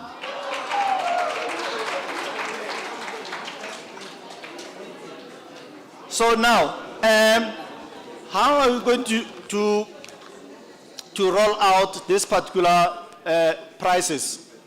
This is what is going to happen. I'll call the name of the, what do you call, the winner. We'll start from a third prize, then we move up. Then what is going to, immediately when I call the name, they will display what you call the picture of the winner, and it will show even the category. Now, when the winner is being called, please don't clap the hands. Why? Because we have over voice, whereby we will play their portfolios, their philosophies. So it will read, then you listen to that particular philosophy, but we have cut it short because most of the time they have a long philosophy. So we'll cut it short to make sure that, yes, on the, we make sure that it's very short so that, and precise. So now, please, when I call the winner, please don't clap hands. You'll see the picture will be displayed, I'm repeating, and it will show what you call the category. Myself, I'm going only to read which faculty is the winner coming from, as well as the department. But that particular information will be displayed. So for us to be able to move, I would like to call our Vice Chancellor on the stage to assist us to hand over the prizes, as well as our DVC, Deputy Vice Chancellor of Teaching and Learning, Dr. Kanaka Katumba, and our Executive Director, CAD, Dr. Qili, as well as our Director, Elise, who are on that stage. So may you please count.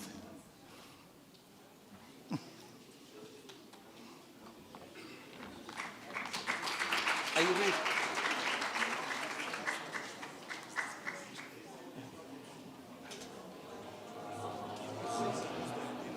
Use this mic. Is it working? It's working. Thank you. Mevrouw? I thought I was sick. Yeah. Yeah, no. Okay. Let's start. Remember I said we have how many categories? 3. So I'll start from the bottom up. Right. So now I'm going to call those lecturers who got award of recognition award. So there are 3 in that particular category, as I've explained. So the first person is MST Refube from is from Management Science. Ms. Tembekile Rafube, Department of Accountancy. My teaching philosophy is a reflective essay that examines my approach to education from a unique perspective grounded in specific beliefs about learning and the role of an educator. I understand that learning thrives when learners are actively engaged and when the material resonates with their lives. I firmly believe that learning is not a passive observation of information. Rather, it is an active construction of knowledge driven by curiosity.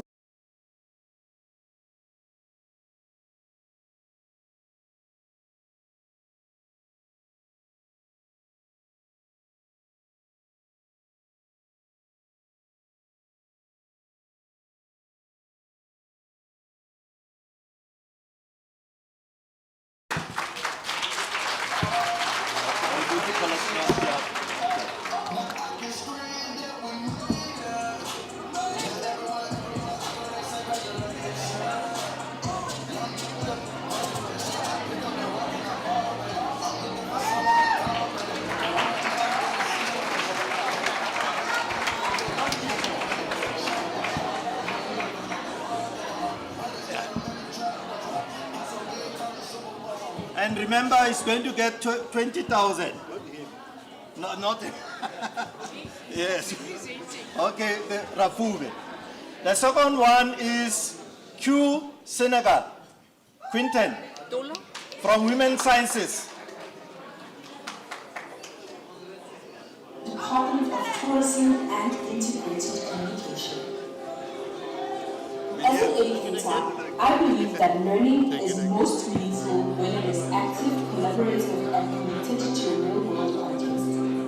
My teaching philosophy is grounded in social constructivism, which asserts that knowledge is co-constructed through interaction with others and in blending learning, which combines face-to-face instruction with digital technologies to create flexible, enriched learning experiences. Central to my philosophy is the understanding that learning does not occur in isolation. I view my classroom, whether physical or virtual, not as a space for the passive transfer of information, but as a dynamic Remember, he's still going to get 20,000. The third one is Dr. P. Tabete from Applied and Computer Sciences.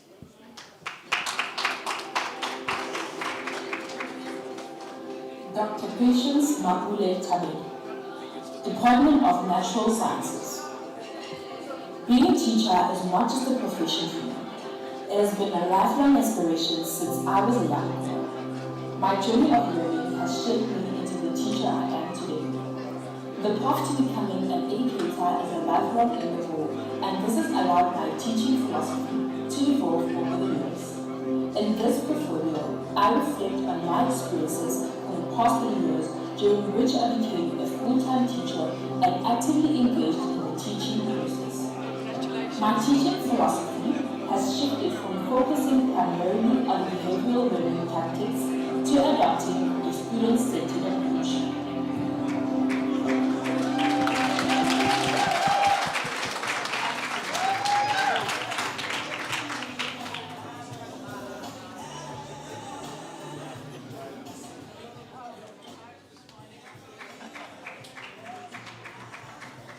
Also, she's going to get 20,000.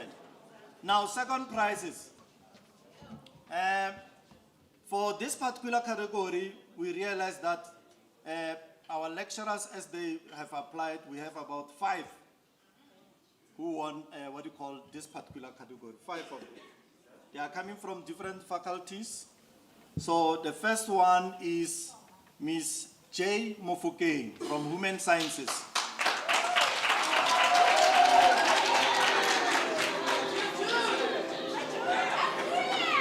Ms. Julia Mfuku, Department of Tourism and Integrated Communication. My teaching philosophy is firmly grounded in student-centered learning, informed by foundational student development theories, particularly Holt's experiential learning theory and Vygotsky's social cultural theory. guide my approach to teaching and learning, shaping both my classroom strategies and the way I support students throughout their academic journeys. Furthermore, they resonate with the quotation in the opening by Benjamin Franklin. Cole's experiential learning theory emphasizes learning as a process where knowledge is created through the transformation of experience. This resonates especially for operations and nutrition courses, which combine both theoretical and practical applications. I intentionally design learning activities that allow students.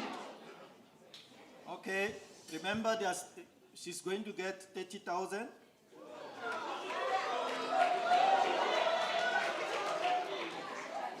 The next one is Dr. K. Mtsantseni. Dr. K. Mtsantseni from Applied and Computer Sciences. Dr. Humuto Mtsantseni, Department of Natural Sciences. Over the course of my 19-year academic career, my teaching philosophy has continually evolved, shaped by my commitment to lifelong learning and professional growth. I deeply value my students and learners who are teaching not merely as a profession, but as a calling. This calling drives me to continuously refine my approach to education. I believe that effective teaching is grounded in supporting, empowering, engaging, caring for, sharing with, reflecting upon, nurturing, and assessing students. These principles form the foundation of my practice.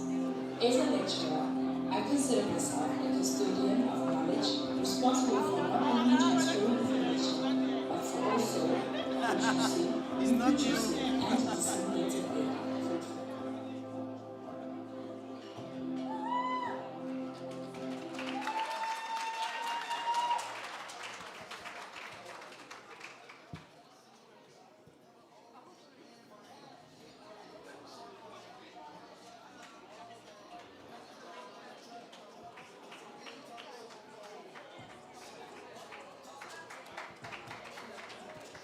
Also, she's going to get what you call 30,000.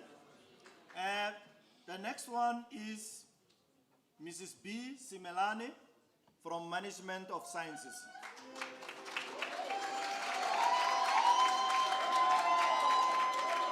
Ms. Becky Simelani, Department of Marketing, Retail Business, and Sports Management. My philosophy aligns with the vision of Vaal University of Technology to foster learning and innovation for a digitally adapted and sustainable industrial process and socio-economic transformation. To achieve this, I aim to contribute to the development of techno-entrepreneurial graduates and innovators who are not only employable but also impactful agents of change in industry, society, and commerce. In my view, an ideal learning environment balances tradition with innovation. It should embrace the benefits of technology and creativity while remaining committed to the fundamental values of interpersonal connections and mentorship.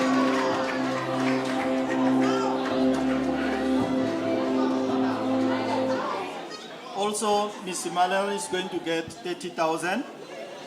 The next one is Dr. S. Tesnia from Management Sciences. Dr. S. Tesnia. Dr. Sumari Tesnia, Department of Marketing, Retail Business, and Sports Management. My journey as an educator began with my passion for helping individuals reach their full potential through self-development. This path originated during my time as an adventure and outgoing project instructor, where I guide young people, children, and adolescents towards self-exploration. I have been instrumental in this mission.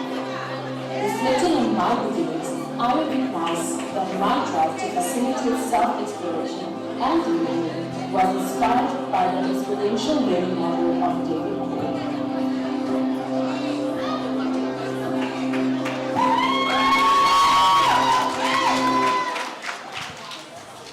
Also, Dr. Sumari will get 30,000. The last one on the category is Dr. R. Kasim from Management Sciences.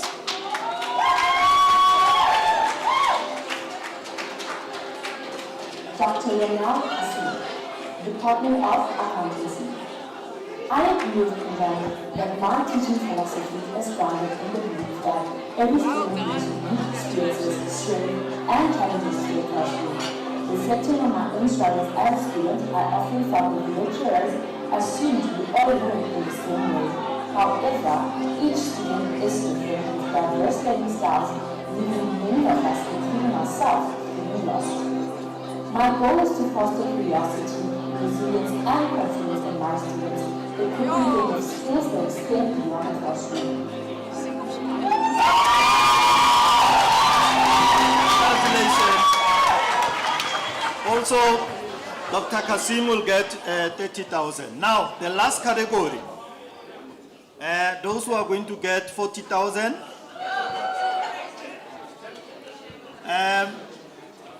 Professor T. Kaba, Applied and Computer Sciences.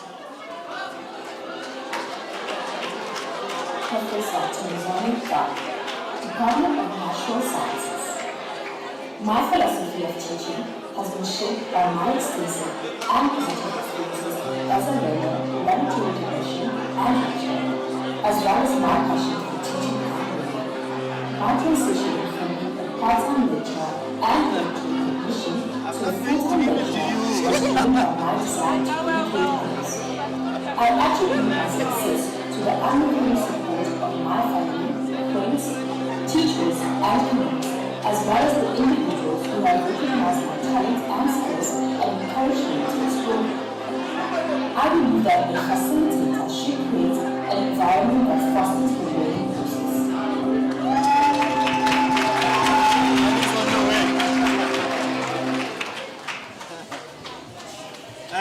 The next candidate is Dr. T. Erasmus, Human Sciences.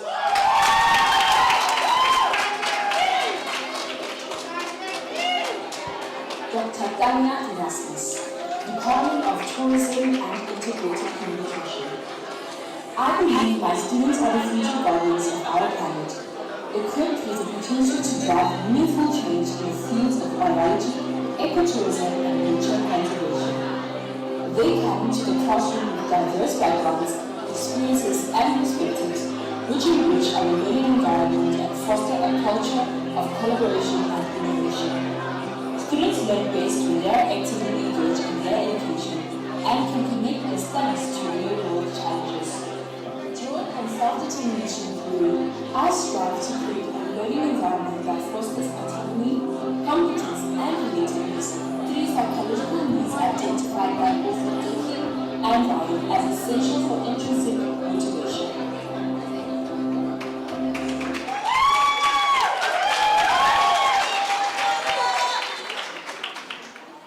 Ladies and gentlemen, you might wonder why Tanya is not leaving the stage immediately, because there's a very special celebration.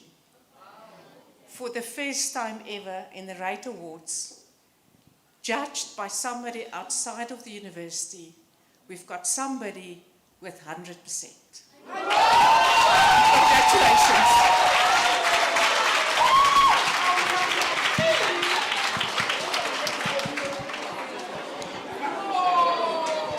The last candidate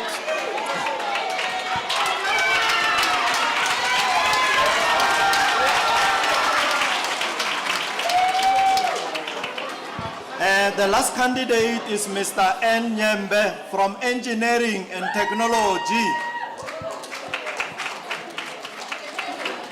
Baba Nyembe.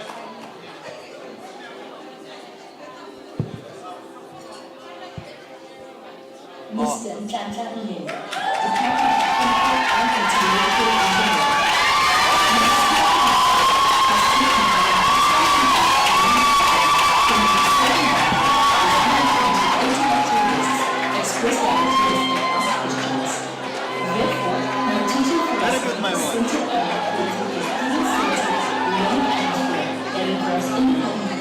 Collaborative exercises and application of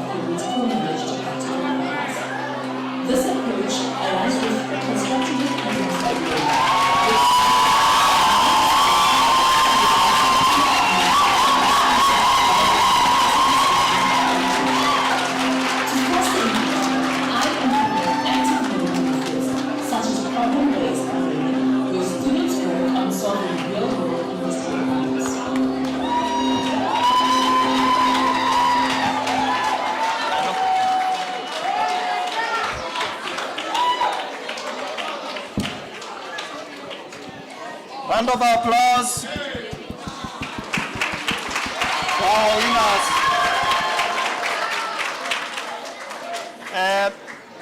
Fortunately, we've been sponsored by what you call One Connect for the following awards.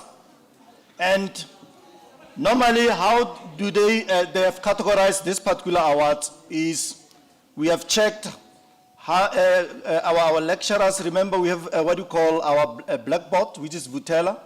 So we have checked how our lecturers are using Vutela. So these particular lecturers whom I'm going to call, those are the lecturers who are using Vutela at a full speed. So they load what you call information on Vutela, they communicate with their lecturers, they use it most frequently.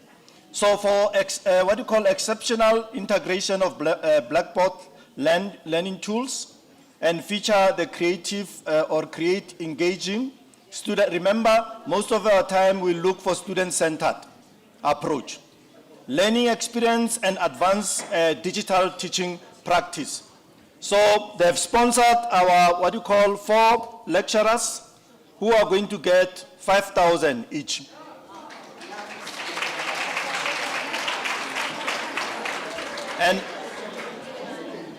And also, they have a certificate for e-learning leadership, a person who will lead to make sure that our lecturers are supported when they are using what we call our Vutela. So now, the names of, I'm going to call Mutwakai Mutie to come and assist us in handing over this particular award.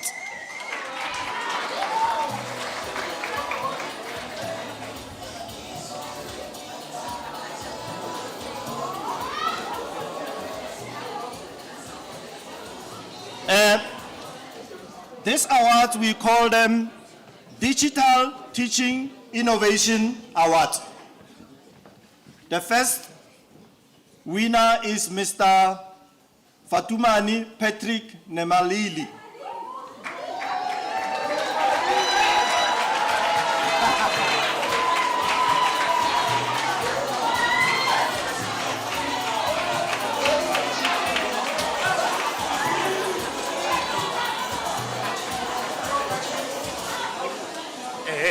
You are a loser.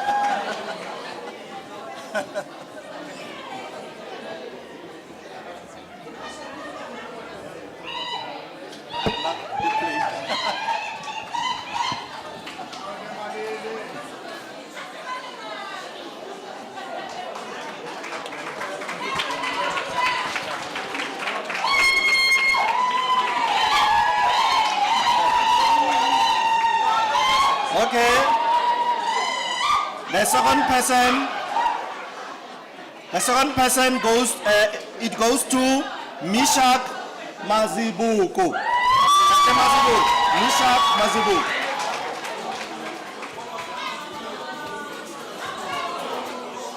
Mishak. I don't know. We just chose random.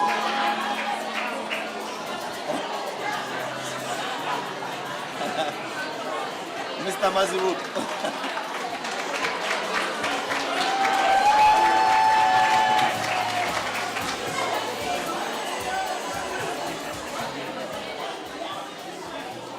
The third person is Dorent van der Walt.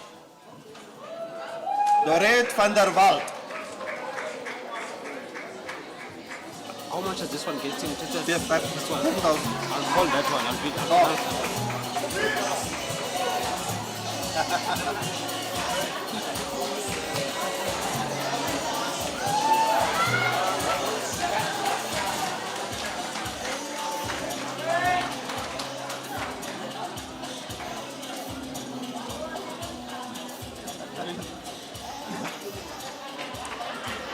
The last one is going to be Dr. Yolande van Zee. Dr. Yolande van Zee.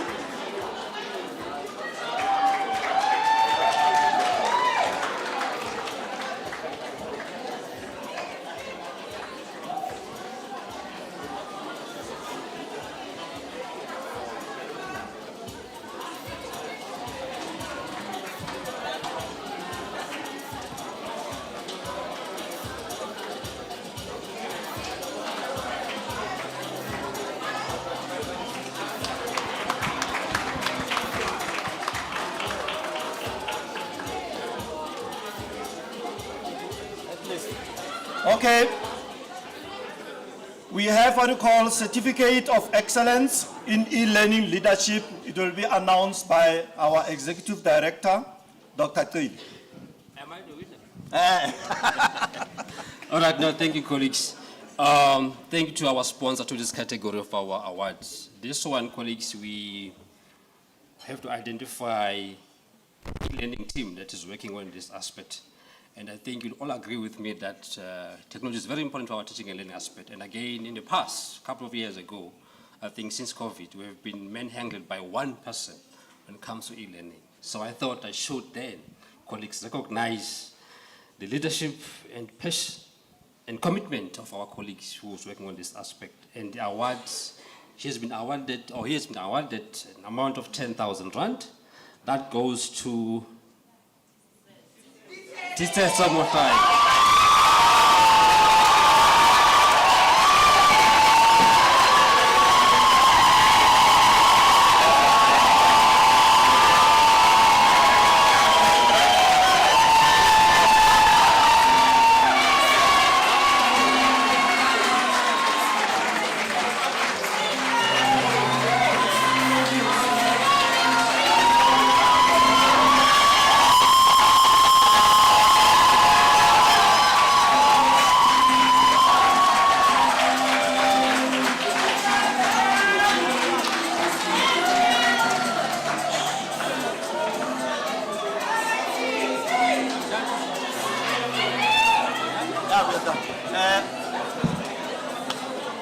It brings us to the end of the Rates Award.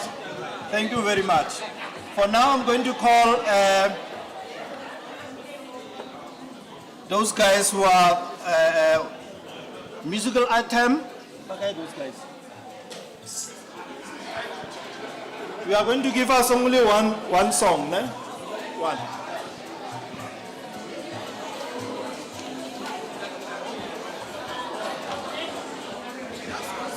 Yeah. Time. Now that I'm driving, I'm going to Pretoria.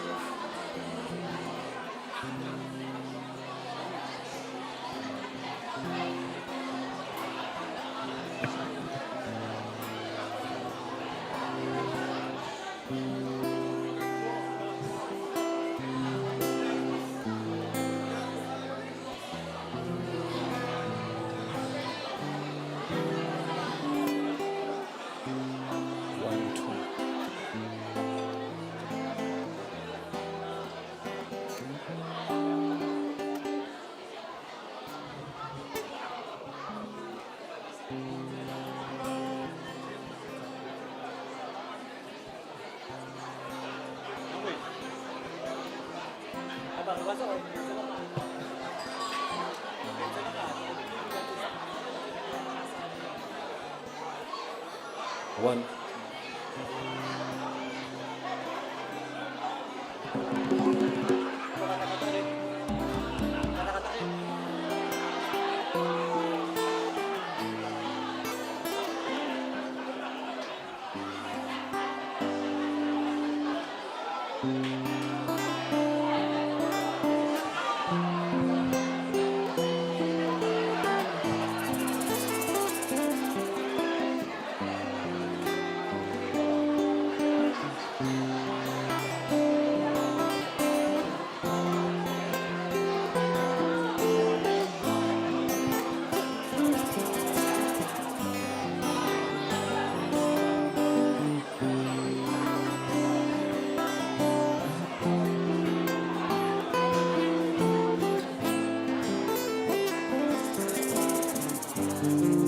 Ladies and gentlemen, can we please just lower our voice?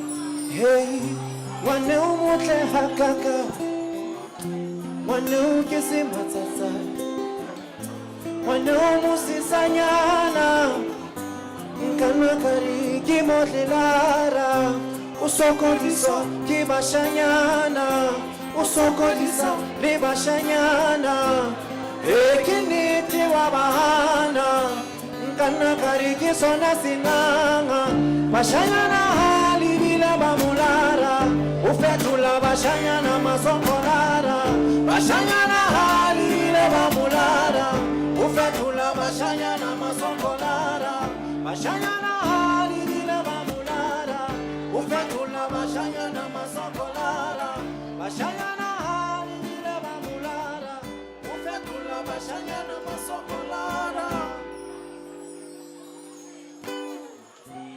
Kimangwedi, utleba lefatshe. Kimangwedi, khaye ya lefatshe.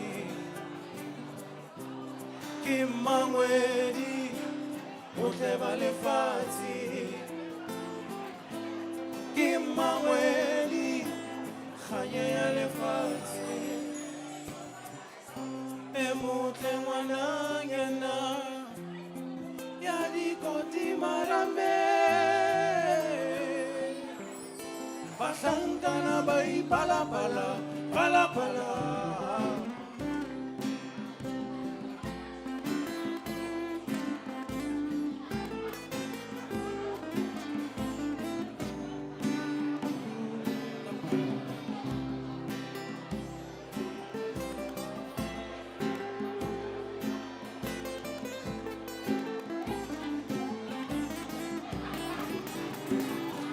Bona twadi kanahana musali joka yena kaitlama kamahadi elanta te si samurali elanta te si samurali bona twadi kanahana musali joka yena kaitlama kamahadi elanta te si samurali elanta te si samurali elanta te si samurali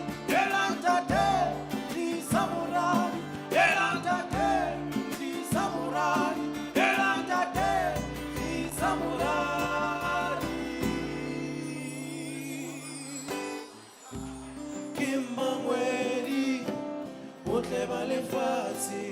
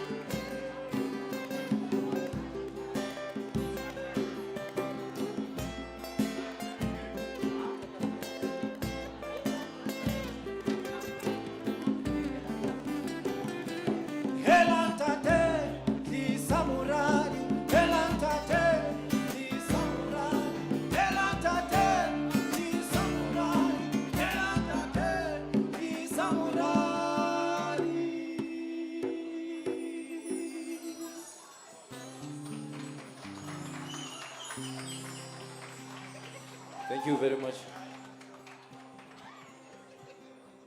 Alebo. Ladies and gentlemen, one big round of applause for the music.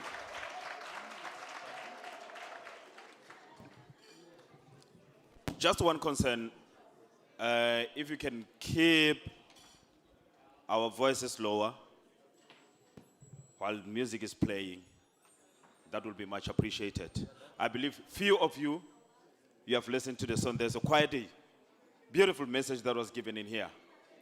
But few of you have listened to that song, right? I'm definitely sure of that.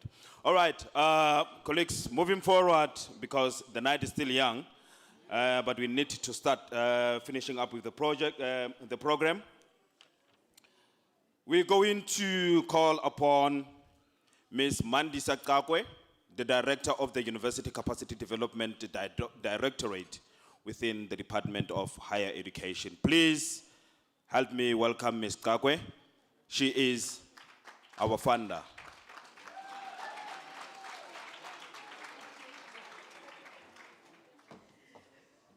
Good evening, everyone.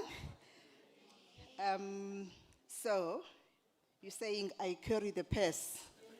I'm not sure about that. Thank you very much, Dr. Chili, the chair of the conference, for inviting the department here today.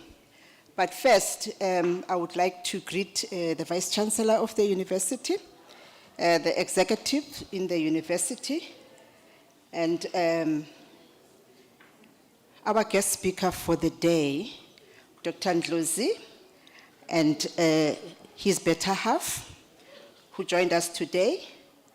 I must say, Dr. Ndlozi, that most of the things that you raised here, they really spoke louder for me as a government employee. And they left me thinking very deep. Thank you very much. All staff members from Valle University of Technology. I'm not a visitor necessarily at this university because it's like I'm part of the university now, like all other 25 universities in the country. I was asked to say words of support to the university. And whilst thinking about what I would say, I thought about what is it, or what does the university mean by support? Because I always believe that actually it's the other way around. We as government also rely on you as universities for support, to support us, because for us to be able to do our work and do our work meaningfully and effectively, we really need your support as universities. So the support from the Department of Higher Education and Training is, I would say, quite evident, especially to what was happening just before I came up on stage, to see where the money goes to. It was really good to see the awards and the money that all these academics who are doing so well are going to receive. And Dr. Chili, I will be here beginning of November, and I would like to see the bank statements, just to be sure. So part of your preparation for the monitoring site visits should include that. The department actually has developed a framework. And this framework was actually developed in collaboration or in partnership with universities.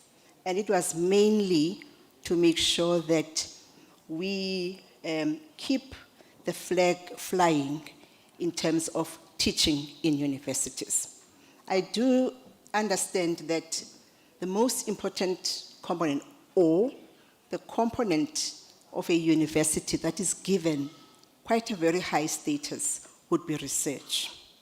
And yet universities are about research, yes, I agree, very important, but teaching as well. and curriculum development.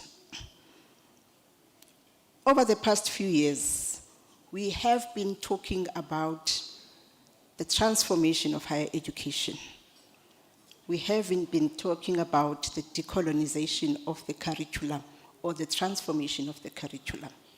And there is this support from the department that actually allows for that. But I must say that we are yet to see the outcomes of this particular support in terms of specifically the transformation in higher education and in those areas such as staff development, student development, as well as curriculum development. So the framework is called Enhancing Academics as University Teachers, which is expected to evolve over time within the University Capacity Development Program. So what is mainly important for the department and the rationale behind developing that framework, I'm not going to go into that framework because you know about it, is really centered around student success. Today we might be focusing on merits or awards for academics, but those awards, what they mean for the department is that support and more support for our students until we see the graduate attributes that we aspire to see in our universities. So in that, responsive pedagogy is very important. Academics' ability to teach in ways that respond to students' learning needs. And the only way to be able to do that as a teacher is to know your students. If you don't know your students, that will be very difficult. So data becomes very important when it comes to this. The transformation taking place in the South African university system is about addressing the inequality and improving quality. But I would like to focus more on the issue of improving quality. What do we mean by improving quality? It's what we teach our students, which must be aligned to the needs of our country. And this is without downplaying the need to actually go out there and compete globally. But let's first start at home. Good teaching is a vital contributor to student learning and success. But teachers need to be adequately equipped to deliver the best education that produces professionals with good attributes. I asked the DVC, I was fortunate to sit next to the DVC here. Okay, what are these academics going to do with the money? Is it going into their pockets? Or is there part of it that will go to their, or to further develop them, or to their further development? So the DVC tried to duck and dive in answering that question, but we'll be here in November, DVC. We will talk more about that. In the interest of time, and with the understanding that I'm now standing between you and your dinner, I must say that the department is encouraged by the strides made by Vaal University of Technology in enhancing the status of teaching through this conference specifically. We do not doubt that you will emerge as a transformed institution despite the challenges that you are faced with. We do understand the challenges that the university is faced with, but despite that, you are still making sure that you are recognized for your ability to overcome challenges whilst upholding academic standards. You are not just building an institution, you are shaping the future of your tenacity that will be an inspiration for many years to come. Thank you very much.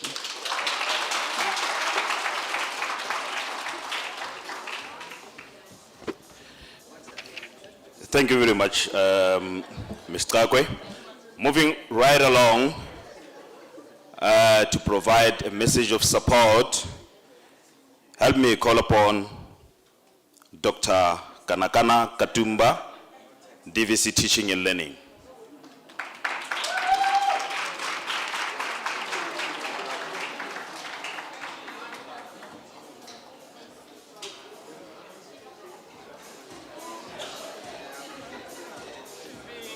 Nice and gentle. There we go. Good evening, ladies and gentlemen.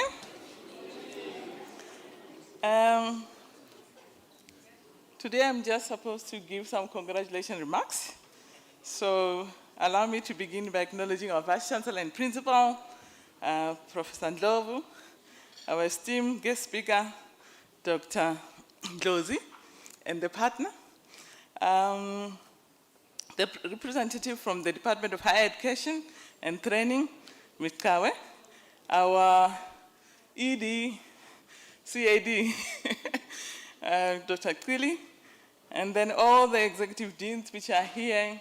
Oh, sorry, before that, my partner in crime will be very mad with me. Our DVCs which are here, and all the other EDs, members of MENCOM which are here this evening, and then our executive deans, and then our HODs, and of course, all our keynote speakers which have been here for 2 days of now, all protocol observed. Tonight, I stand before you with immense, I think, joy and pride that I am part of UT. For those who doesn't know, I just joined the institution. What is happening here this evening is saying that I didn't make a bad choice. So I'm really appreciative of the fact that we are celebrating academics that really spends tireless nights working to ensure that they deliver the content in the right way, that they engage with our students, that they support our students. I'm sure you are well aware that the role of an academic has changed, right? It's no longer that of one standing in front of the student delivering content. It's the one of being a facilitator, being sure that the student is engaged, the student remain co-creators of the knowledge.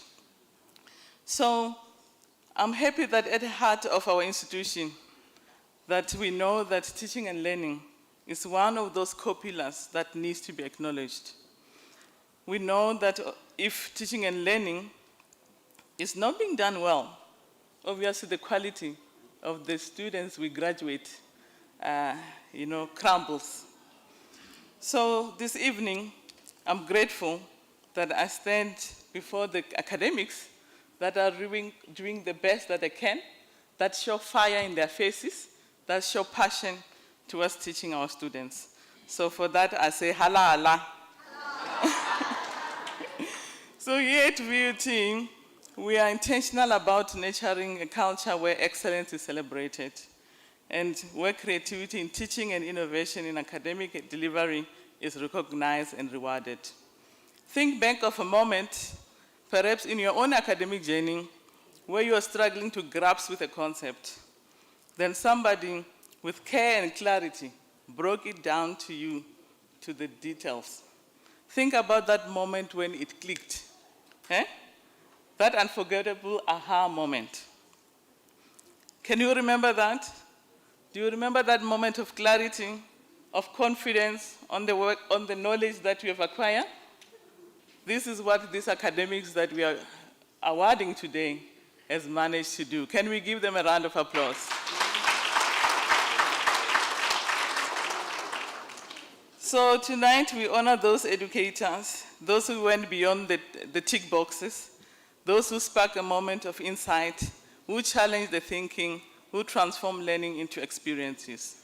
To our award recipients, your commitment to your craft is not only challenging the lives of your students, it's helping to shape the future of our country.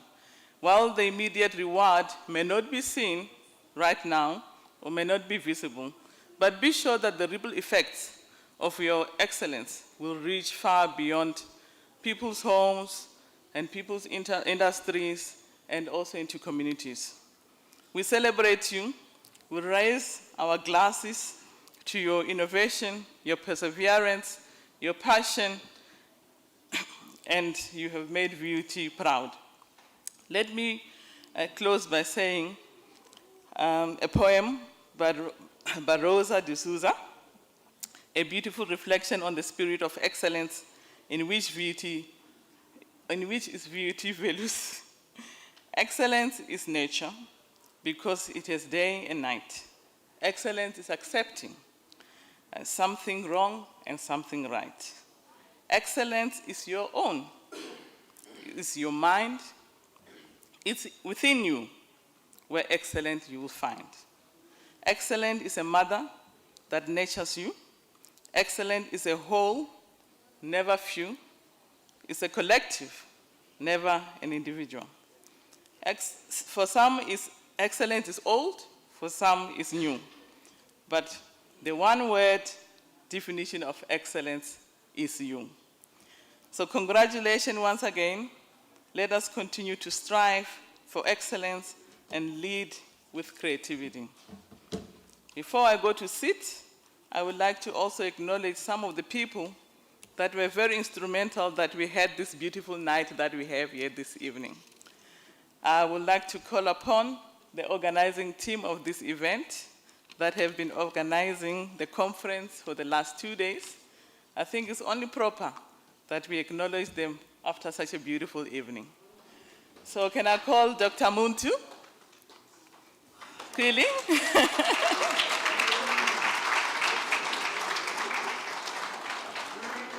We don't want to give them flowers when they're dead. We want to say thank you to them now while they're still here. Thank you. So thank you. Thank you. Can I ask for the interest of time that I'll call maybe all of them and then, yeah. So Benita Brokenhorst, Chantel Kosia, Elise Hua, Tisezo Mhlomi, Prof. Malejo, Prof. Van Staden, Dr.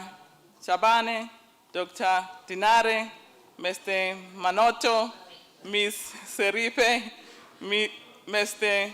Tamaha or Tamaga, Mr. Mpelo, Ms. Langeni, Ms. Magwazima, Mr. Dube.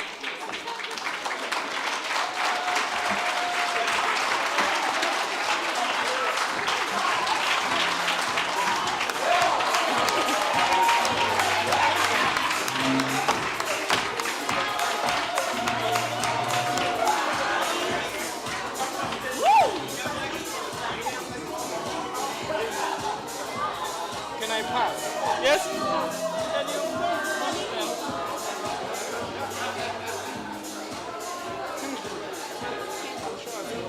Okay, so we'll start with Denita Brotanos. Denise? Is it Denise? Denita? Thank you, thank you. You may go this way. Thank you. And Elise. Thanks. Thank you. Chantel. Thank you. Tiseto.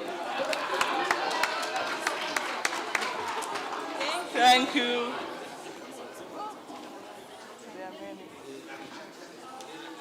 The flowers are finished. No, they are not.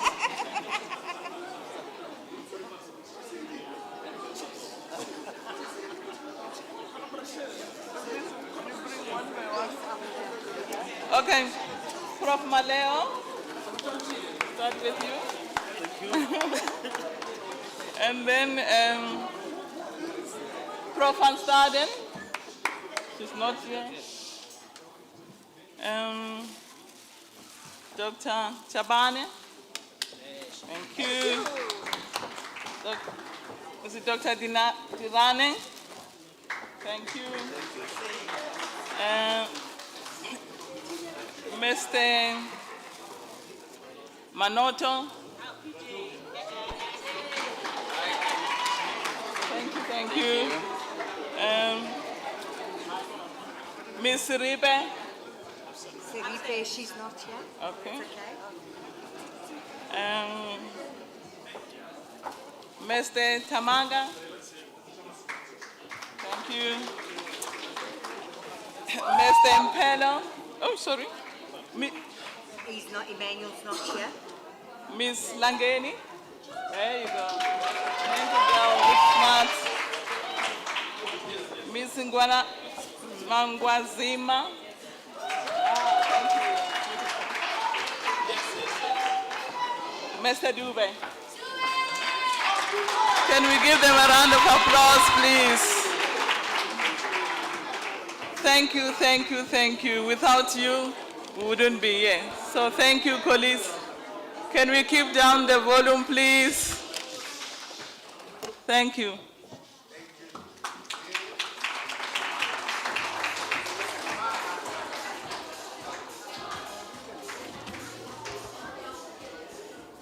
All right, DVC, may I kindly ask one question? I see they've been receiving some of the gifts. And I've been standing here, burning my voice out. All right, ladies and gentlemen, we are about to close the session for the award ceremony. Let me call upon Mr. Lutkolo Rubashe to give out the closing remarks. Mr. Lutkolo Rubushe is the Group Managing Director for Adapt IT Education. Ladies and gentlemen, Mr. Lutkolo Rubushe.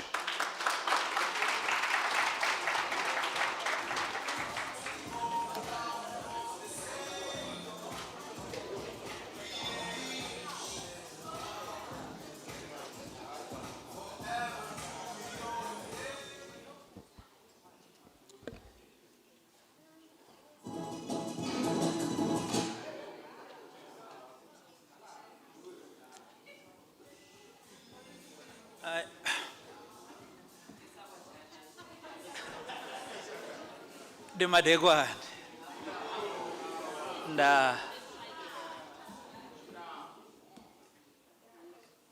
I'm trying to sort out the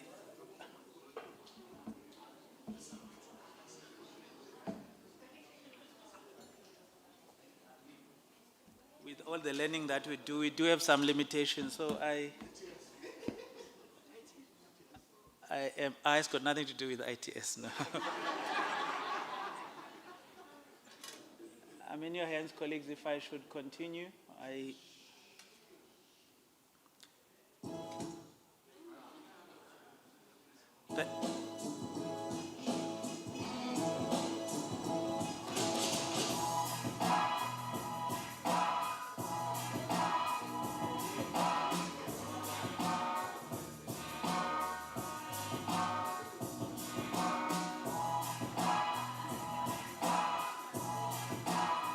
My name is Dr. Olafobusha. I'm the Group MD of the Adapt IT Education Business. The conference is about to end. It has started 4 years ago. We chose VUT based on their interest in this space that we're going to work together to host this particular conference. I'm excited to be part of the conference. So the conference today has been quite successful. I mean, today we've got about 250 people from across 12 institutions of higher learning nationally. So far, we have good positives, looking at the turnout, the number of people starting to participate in the conference, and again in other universities as well. And the collaboration we're having with other what they call colleagues, including Adapt IT. The selection of speakers, the range of paradigms, views, lenses, ways of looking at the world that we have seen just in this first day of this conference is phenomenal. The conference started out very powerfully in terms of the inputs that we got. We are very proud of the work that we've done preparing for and being part of this particular conference. It is an honor to interact with the caliber of scholars that I have interacted with. This day I know there's going to be thought-provoking discussions, a lot of research outcomes that speakers will be presenting. We thing is how there's just this paradigm shift towards collaboration, towards understanding what data is available, towards being able to use the data effectively to meet the needs of the institution across the different topics that have been covered. So for me, institutions, they need to spend time in making sure that when it comes to student administration, those processes are automated. These are the kinds of spaces where we get the most fundamental stakeholders into the same space, having conversations around how we can really make a difference in this country. I think it will be exciting to hear from what other institutions are doing for us to be able to learn and grow. With that, I look forward to future engagement, of course, with the WIT and then maximizing the numbers of participants. So the one thing I'd like to say about the Bell University of Technology Teaching and Learning Conference is this is the best conference I have been to ever. All the objectives that we sought to achieve through this, we've been able to realize.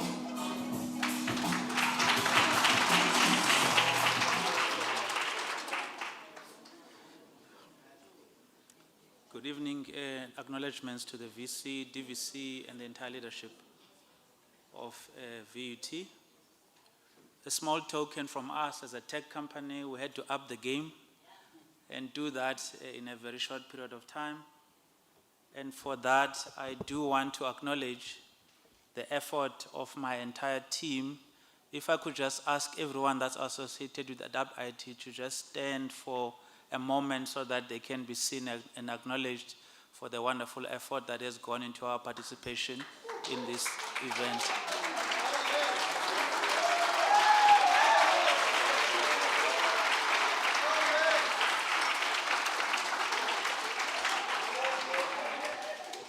Thank you, and thank you so much.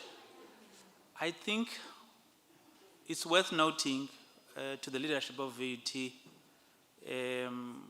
VC, that we have been working with our client institutions in South Africa and beyond, and we took a decision last year that in 2025 we were going to host our own teaching and learning conference. And when VUT indicated that they were also embarking on a similar program, we did something that we've never done before, which was to approach VUT and host this event together. And by lunch yesterday, there was an overwhelming view that this conference has been an overwhelming success, and we want to thank you for your effort on the side of VUT.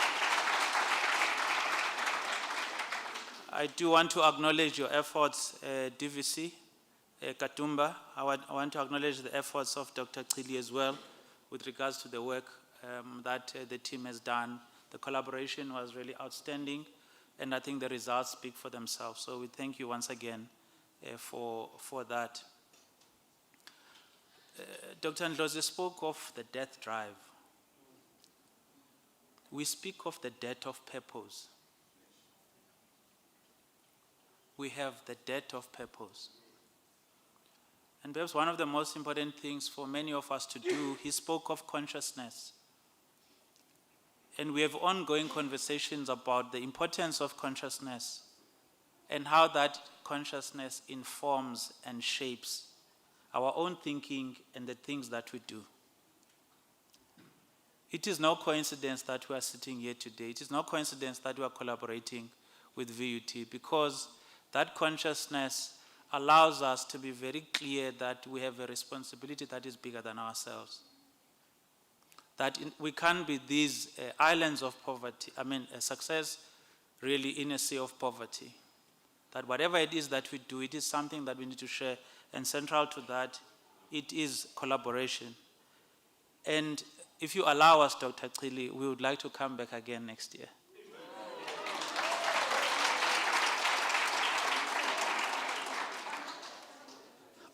Colleagues, without taking too much of your own time, I just want on a lighter note to share what a story, and I'm not sure to what extent it speaks to just the academics. But someone once said that when we are leaders, we learn and we learn wherever we are. And I suppose in the same vein, we also teach, even if we are not always conscious of that. And I'm reminded of a story of teachers or educators, as they are now referred to. The two that went out on a date at DVC. And when they got onto this date, the waiter comes and they make their orders. And as they make the orders, the lady turns and looks at the educator, not you, Dr. Masango, and says, just so that we're clear and we're on the same page, I don't want you to have the wrong impression of me. I don't want you to have any high expectations on this date that we are having. My father warned me about charming and handsome men like yourself. And if we are aligned, we can go ahead and have this meal. The educator, the men, naturally discouraged, but they went on with the date. They ordered, they ate. The lady was comfortable, was liberal, ordered, they ate, and they generally had a good time. That was until the bill arrived. When the gentleman opened that bill and looked at it, the blood escaping his face, he turned and looked at his fellow educator and said, just so that we are clear, I don't want any confusion. I'm not the kind of man that opens his wallet on the first date. And on that note, he went on to pick his own items and pay for them. So we learn wherever we are. Good evening.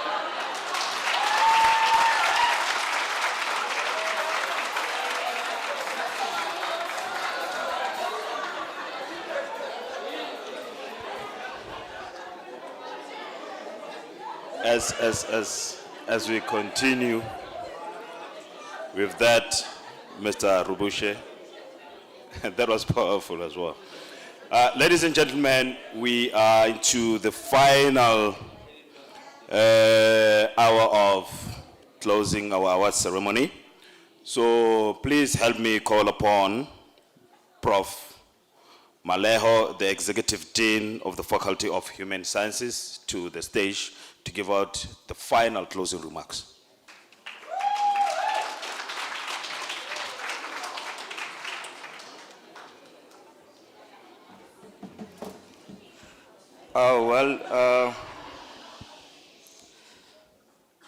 Dr. Ndlozi did indicate that Tina, we are disabled, so I need to adjust my mic before I can start. Colleagues, thank you very much for being here. But let me start by thanking our Vice Chancellor and Principal, Professor Ndlovu, and the head representative, Ms. Mandisa Kagwe, DVC Teaching and Learning, Dr. Kanakana Katumba, DVC Resources and Operations, Mr. Strelo, DVC Ricky, Dr. Speech Nelana, our esteemed guest speaker, Dr. Mbuyiseni Ndlozi, and our sponsors, Friends of Beauty, Center for Academic Development, Faculty of Human Sciences, and lastly, Adapt IT. Colleagues, as Dr. Ndlozi was delivering his remarks, I was busy contemplating what he was saying, and he reminded me of one of my favorite, most famous British author of all time, by Charles Dickens, with his convolutions in the book, A Tale of Two Cities. When he said, I quote, "It was the best of times, it was the worst of times. It was the age of wisdom, it was the age of foolishness. It was the epoch of belief, It was the epoch of incredulity. It was the season of light. It was the season of darkness. It was the spring of hope. It was the winter of despair.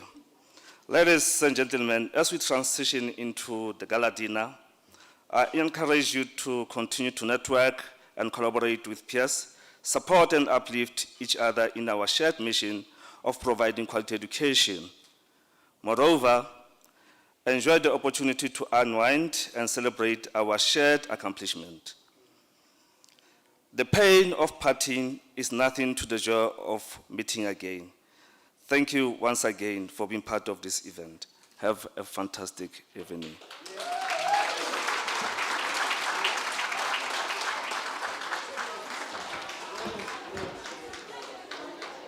Ladies and gentlemen, now I'm the only one standing before you and Tina. So please allow me some time to thank myself because no one has done so.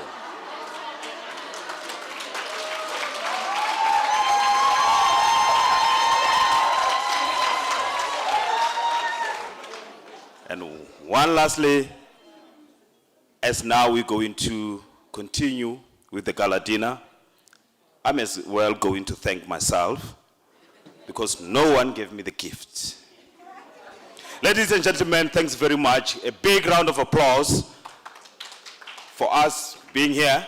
I know now the time is quite late for our dinner, so we're going to go outside, we're going to have a buffet, and then we're going to come back and eat and continue socializing.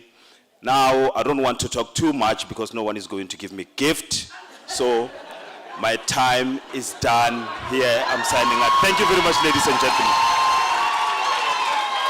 Oh, that's for me.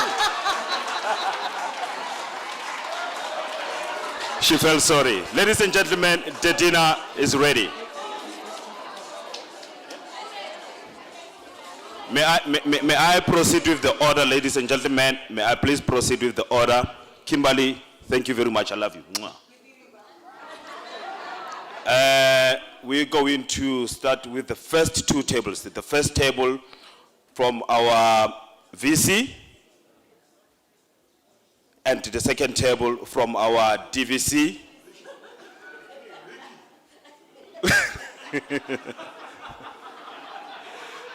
In that order, please, the first table from the VC to go get something, and then from that will be followed from the second table on this side.